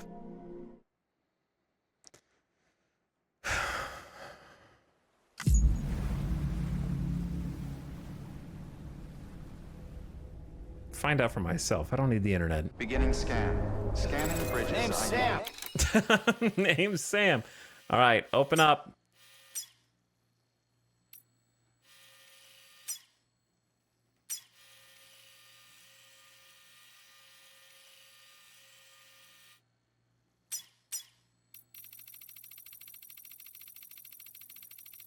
Enhance? Oh my god, it's there. Is it shaped like a heart?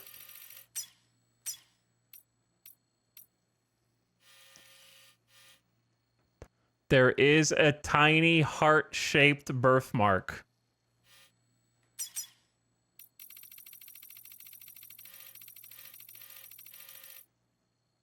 Right there. Kojima is a genius?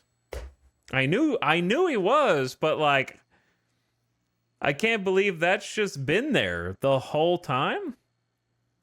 Director's cut conspiracy, but the director's cut came out a while ago, even still. Like it didn't come out 2 months before Death Stranding 2. Even if it was years ago, a few years ago. It's in the base game right now. Okay, well, there you go, chat. That's a long con of a plot reveal. You know what I'm saying? There's just so much shit like that that's right under your nose, and you would never have guessed, even if you saw this, that it was going to become a like plot device for the second game. And yet,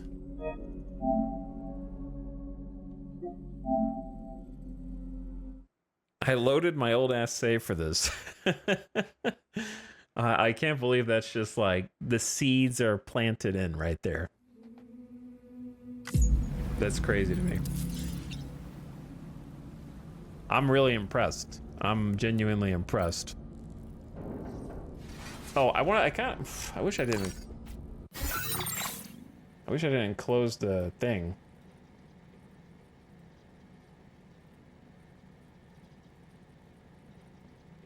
But anyway, all right, we got the idea. Dead Man is gone.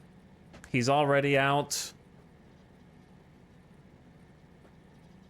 AKA Guillermo del Toro was like, listen, Kojima, the first time was fun, but I'm busy. I'm busy and you need to send me off into the sunset, okay? I gotta direct the movie or something like that. But his scene was still great. Like the description of like what is going on with the gate and stuff with toys was an excellent scene. Did the BB model just have realistic details? No way. It's a heart-shaped birthmark. Like that's very intentional.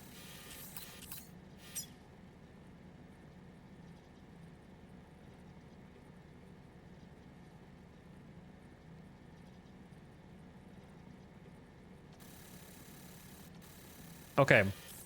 Anyway, that's really cool. And the scene was good. Got a nice emotional send-off.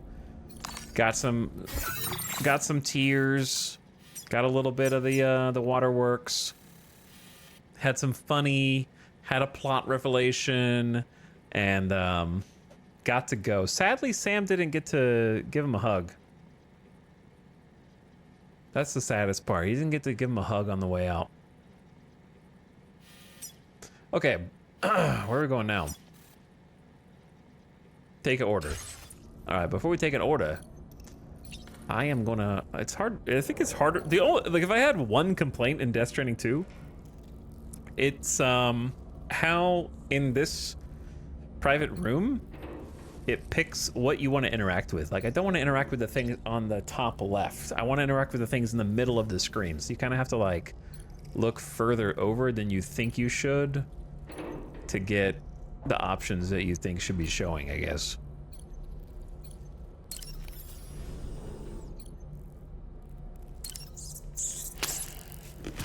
It feels a little different than Death Stranding 1. Yeah, they did hug when they actually saw each other in person, so that's nice. At least it wasn't a complete, like, two ships passing in the night situation.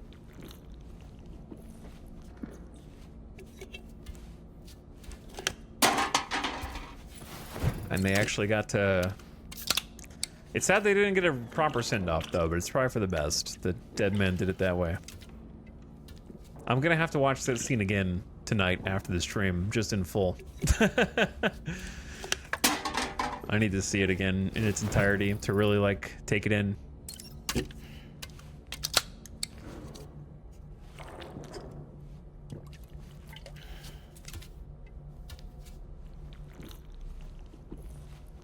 Sam's still tatted up, just like Norman Reedus.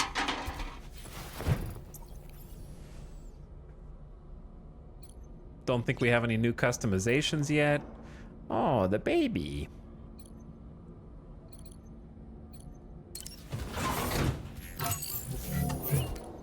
There's not a lot going on with the sync yet either. I think, is this just another way to get stuff off of your face and maybe 5%, like 5-10% stam if you haven't already drank? Maybe, I don't know. We haven't tested that out yet. I miss the funny faces, but Sam wouldn't be doing that when there's no baby in the room. So I guess that it makes sense. I also want to see the figures in the back. Is he rolling his eyes at me? Is that what's going on? He looks like he's struggling a little bit. Don't roll your eyes at me. You know what I want. Give the people what they want. Point. He's grizzled. He's grumpy now. All right, something came through.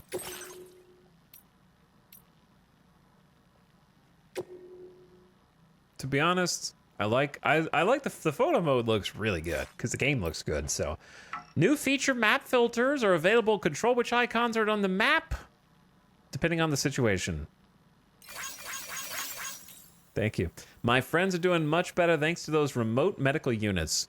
We got a lot of older people living here, so they're going to be really helpful. The chiral network is the gift that keeps on giving. I checked out my baby as well. It stopped growing, but it seems to be doing well in there. I still don't know what's going on, but I feel less anxious than I did anyway. The chiral network's nothing short of miraculous, and it's all thanks to that Porter guy. I'm that Porter guy now?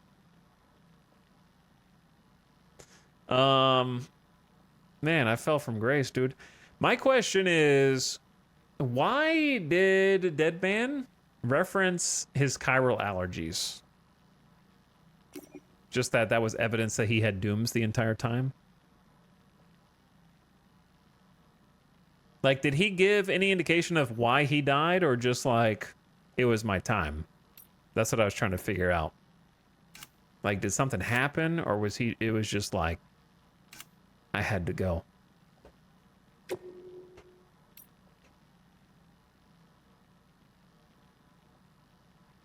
Is that the first chiral allergies mentioned in this game? In this game, probably, but he mentioned it in the first game.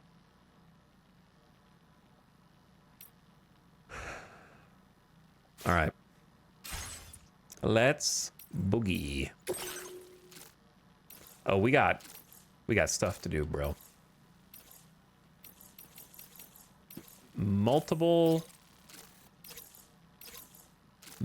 things. Recover my favorite jacket. Recover an unfinished map of long lost ruins, and then a bunch of stuff over here.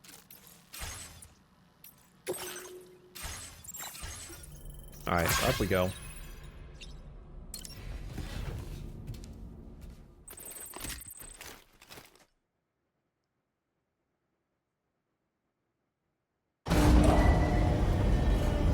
I forgot how much junk I've gotten.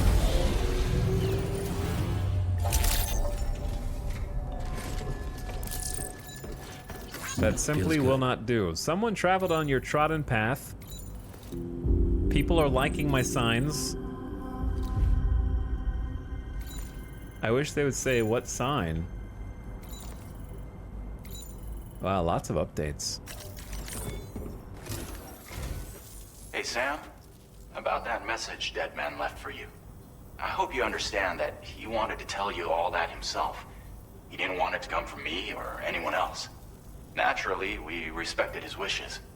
We'll also be carrying on his research in his stead.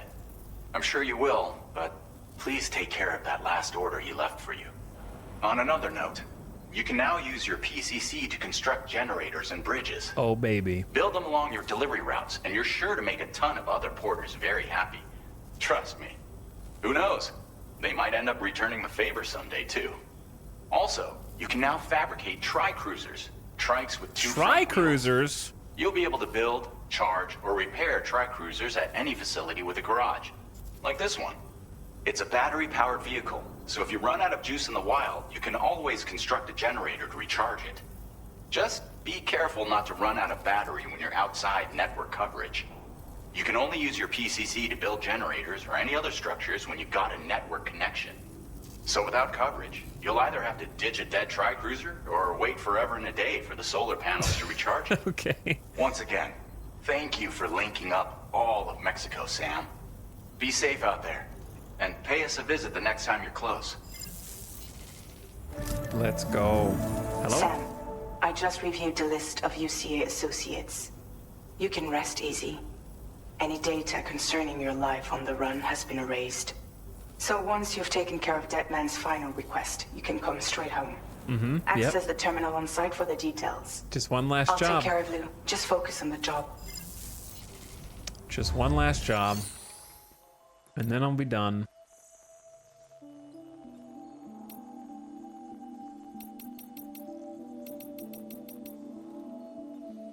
Hey Tox, I just want to say I'm a huge fan. I've been watching you since the 90s. Bro, you've been watching me since the 90s.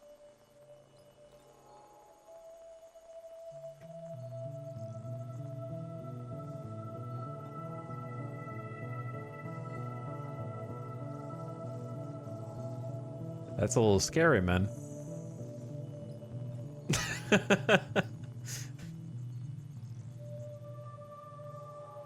But yeah, you got the you got the intro song correct.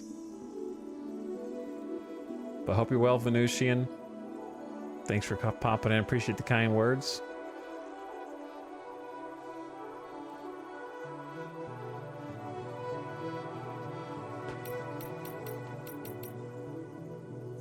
Good times. Let's look at Playing archived footage from this location.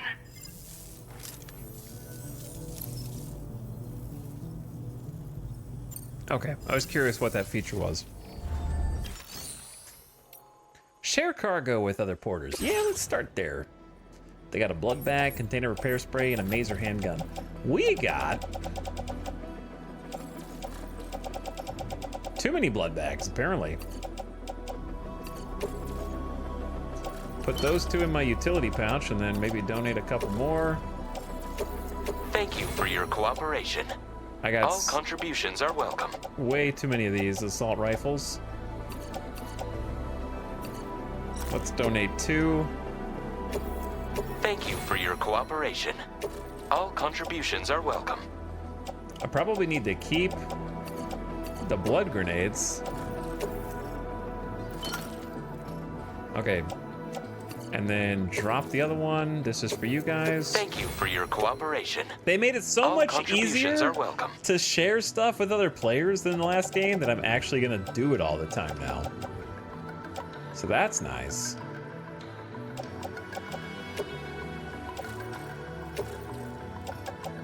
And then same for recycling, because you can actually recycle from. Cruisers are now available for Oh fabrication. yeah. Oh yeah. Because you can just pop over and be like, yep, I want to recycle this, this,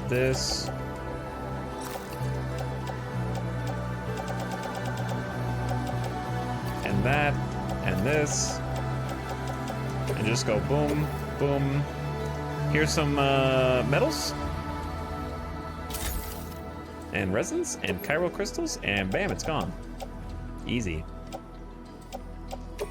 Super easy. I want the custom electric rod, a PCC, if not 2, because now we can do other things with the PCC. A second ladder, of course.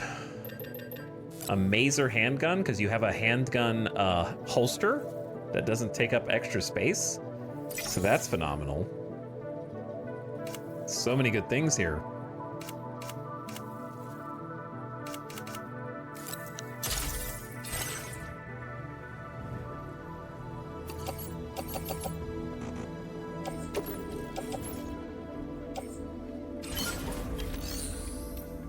Okay, I haven't figured out the best way to do this, which is to say, I don't want to recycle stuff. What's the best way to just... Oh, facility storage, maybe? Okay. Sorry. You know how it goes. This is Death Stranding after all.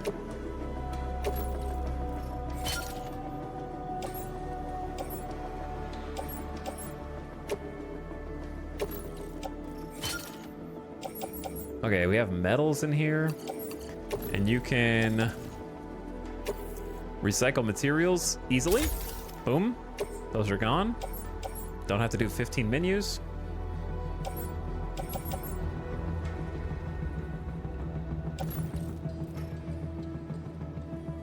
I'm running. Mazer handgun can go in the holster.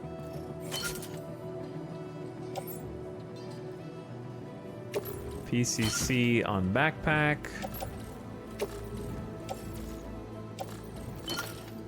How many utility slots do we have? One more?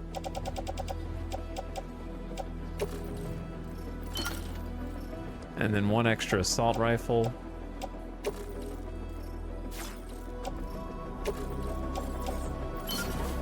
For later. All right, looks good.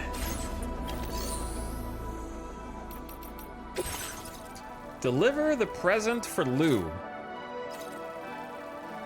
I'm not ready to go back yet. I'm scared of what's gonna happen when I go back. So why don't we don't have really orders. I want to do the bonuses in the area first. Garage.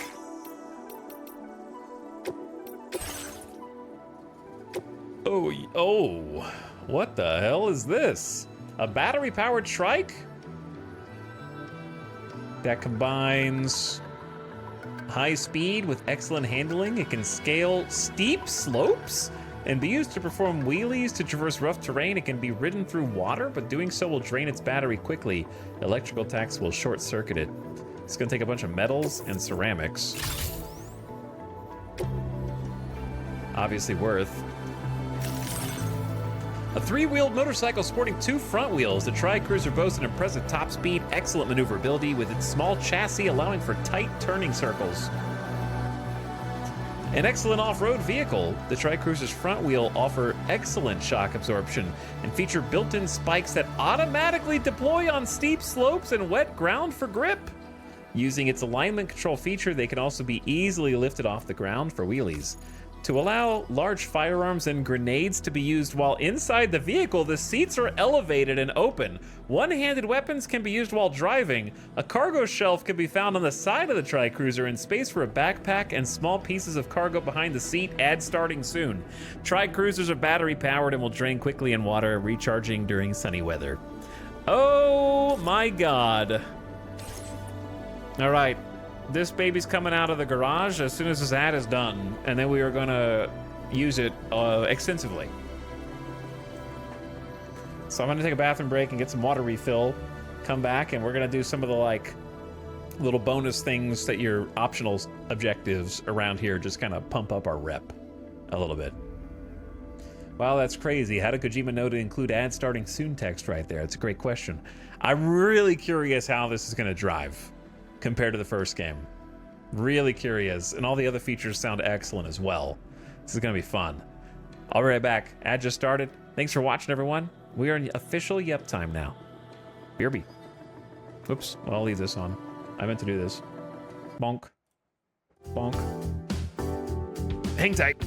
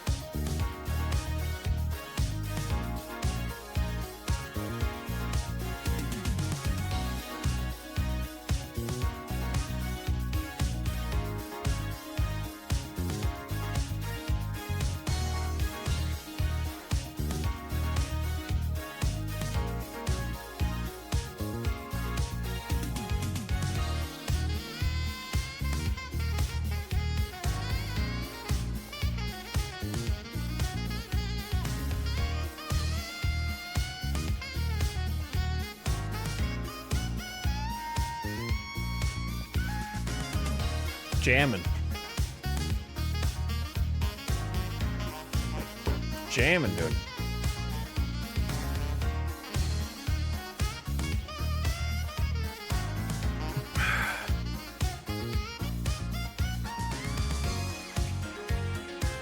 Have you guys noticed anything yet?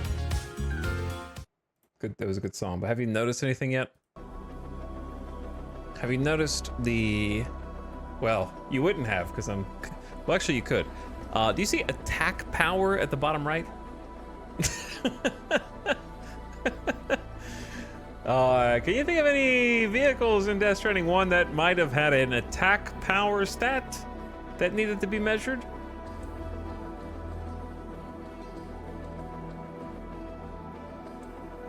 Impact absorption, capacity, battery, mobility, attack power, and defense. Defense they definitely did have.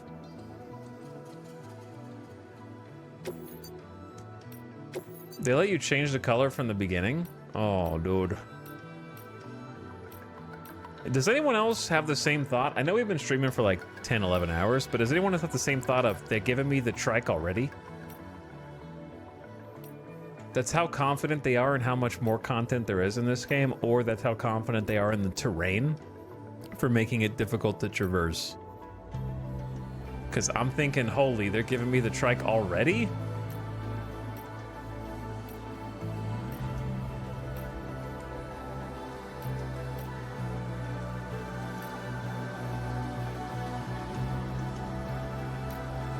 I'm thinking like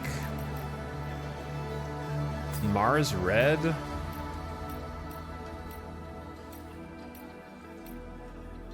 Like classic red and white to start with.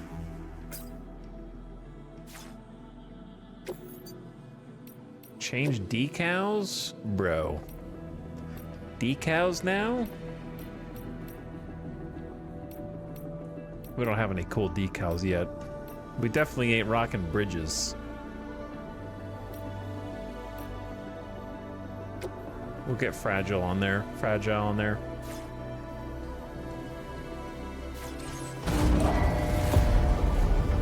Here we go. It's time. New entries added to the corpus. All right, it's not time. It's corpus time. Sorry. I lied.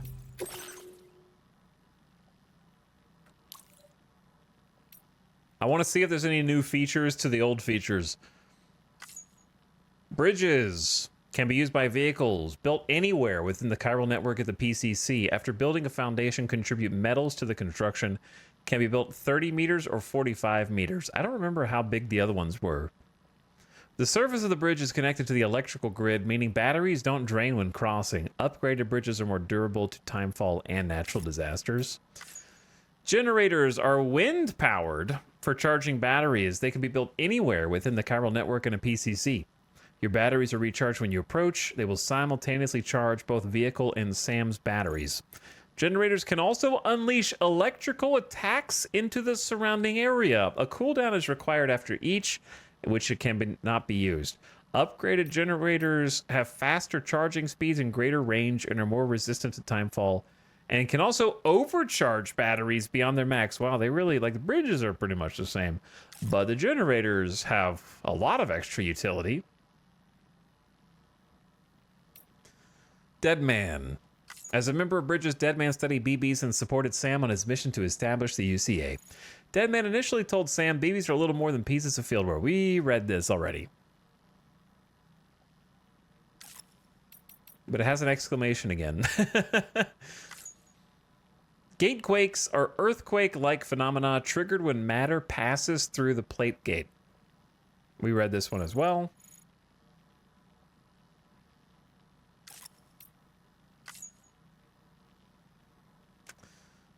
Mexican research facility that predates the Death Stranding, originally a geophysics facility principally used to conduct research into seismic activity. After the Death Stranding, however, Mexico's surviving researchers and scientists all gathered here in the hopes of using the facility to understand and overcome the disaster. The laboratory now conducts investigations into the world beyond Central America, the skies above and the earth below, and researches spiritual matters of life and death, such as the beach and dooms. The scope is far-reaching and ever-expanding.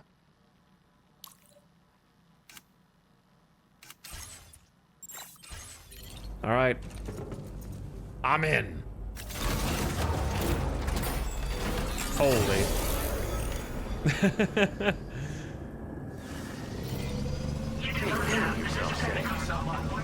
I don't have cargo for my orders? Access the delivery terminal and review the order details. I don't think I'm ready to take that order. Look at this guy.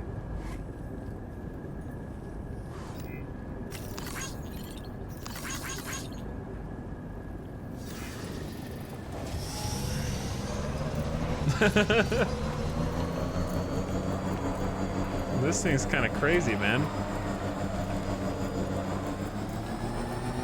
Listen to it whir. Disengaging weapons restrictions. Take care of it.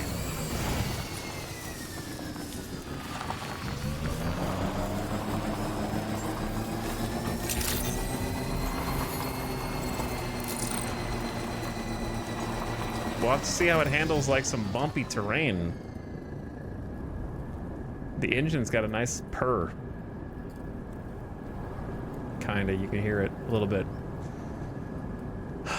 This thing is sick. It even has space for your backpack. So your backpack doesn't just straight up... I mean, it does teleport to you, but I mean like... used to just straight up vanish.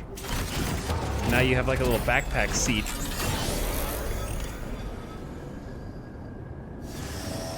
How are you gonna go over ladders in that?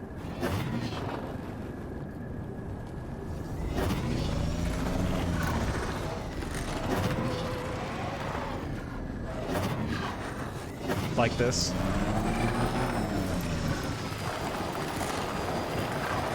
It's gotta be balanced like those, what do you call the one-wheeled scooters? Because look, when I let go, look how softly it sets down. That's not me feathering it, that's just like the normal. They're just called one wheels? Segway, same print, yeah, one wheels. So what I want to do is like the optional stuff.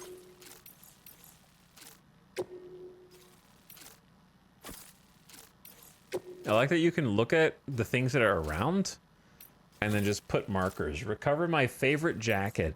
And I brought it with me when I came here from the UCA weather station, but it seems I must have dropped it on the way. I used to wear it on my off days, and I feel kind of lost without it, to be honest. And then recover one unfinished map of long-lost ruins. I used to guide people around the ruins back in the day. I started making maps and everything, but for some reason I left them there unfinished. Could someone go and get them for me? I might want to give tours of the ruins again one day.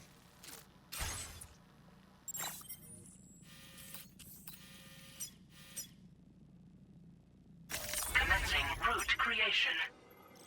All right, so we just want to go boom. Point of interest. Old crater. The remains of an old crater. It's unclear when or how it was formed. Pieces of cargo that are believed to have become stranded are often found in the area. Yeah, because that's where everybody... Oh, I'm not the only one that thought I did it at the end of that. I wonder why all the cargo keeps washing up there. Suspicious. But yeah, we go boom. And then I guess back up. Delivery route finalized. Time to test out the new hardware, dude.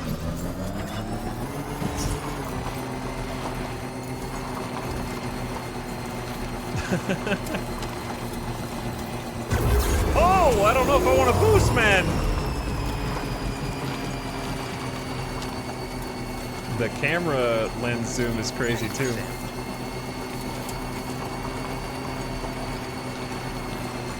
It gives you a fisheye.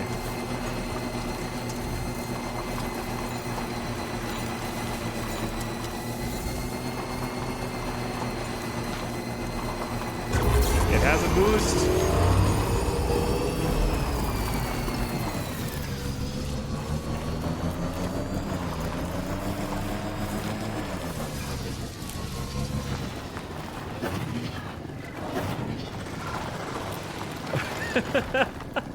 Okay, this is pretty sick, man. Okay.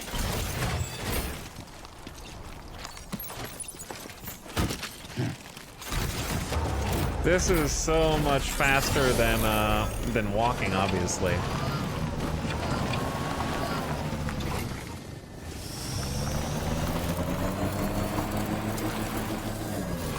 Oh, hi.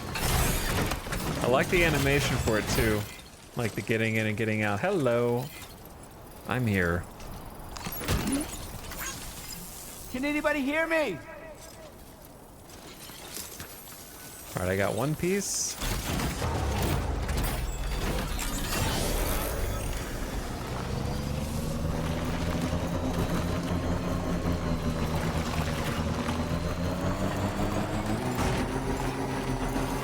Like, it still kind of has that trike kind of bouncy, like, clank to it, but it feels smoother. Like, this is me holding the trigger down to just drive to see what it feels like at kind of like max speed over weird terrain. Do you see how much smoother it is than the trike?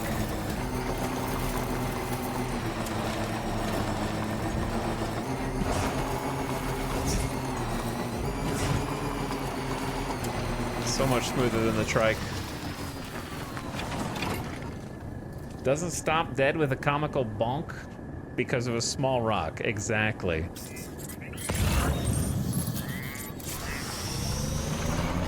And it says that they have wheel spikes for climbing up steep terrain, which I don't think we've seen yet.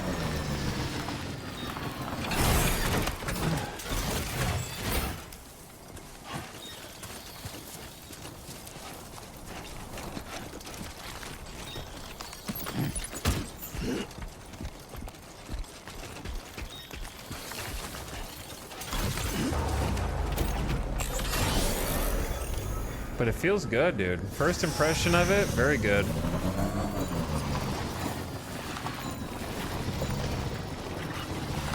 Materials to a timefall shelter. People are contributing mats.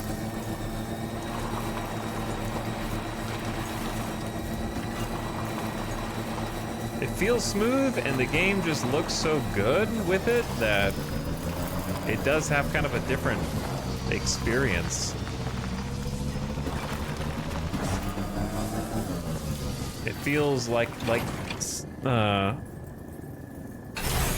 Second System said. It's like you don't just bonk a small rock and then instantly come to a stop.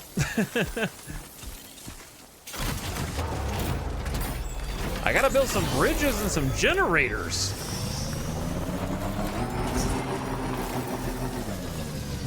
Oh, you can pick up the cargo from here.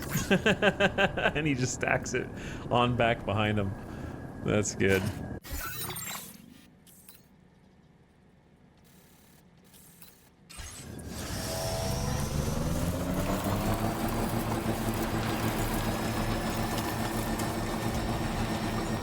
I gotta start leaving more signs, dude. Well, I mean, just look at that vista, right? I mean, it's very bright that way, but just that, like,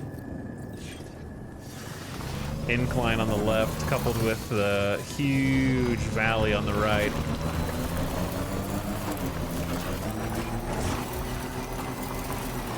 But it does have a boost. I'm assuming it's probably not energy efficient to boost. Feels good. Whenever you receive likes from someone, you're given the option to send them likes in return. Somebody lend me a hand. When?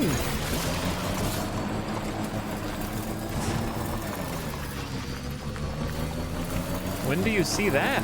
I gotta pay attention to that. I saw the spikes come out of the wheels for just a second there. Good morning to you. Thank you so much.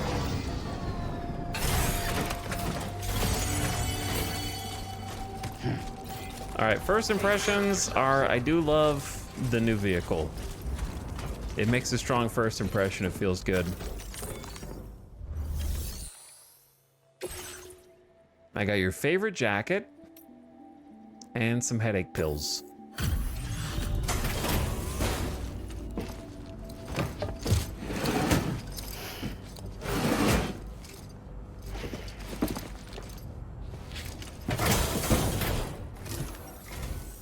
Hey, Sam. Hey, I've been waiting for you. have you? How'd you know I was going to get your favorite jacket? Oh, picked up some lost cargo, I see. You look like Should be a you're nice surprise for someone. already wearing your favorite jacket. Didn't even get 2-star from that. Now displaying your current porter They're gonna make it hard on us, I guess, at first. We're friendly. Got some bridge link. Thanks again, Sam. Might have work for you later. Very cool, thank you. Order completed. Well done. Oh, the flashbang.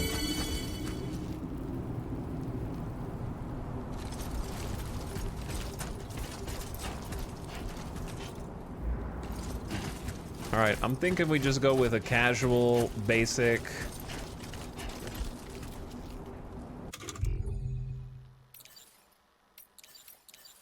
Bon voyage, maybe? Because I feel like you won't come up that way necessarily, but you're going to leave that way.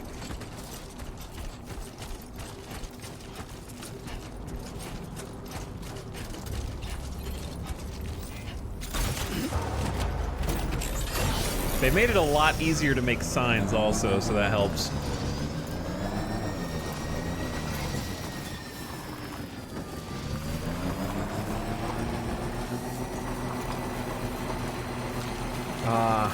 We've earned this vehicle. We fought a giant BT, killed some baby BTs, aka the gazers. Fought some bandits, survived a dust storm and a lightning storm, you know. Now we get to go vroom vroom a little bit.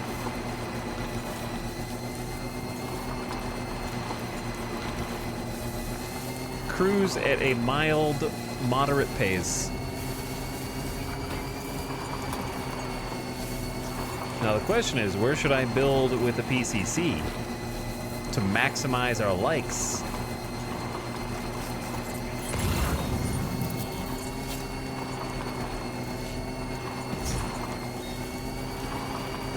Camera down the slopes kind of goes crazy, huh?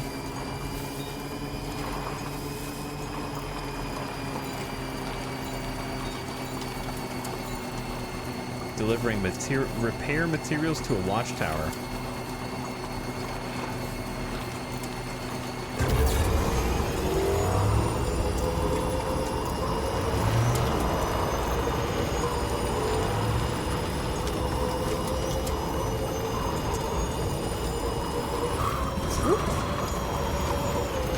A little bouncy. I like how the front two wheels kind of turn and sink. They got the little, like, ramp protection here.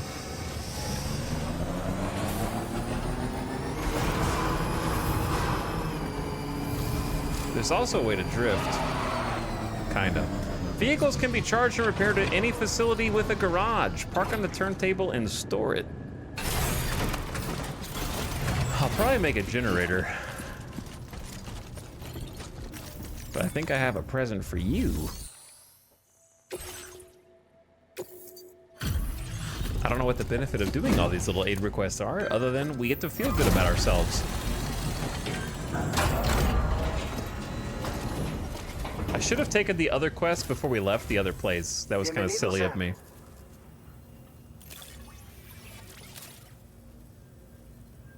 But I guess I was worried it was going to start a story beat that I didn't want to do yet. Hey! Almost 3-star. He was much more appreciative. You're a cut above the rest, that's for sure. EX-nade. I'm sure you could use it. A grenade that unleashes a cloud of anti-BT vapor on impact. The vapor lingers, repelling gazers and hunters, and will even stop human foes in their tracks. A direct hit on a catcher will cause them to move more slowly. Can be stored in a grenade pouch. Anti-BT vapor.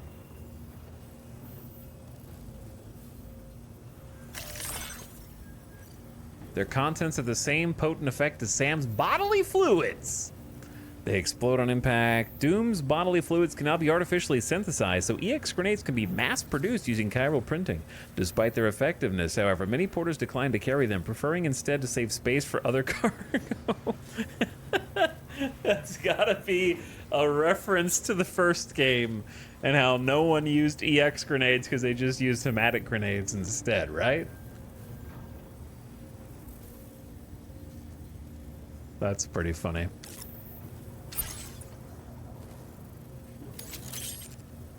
Some bandwidth increase. We can build more We've reserved buildings. more materials for you to use. Go ahead and take whatever you need. Now displaying your current porter grade. I will know what I need when I start putting some buildings down. It's hard to know where the right place. Obviously, like a bridge is going to make the most sense here. I've shared with you the schematic for EX grenades. Fluids taken from Doom sufferers used to be required for their production, but we've recently developed methods to synthesize the necessary compounds. So we don't need to lean on you to churn them out anymore.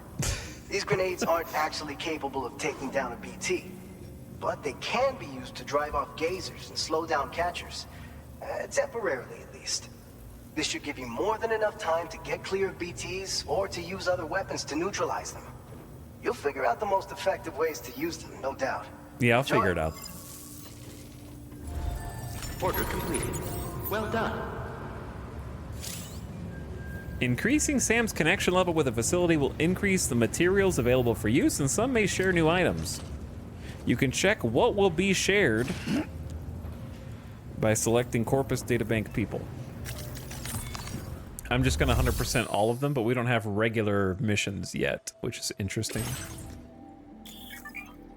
Certain types of deliveries, like lost cargo, can be entrusted to other porters. Should you be lucky enough for another porter to carry the cargo for you, it'll wind up in storage at its destination.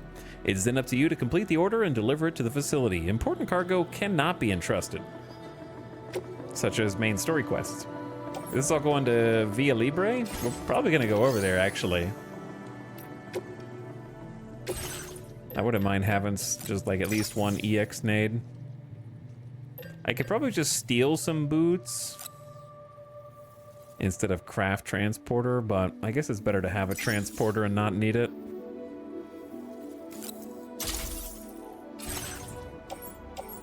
Because I don't think we have anything on the boot clip.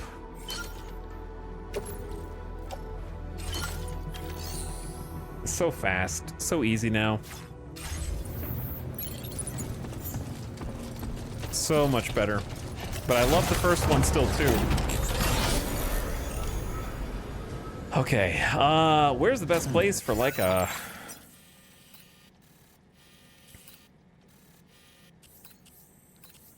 Chat, we gotta be like a bridge builder, dude.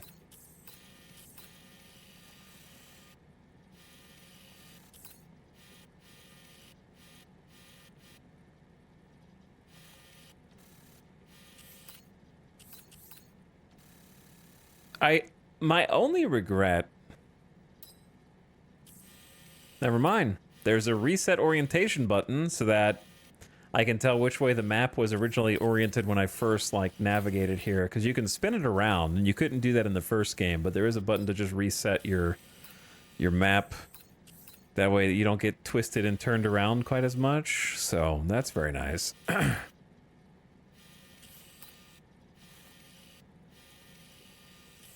Because, like, I'm thinking about building a bridge. It's honestly easier to do if there was, like, if I could see where the storm comes in. You know what I'm saying? This ladder is already falling apart. 47% durability. So, like, maybe somewhere over here? And just connecting from like this over to this is a decent spot for a bridge. That's a pretty wide gap, and it also is like a road that leads directly up to Via Libre. So that kind of makes sense. And then it goes from here to the mule camp. So there might be, or I guess the bandits, sorry. There might be some more people kind of crossing from this side to that side, possibly. It's hard to say. But I think that's a decent spot for a bridge. We had to cross that a couple times at least. All right, where's the other aid request? Distant request. Recover 5 blended aromatic oils.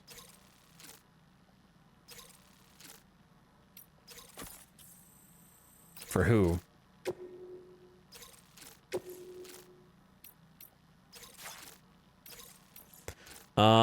For Ciudad Nudo del Norte.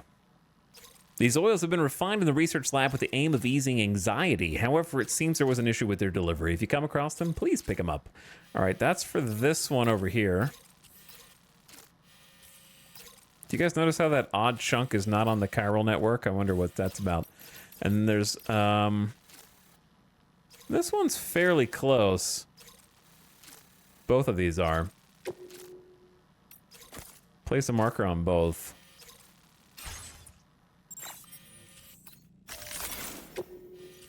So I'm thinking like, wink.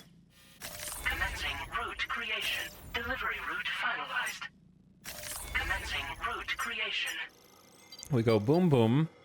Problem is, are these guys back up? Like, are these guys back up already? Even though we just took them out recently? If so, that's going to be kind of annoying.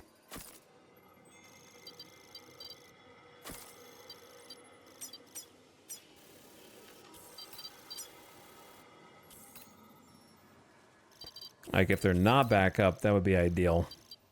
Delivery route.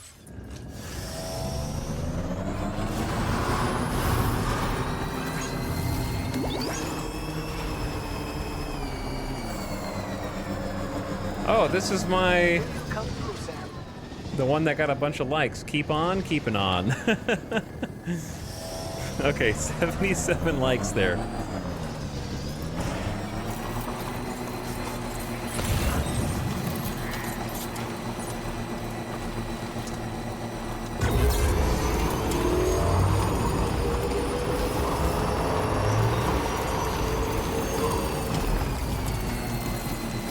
That is more than my entire director's cut playthrough, yes.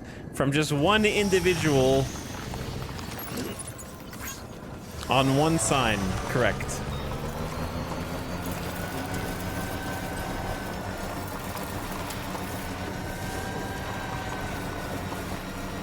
More than it in its entirety. That just shows you how people are already playing. Oh.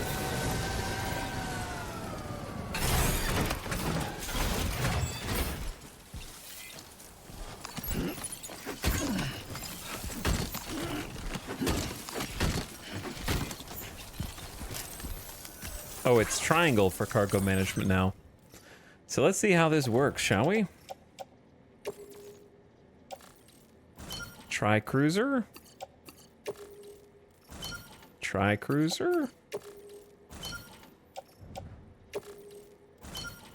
Beautiful.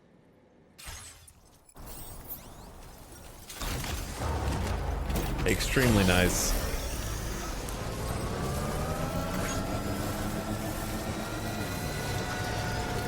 Is this similar to Star Citizen? Sure, yeah, why not? Very astute chatter.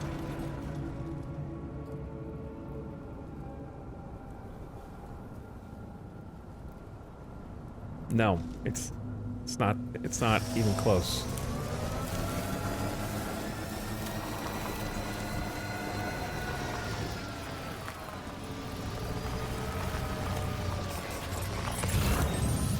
Oh, they are back up. Well, that's not good. I guess I only did knock them out, so... What do you think the odds are I can just drive past them without getting taken down?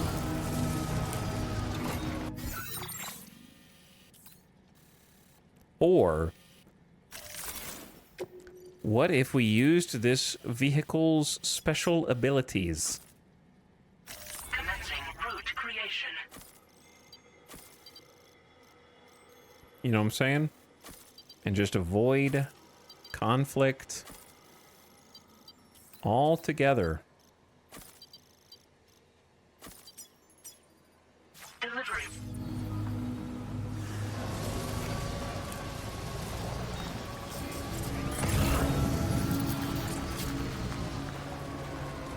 Oh, this thing can jump too. All right, this should be pretty easy to cross.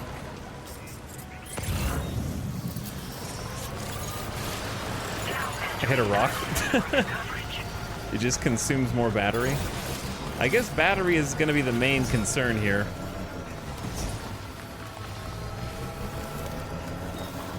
I can build a generator, but it'd be nice to do that on my own terms and not just because I'm out of battery entirely.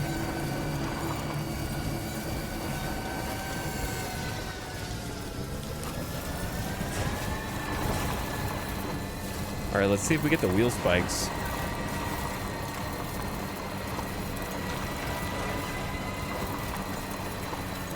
Nope, it's not steep enough, so it can go steeper than that.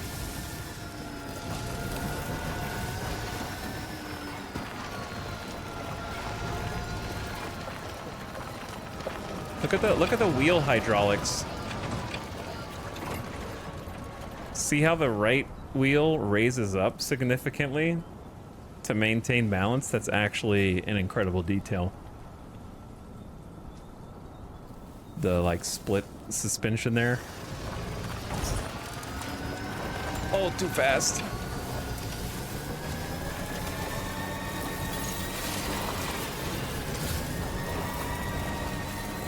Honestly, it handles hills pretty well.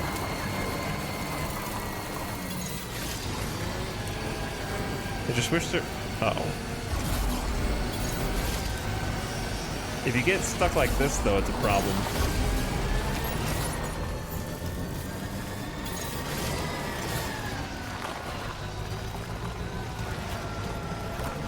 So, like... Oh, shit! Oh, no! Bouncing into rocks hurts the cargo, brother. Oh, well, that's a spicy meatball. I don't think that okay, I'm having a little trouble here. Pretty sure that did not happen previously. Like, I remember bonking into stuff with the reverse trike and you did not take cargo damage. That's an interesting way to balance vehicles in a way that I think makes sense. You bonk into things, you take damage, and then the cargo takes damage too.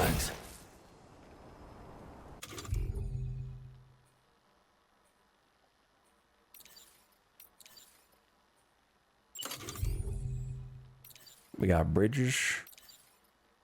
We got generators.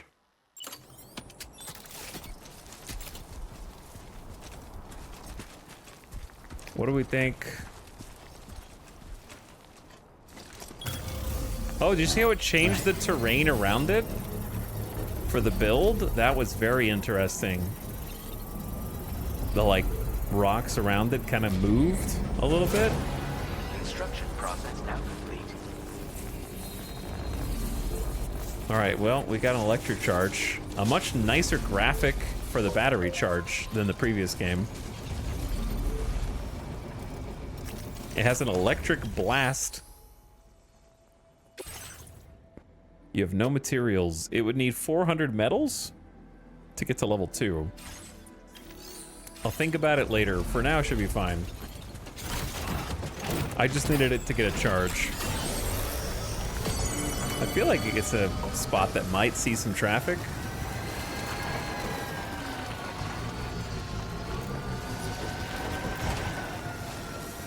When you're on a steep hill, this thing picks up too much speed almost.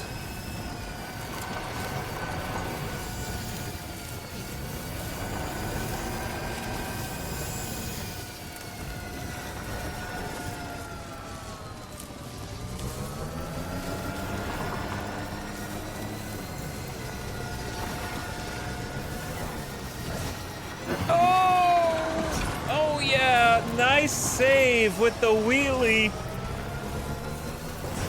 All right, we need to slow down and take this a little more carefully.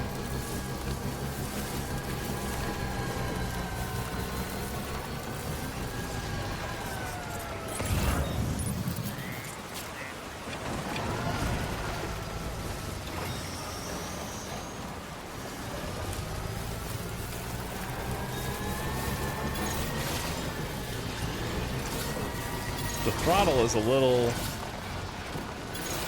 sensitive.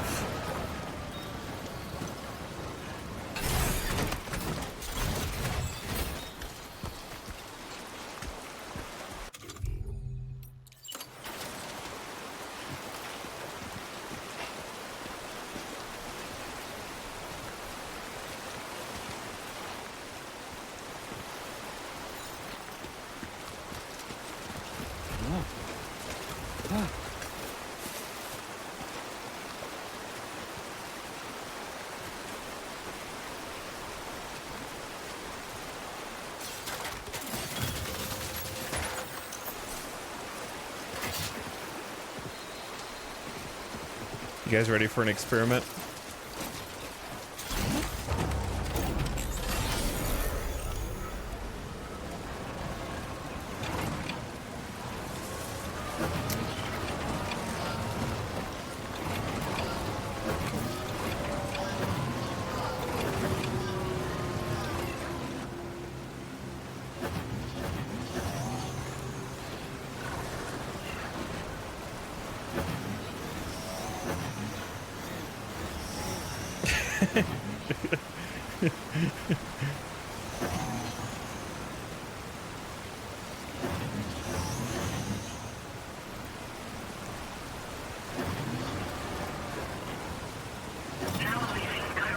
Easy.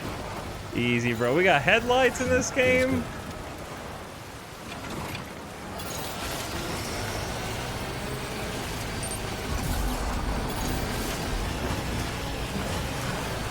Oh, I'm struggling a little with this hill.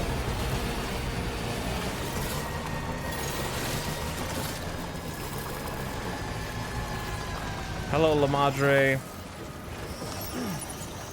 I got your cargo. I look away, and when I look back, this is what I see. Well, what else would you see?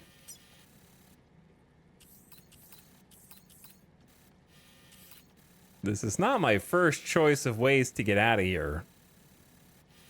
I think it's in our best interest to turn around and go back the exact way that we came. Also, I noticed that the trail that you leave, the little blue dots, is much more subtle than the previous. Like, I don't know if I want to drive through here, because how are we not going to run over the tarantulas? And then they're going to, like, I don't know what they're going to do, but they're going to do something. But going around there seems even worse.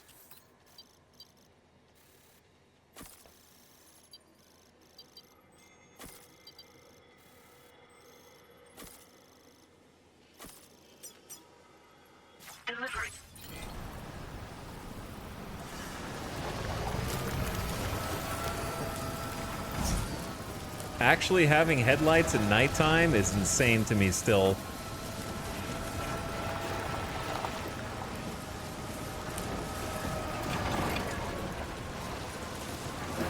Oh, yeah, shit. So, for this bike, it is specifically designed for that one wheel to help you manipulate terrain. Actually.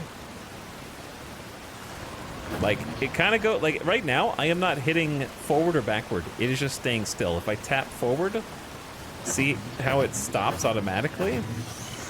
Okay, unless we got on an actual slope. Vehicle lights turn on automatically. If you switch them off, battery consumption is increased when the lights are on. No shot.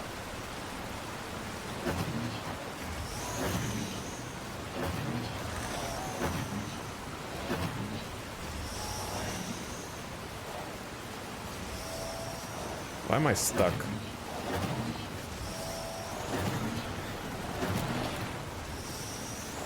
Chad, if I go flying off here,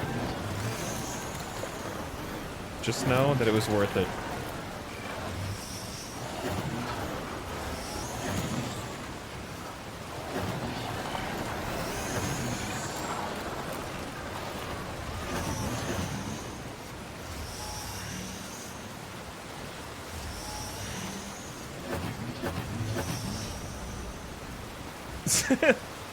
Imagine. Oh.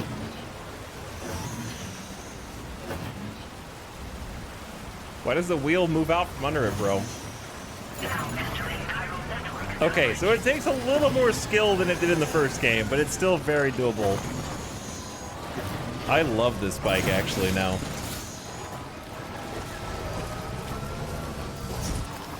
Don't bonk. Oh my lord. Oh my lord. Alright, chill. Chill, chill, chill, chill.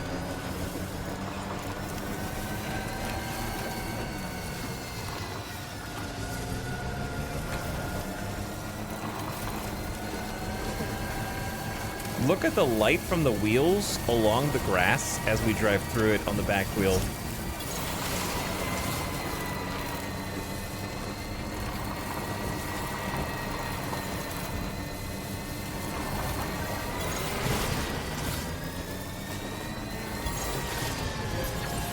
Get a little charge from my brand new generator. All right, it's a full charge. All right, spiders. I am not throttling. I am reversing, and I can't stop.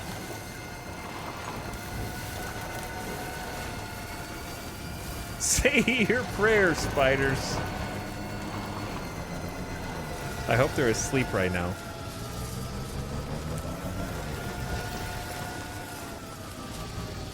I hear something creepy crawly, though.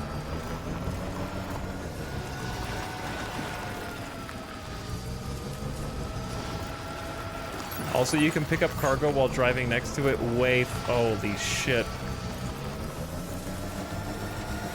Disgusting. I hate them. Yeah, they seem to be like up in trees at night or something. Like they're not on the ground. Well, here's a bunch on the ground. I swear there were more though when we first came through.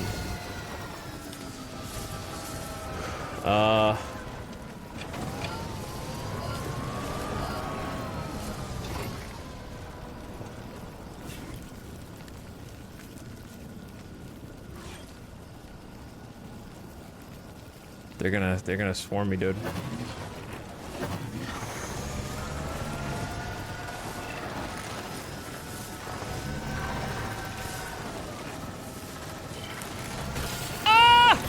All right, let's go. I may have angered the horde. One or two got caught in the crossfire.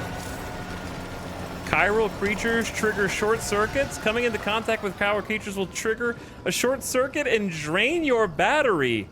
Bro. They know you're gonna try and run them over, dude. They begin to appear following the Death Stranding. Yeah, they exhibit herd-like behavior and attack in groups when approached. Avoiding these creatures is best. They've been known to explode on contact. For some reason, they've not been observed within the UCA. Research to determine why is underway.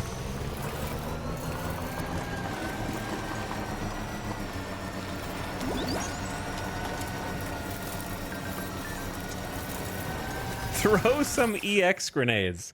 They're not ornaments, Sam. There's no point just lugging them around. The smoke they produce can keep BTs at bay. A direct hit will slow down even the biggest. I hate to think my EX grenades are going to waste. If you can keep BTs at a safe distance, you should be able to cross BT areas without much trouble. And even if they do spot you, you can set off an EX grenade and use the smoke to keep them at bay. Even the big ones will be slowed down with a well-aimed EX, making them a whole lot easier to take out. This very, very Death Stranding 1. Death Stranding 1 would constantly be like, hey, are you using that new piece of equipment? Bro, coming back here with a vehicle after, like, going through the entire intro is crazy. Feels good. Honestly, everything feels so good.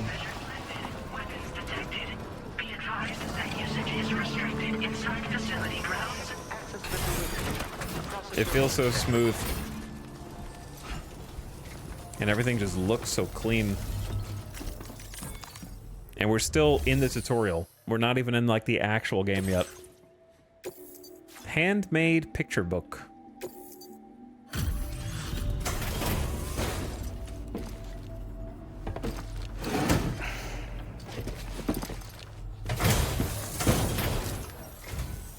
There you are.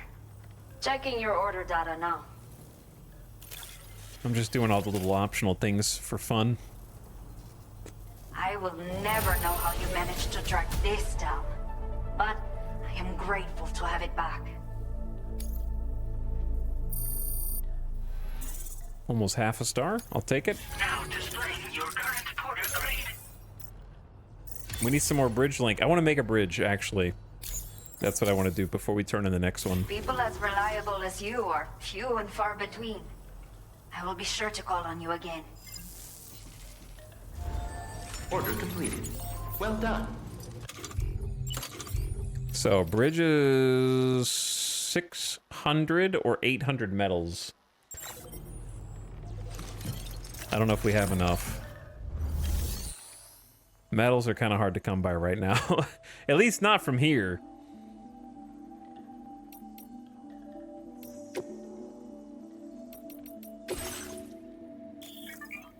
Look at these pictures, man. They got pictures for everything. You can take out materials and store them as cargo and transport them to another location. Yeah, is there anywhere to see the total? Besides the other screen? They have a portability to durability to density. That's funny. Like, I know on this screen you can see, but it's weird that you can't see them on this screen. I guess you see them here.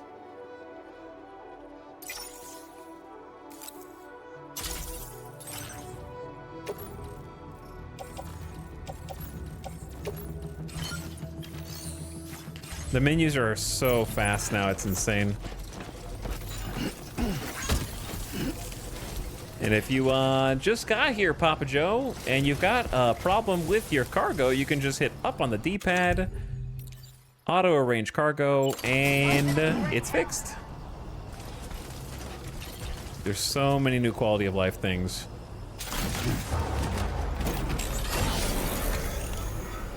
Sure hope I didn't miss anything important in the past 12 hours. Just a few things. There's been at least one thing that I would consider at least a big story thing. But we still have no idea what the actual plot of the game is. Not because Kojima wrote it, because the main plot has not even started yet.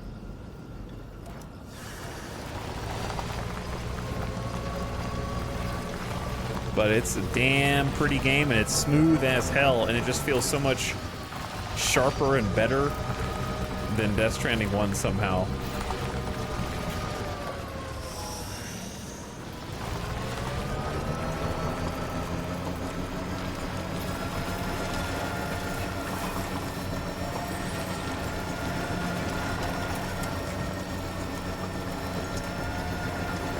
So I wanted to make a bridge over here.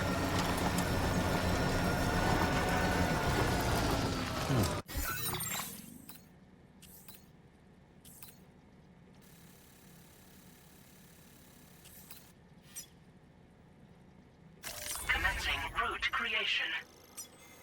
Like somewhere over here, maybe? The thing is, there is no river there, but if it rains, then there is. Maybe I wanted to build it here, actually. Delivery. Because if there is timefall, then it gets crazy over here.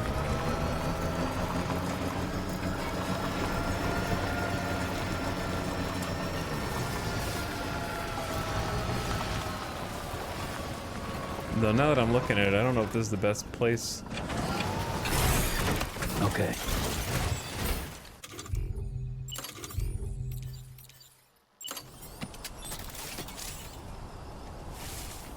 Too big. It's huge, man. And that's not even the large one.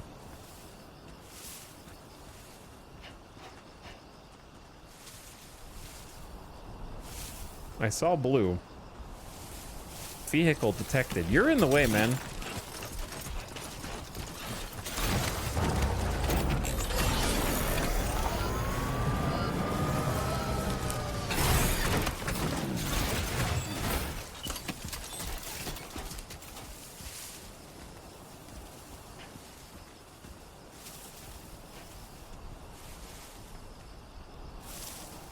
Chat, the reason for this bridge is because when it rains and there's floodwaters and stuff, but I don't know if it's worth it because I'm looking at where it connects to on the other side and it just seems like okay.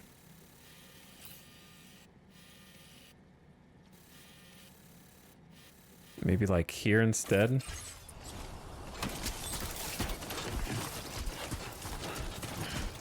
There's river flooding in this game that's pretty crazy. This might look better though.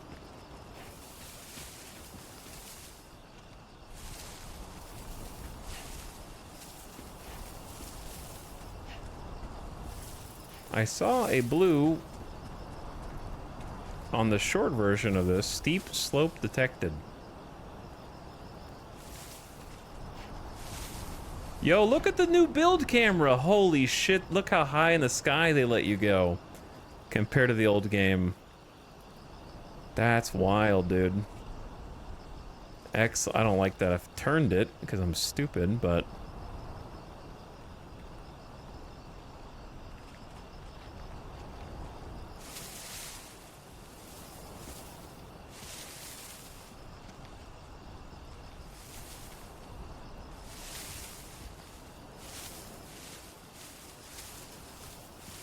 all right, I'm gonna say right there.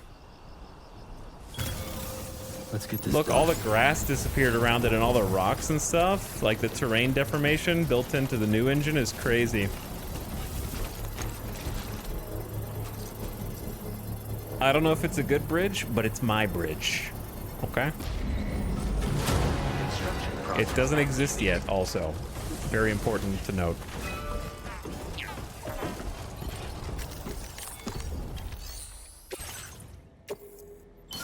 I have 200 medals, and that's it. Look at his face and the lighting. Oh my god.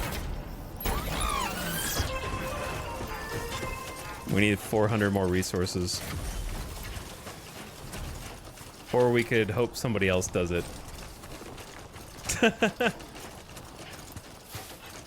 Any bridge that lets you cross without going down and then up is a good bridge. That's true. That is true. God, I love the day-night cycle. I'm still not used to it.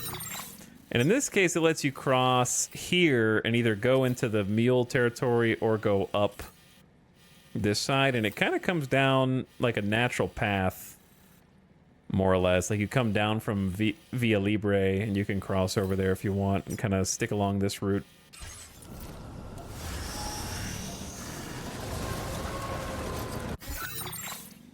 Problem is I need more resources and we're not going to get them without going to Ciudad. And I haven't cleared this area out yet. And they also have an off-roader. There's a new vehicle. Wow. They really just stepped it up, huh?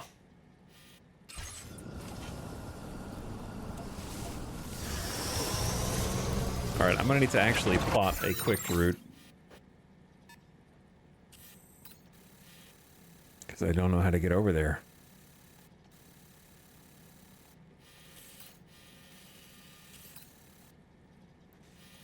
To me, it seems like the best way to get over there is to go like this. Commencing route creation.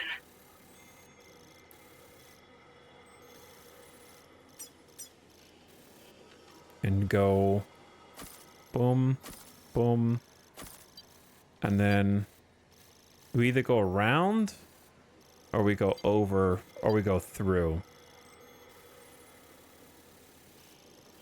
The question is, maybe we can just go through? Like, I don't know how many dudes are gonna be on this, to be honest.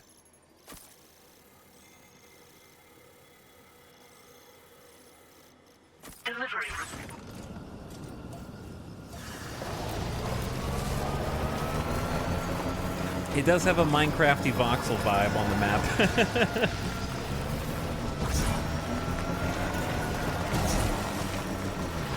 I think it's a nice map. It's a nice step up from the first game. Even the driving feels better. Additional materials to a post box. What are the odds that the post box over here has a bunch of metals in it? Probably slim, but maybe worth checking.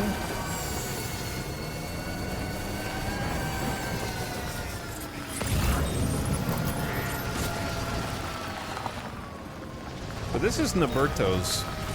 It's it's an AI one. All right, let's test this thing.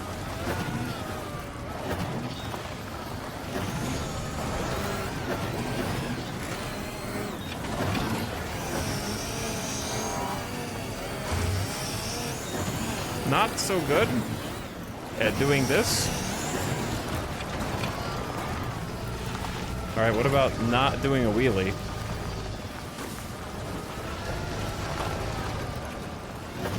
Okay, all right. Learning. Stretch my legs.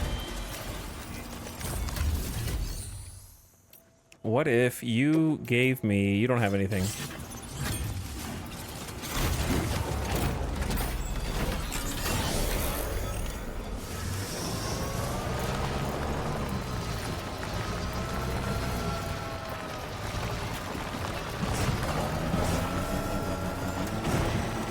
Alright, hopefully we don't get attacked through here. It's probably fine. And there's no flooding. The weather's nice. Someone's out there. They're gonna know.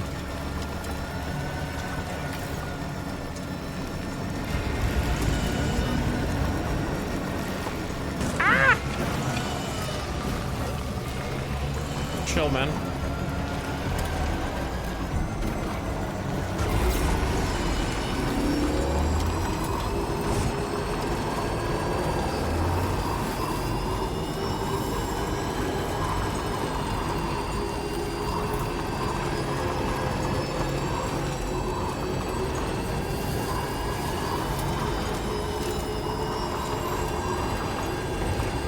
Softbox upgraded a Timefall shelter. I love that it's like updating that in real time as well.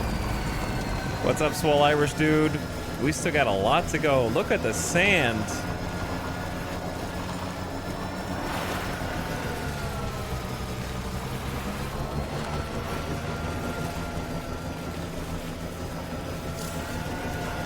If you move too far from your cargo, it will go to other porters. What did I leave? What cargo did I lose? Is the real question.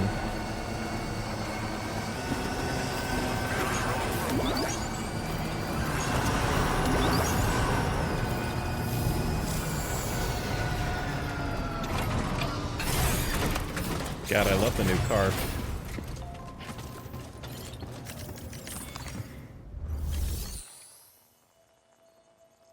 Okay, I have just a little aid package that I may have damaged by bonking into a rock. My bad.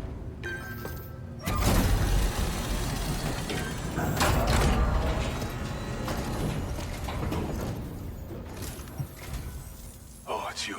That's a relief. That's before I knew you could. Working your ass off until now. Appreciate it. It's a little damaged. It's okay though. We wrote this stuff off as lost.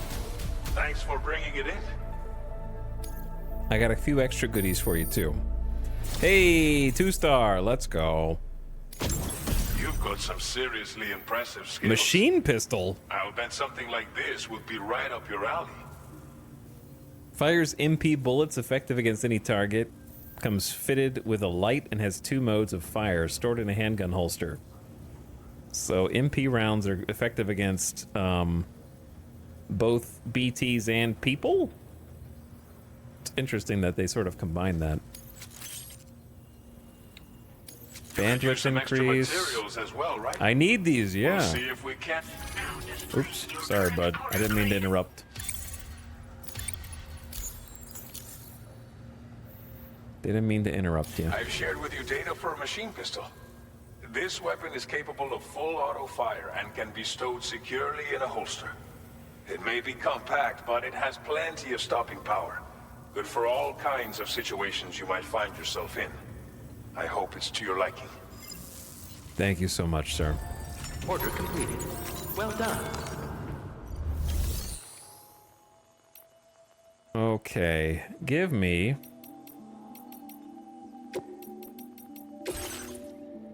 Chat.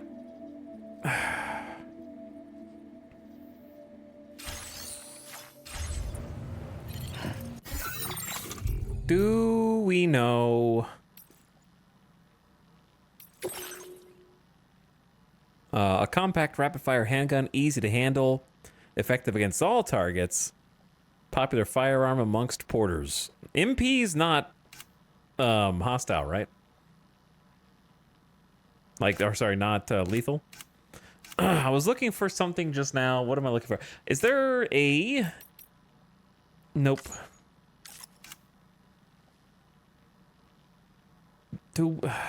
I'm just gonna take a... Do we know... Okay, from Death Stranding 1, how much did it cost to upgrade a bridge? That's what I'm trying to utter.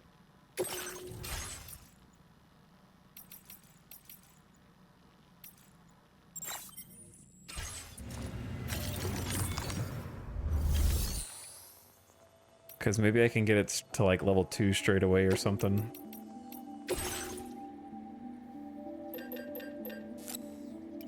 Because I know it's going to be 400 for the initial upgrade. I don't think we have enough anyways. We'll just start at level 1.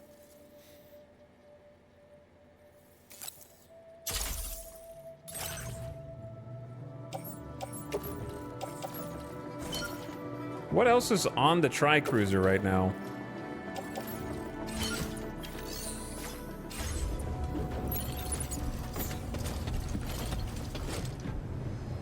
Filtration equipment, South Distro Center. Oh, that goes there. Maybe we just entrust that, because I'm not going back there right now. We haven't entrusted anything yet, so why not? It's a little damaged. Feels bad, man. Your service in transporting this cargo is appreciated. Oh my god, it's so much faster. What is our current quest? I don't have a current quest. I'm just doing sandbox things at the moment. I was doing aid requests. And now I'm trying to build a bridge. And my brain keeps blanking out. That's how I know I've been probably going too long, but I gotta charge the vehicle and then take it out. Okay, that's fast too. Wait. No, you store it in the garage.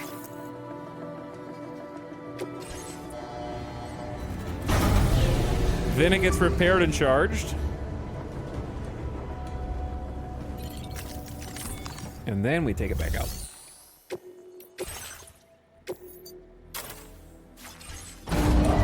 God, I love the new UI. Please drive carefully.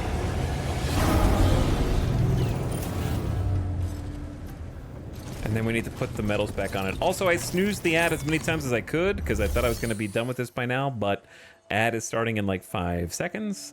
So turn your volume down. If you are someone who does get the ads.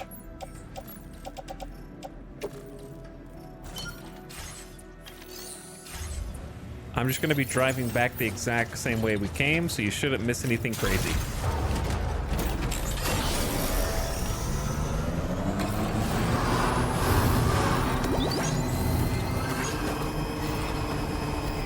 I'm also not going to be streaming much longer. I just need to finish this damn bridge. That's all. I gotta finish the bridge so it at least exists. It's my first actual construction. Commencing route creation. I'm just gonna go the exact same way I went.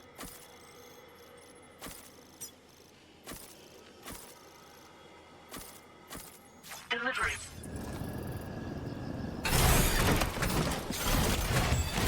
At the very least, I'll wait. I'll wait for them, just in case. Hello, chat. How you guys doing? Those of you that have been playing Death Stranding 2, what do you think so far? Or even if you've just been watching and hanging out, what do you think? First impressions. If you watched the director's cut. Loving it? Yeah, it just seems great. And we haven't even gotten to like the good stuff yet. We haven't even gotten to the reason why, and I don't know what the reason is, I just know it's not this. The reason why it's been getting 10 out of 10s from reviewers. I've heard of at least 2 or 3 reviewers say it's the best open world game ever made. I've heard at least 2 reviewers say that. I'm wondering why they switched so many buttons around. I don't know, Robot Mystic, but not having ping and crouch and punch on the right buttons that's the only complaint that I have. Like, I don't think crouch on R1 is good. And I don't think the changes to the punch button are good. That's pretty much my only complaints. Because, yeah, it's like if you're holding L2 and you want to crouch, hitting R1 is harder than hitting circle. And then punch is over there. I don't know, it's just strange. Feels weird. There's at least one button combo in combat that you can't push anymore. I forgot what it is. Makes you want to get a PS5. It's pretty late in the life cycle, but it runs like a dream on the PS5, so it's got that going for it at least. And there's more games on the PS5 than the Switch 2, I guess. Holding up for the PC version, but it looks good. I hope they do a director's cut again. Antsy to see where the story goes, but it's such a beautiful and interesting game, I don't mind. Yeah. Yeah. I'm not too antsy to see where the story goes, because I want it to be over too fast. I want to actually 5-star different bases and set up routes and try and figure out, get the max rewards for everything.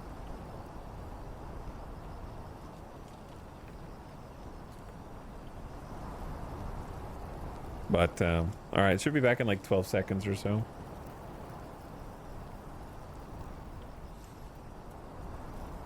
And then we ride. Look at the sky turning purple. This is our next 30-day game? It can't be because I have to make way for RimWorld DLC at some point. Is there a release date on that yet?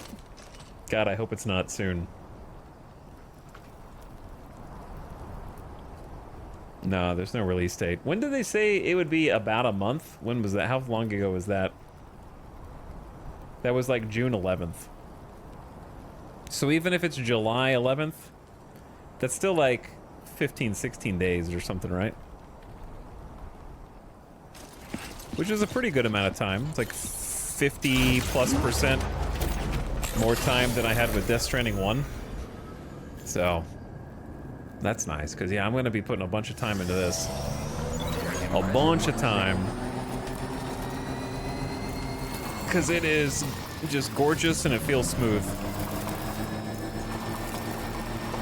It's insane to me to think this is the tutorial map, and it feels like interesting and massive already. The sun has risen.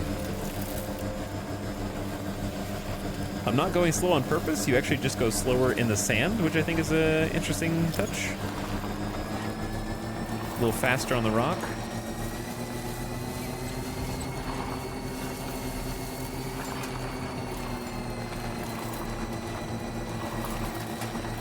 It's interesting that the vehicle's off-center to the left. When the camera, like, it's hard to get it. It's not in the middle of the screen.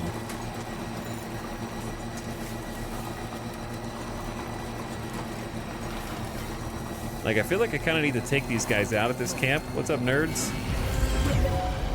He knows.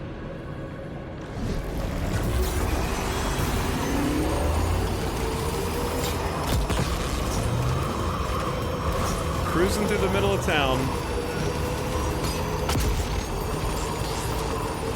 Cannon of an arm.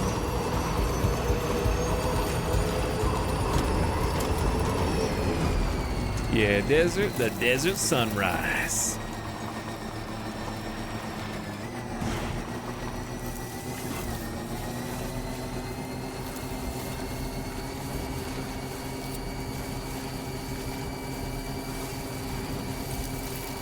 I'll have to go back and kick their ass for daring to throw that at me.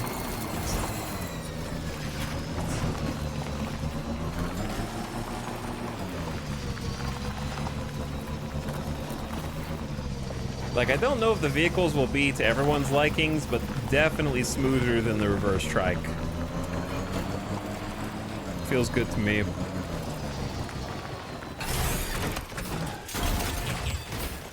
Hell yeah. Oh, this is great. All right, my first actual build.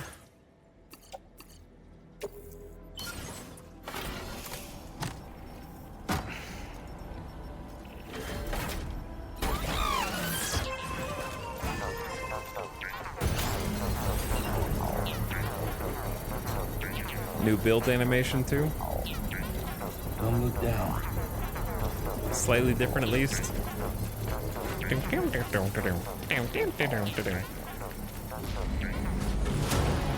He did a thumbs up afterward. Alright, I'm curious what level 2 is.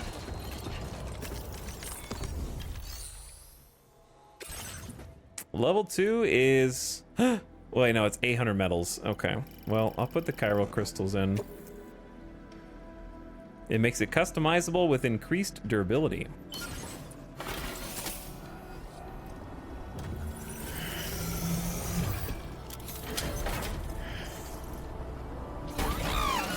I'll definitely bring some more metals out here at some point to get it up.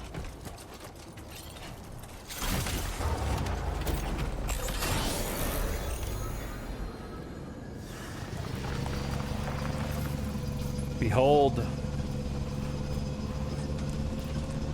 my first ever build. It's actually smoother driving over the bridges than it was in the past game. It's a little steep, but it does what a bridge should do. Connect two sides over a drop, and this drop can be a river if the weather is bad. So we'll see if this is a useless bridge that nobody uses, or if it gets some love. The backpack trunk? I know, right? The detail. The detail, dude.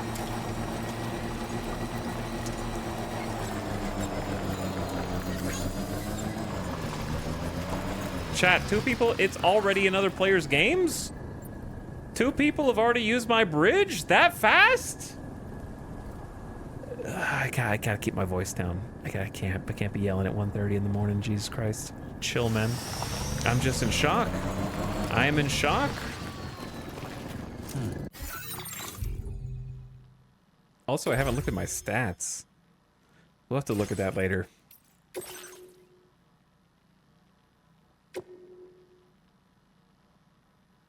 That's wild, dude. They're already getting in there. Nobody's left a I guess this is manual likes, but I built my first bridge. Structure records.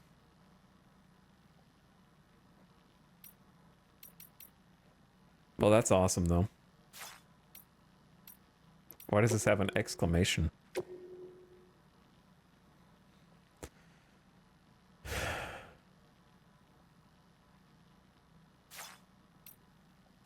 New connections. Bridge, 1 likes. Bridge, 1 likes. Oh, those are the 2 dudes that just used my bridge.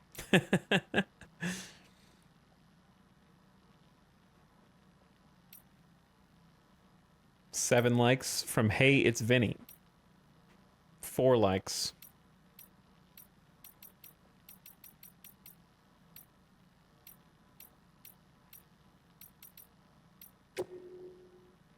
Porter grade 186 already? That's pretty far ahead of me, I think. All right, I'll be curious. Hello, Hashbite. You think this is crazy? I did a 21.5-hour stream the other day to try to finish up Death Stranding 1 Director's Cut. This is nothing compared to that.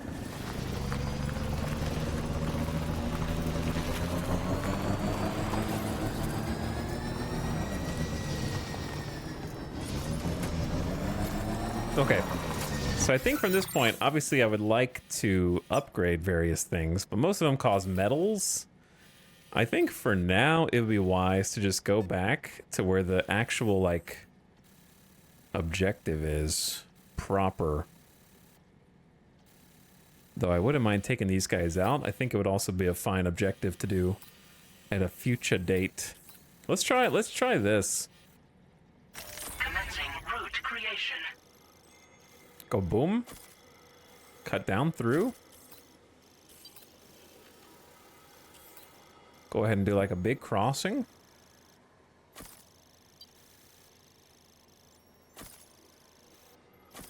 Big drive. Okay, I think the actual mission objective is up here.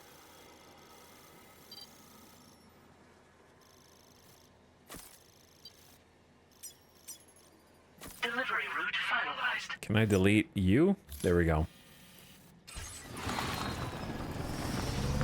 But yeah, I'm having a blast.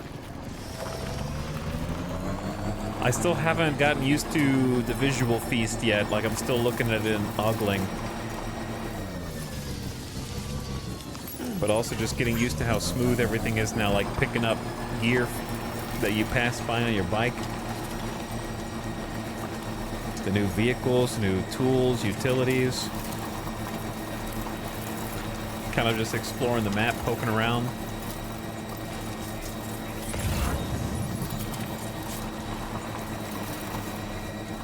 But it's been impressive.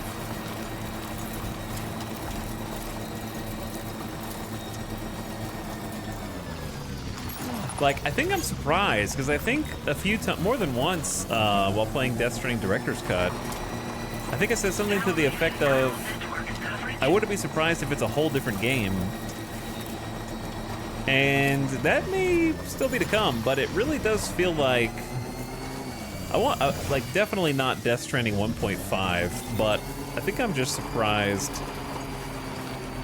by how much of it in the early game is familiar and is sort of ground that is not retread, but rather brought back and lifted up over the original. Like, not director's cut-y, but more just like the familiarity of Death Stranding 1, but everything is just like incredibly enhanced by comparison. And I think I thought that if the initial portion of the game turned out like this, like familiar, then I was gonna be not disappointed, but surprised. But now that I'm actually in it, and it's like everything is sharper, everything is enhanced, everything is visually more interesting, even the old builds have new dynamics that are interesting. I'm very excited by it, actually. Like, I thought I would have been more disappointed. Yeah, did I just... I think I just rolled past something while I'm yapping, because we...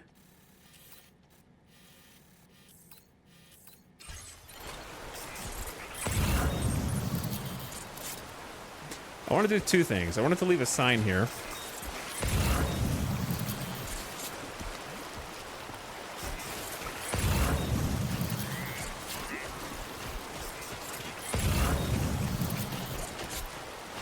That looks deep, but it should be safe to cross.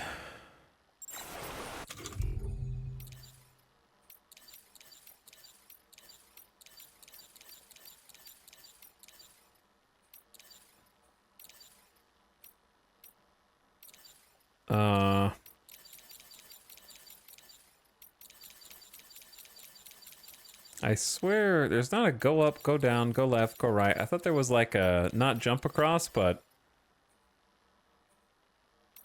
like a, it's safe.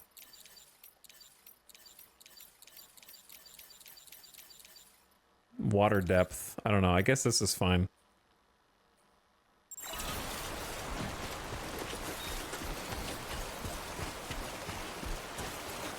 That why me hat cracks me up.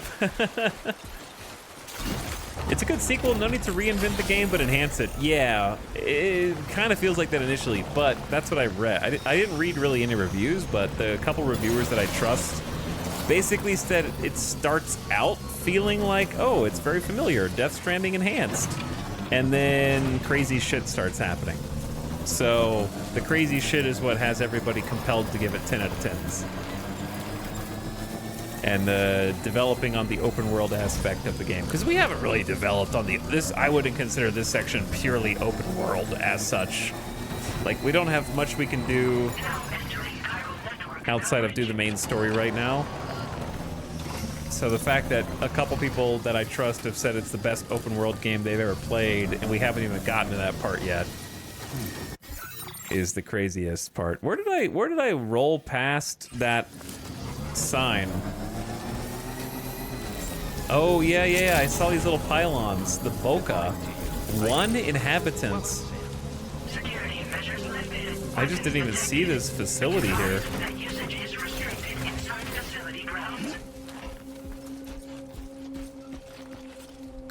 But it definitely has more Metal Gear Solid influences, and that was the other thing I read, was that it has actually the best story since Metal Gear Solid 3, like writing-wise.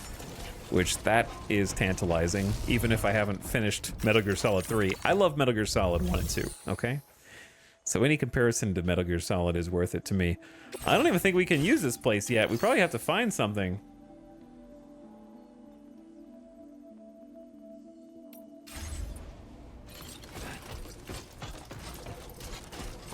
Like the Boca. We'll probably have to find like a piece of gear to bring him, or like a mission. So maybe something for later. If it's anything like the first game.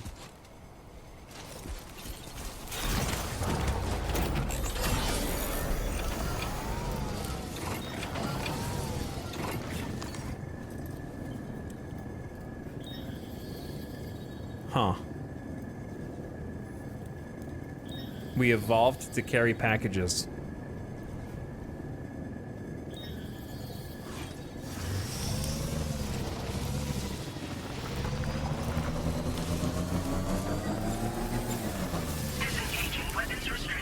Take care. Wait a second.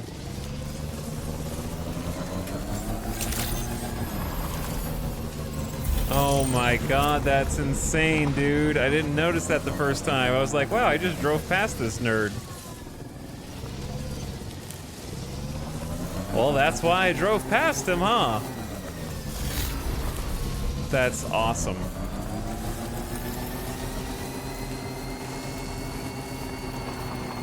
But even just stuff like that makes it feel like a very different experience from 1. So yeah, I know where he is now, so he just stays on the map, so that's nice.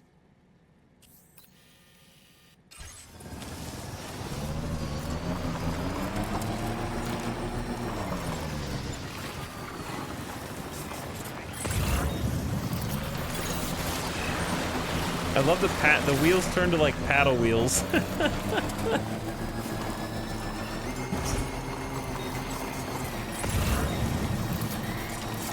My battery is running low.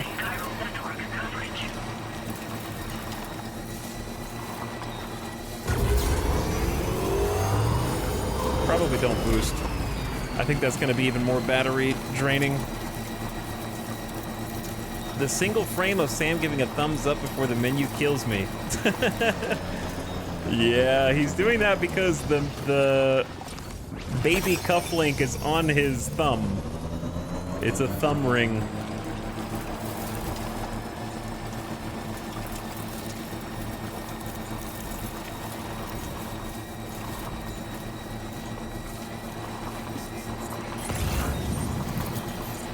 But I'll keep an eye out for like possible deliveries. Zippo Black delivered repair materials to your bridge? Bro, are they building up my bridge to level 2? What?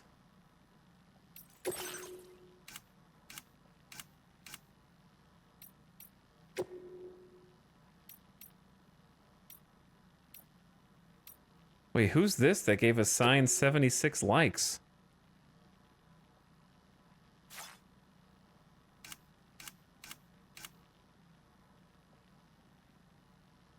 Is that a different person?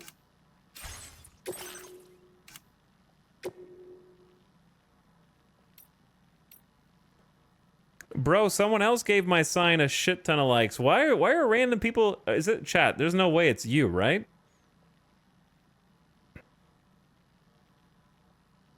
There's no way it's you guys. No, it's not the bridge. They're liking random signs that I put down. Like one person liked a single sign like 75 times.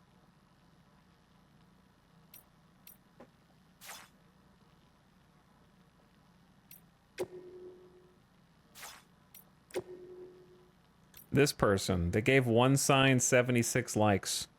That's why I'm saying, chat, is that you?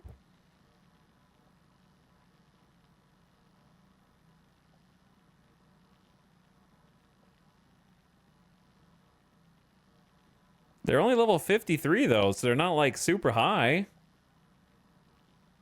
All right, whatever. We got a Strand contract.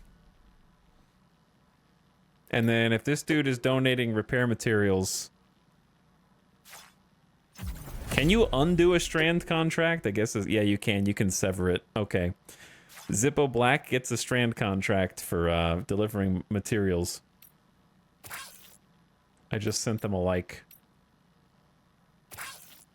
You can, I think you can send them a like in real time, which is the funniest thing to me. I don't remember why. I think, there we go. Because it mentioned, I saw a tooltip earlier that was like, if you receive likes, you will have the opportunity to send likes back. And it should just appear on the screen.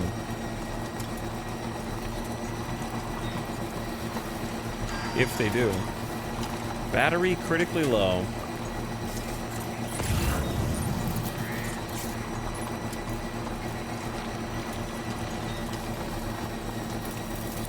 Yeah, Milky Joe was the first one that we saw that dumped a bunch of likes. That's why I was really confused by the second one.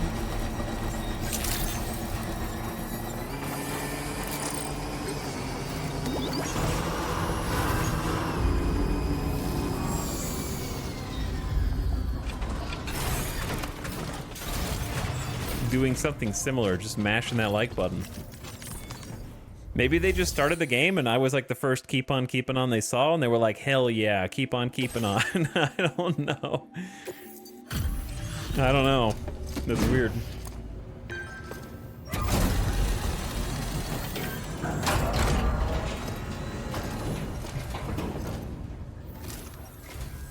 Come to visit us again? Welcome. So I'm creating Strand contracts with people who leave a bunch of likes on my stuff. All this stuff. They're buying me off with likes. Hey, Lost Cargo got me a 3rd star. Let's go. I've got some data I'd like to share with you. Every little bit helps, you know? Already got level 2 blood nades. Filled with a more potent hematic compound than level 1, a cloud of blood is expelled on contact or impact, damaging BTs. It lingers, causing continuous damage and obscuring enemy vision. More potent than before. And more bandwidth. We've reserved more materials for you to use. Go ahead and take whatever you need. Now displaying your current porter grade. We're bridge link in chat. I gotta get my bridge link up. This schematic is for an enhanced version of the blood grenade. Your contributions to our work here were the key in making this new weapon a reality. Hopefully we can give you other tools to better combat the threats you'll be facing in the future. But to do that, we're gonna need your continued support too. Order completed. Well done. Oh, hey, well Feels done. good. I gotta keep leaving more signs. I'm getting likes from signs. Oh yeah, my battery. That was why I stopped in here and I got confused.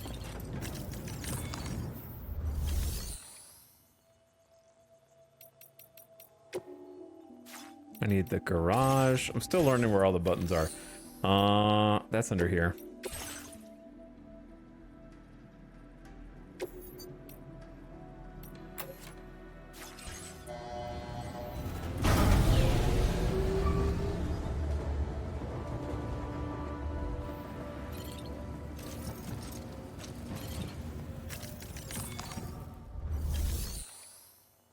Now give it back. It's interesting that the online garage is empty this time. In the first game, it was just full. In fact, I can't even confidently say I know why there's vehicles in the shared garage in the first place. Like, I don't know what you have to do on your end to contribute to that. Just leave something in your garage and it just gets shared over to theirs? Well, you can really snag stuff while you drive this time. That's crazy.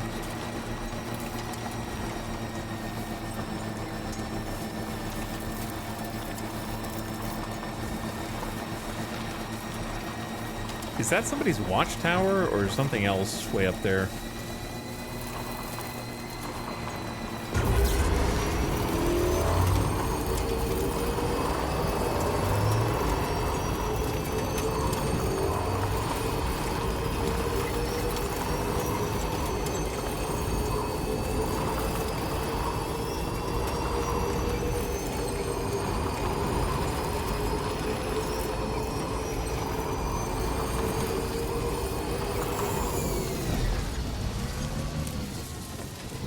Take that.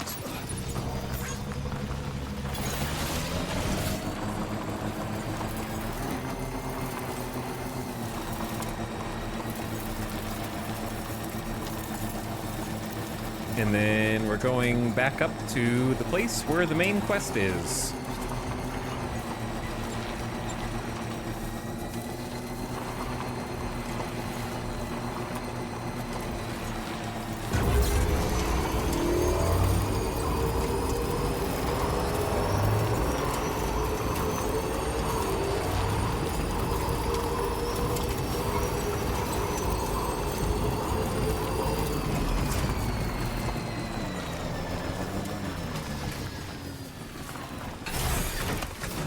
Or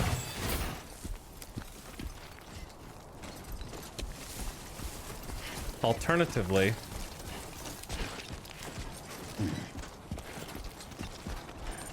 we go up here.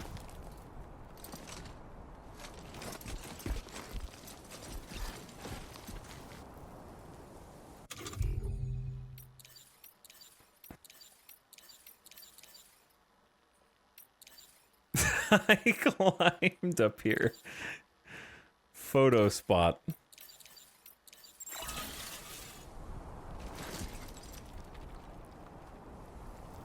Is it a photo spot? I don't know. It looks cool, but the sun is a little too high. It's a little blown out.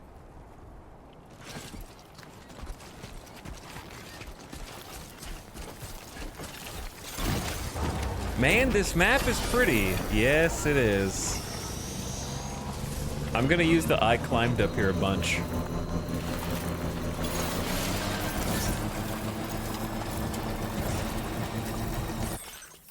Can't beat a cloud of blood. I think you can.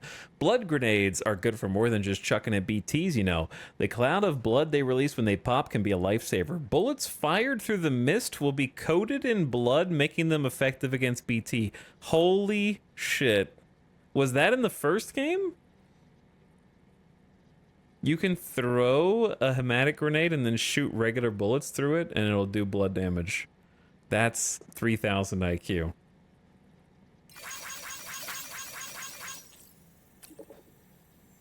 If you use MP bullets, the anti-BT effect will be even more potent, so it's a buff for MP bullets as well. It's the potential for follow-up attacks that makes blood grenades so valuable. They come into their own when you're fighting against large BTs. Give them a try. Wow, what a crazy idea. They just went ham, dude. They just went ham. Feels good.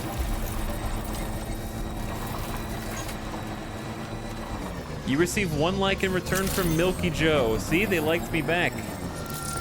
After I sent them a like, it prompted them in real time. That's so cool. It actually makes me feel more connected in this game than in Death Stranding 1 somehow.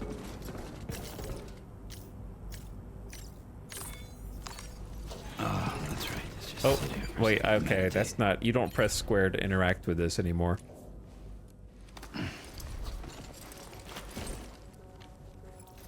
Oh, yes you do. I was just not looking at it, apparently. Okay, storage, no.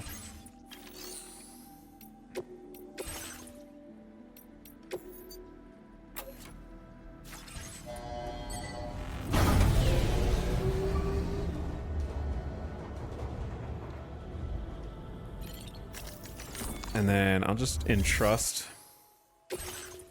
Oh, ancient fossils. Can we see lore on those?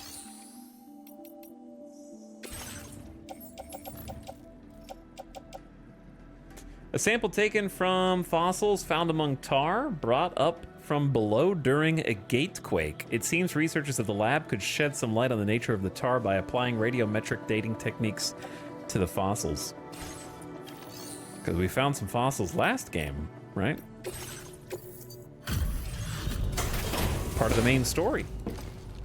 Okay, gamers, it's 2 a.m. and I'm tired. We've been streaming for 1, 2, 3, 4, and it's about to be 1, 2, 3, 4, 5, 6 in 30 seconds. Hey, Sam. I've been waiting for you.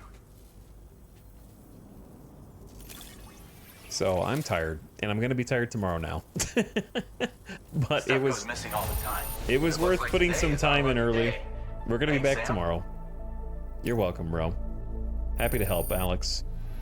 You're really stingy with your second star there, let me tell you. Your current porter grade. First impressions are insanely good. And it's only Thanks gonna again, get better. Sam.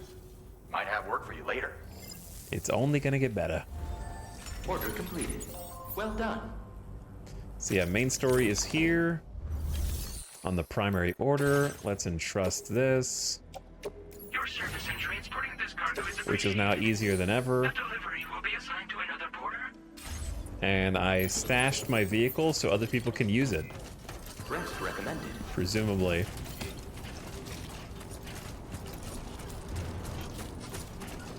If I was gonna put a sign down right here, what would you put?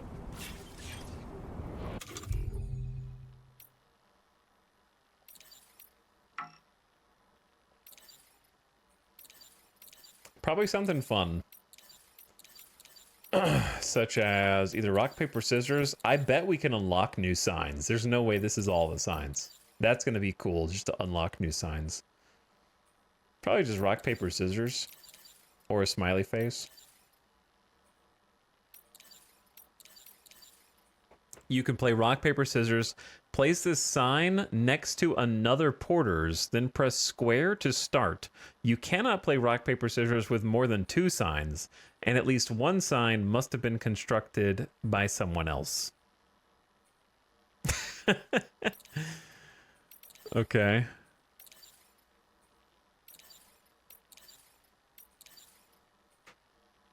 Sign with a winking smile. Its design will change when you approach from a distance.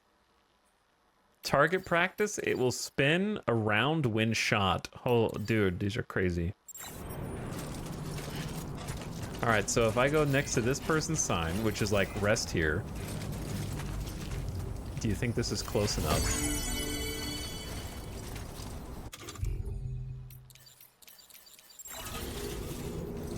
And then you can hold square.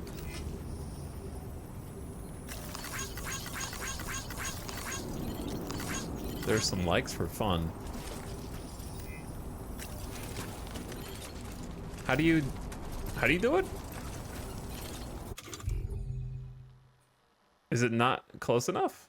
Or do you have to have 2 rock, paper, scissors signs?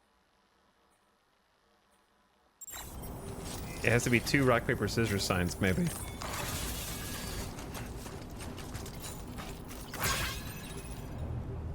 Someone claimed equipment I donated. They used the share locker. Oh my god, we're so connected, chat. All right, I'll put a rock, paper, scissors here and see if anybody uses it. The next time I see a rock, paper, scissors, I'm gonna try and use it for them too. We'll make another one and test it out. That sounds fun. I feel very connected, actually, somehow more so. We're still on order number 6 or 7. We have a long way before hitting the streamer. We're not gonna hit the you can't stream further point, no way. Isn't it like order 36 or something like that before you can't stream anymore? Something wild. We're not even close. Been taking our dear sweet time. All right, that's a good place to stop for now. Insane first impressions. I haven't even gotten to like the really good part of the game, and he's done it again. You know what I mean? Like I'm already 10 out of 10. I know I'm gonna love this. I already love it, and I know I'm gonna love it more. So I'm gonna sleep, and I'll catch you guys again tomorrow. Probably, I don't know if I could be as early as 1, but definitely by 2 p.m. Pacific in about 12 hours. So I'll be back in probably about 12 hours, and we will go again. So early access first impressions are just like, just buy it. And if you haven't played Death Stranding, buy one. Just go ahead and get Director's Cut and play that, because it was worth playing the original first, by far. And 2 is only going to get more insane. So day 2, I'll see you guys again in 12 hours. Thanks again for watching. I appreciate everybody. Thanks for sticking around. Super yup time. And VOD watchers out there, you guys should actually have a clean VOD, I think, because it hasn't. I don't think any of it got muted yet, but I'm still going to work on uploading to YouTube channel, so that way it can stay for posterity. All right, I'm gonna send you guys off on an in-stream raid.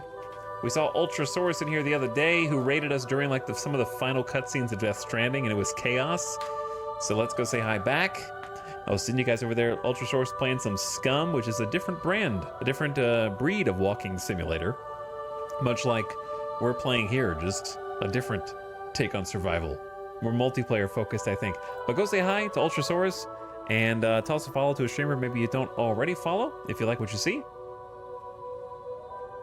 And then if you got somewhere to be, things to do, that's fine, but just go say hi while you're over there. Let Ultrasaurus know that you're awake. All right, I gotta go find some food. I gotta go crack down some food. I haven't eaten dinner. It's been almost 13 hours. Whew, still lots of good stuff to go. 2-day tutorial? Kinda. The thing is, even the tutorial area in Death Stranding 1, you can 5-star all those locations, right? And you can't really do that during the tutorial. So either we're still progressing things that I'm ultimately going to progress anyway. Like, we're going to come back and 5-star each of these. For sure. So I'm kind of progressing a few of them now. And also setting up some infrastructure like bridges and just building stuff, you know, just hanging out. All right, good night, guys. Appreciate you all sticking around. Thanks for clicking. Thanks for watching. I'll catch you for the next one after I sleep. Good night. Now get out.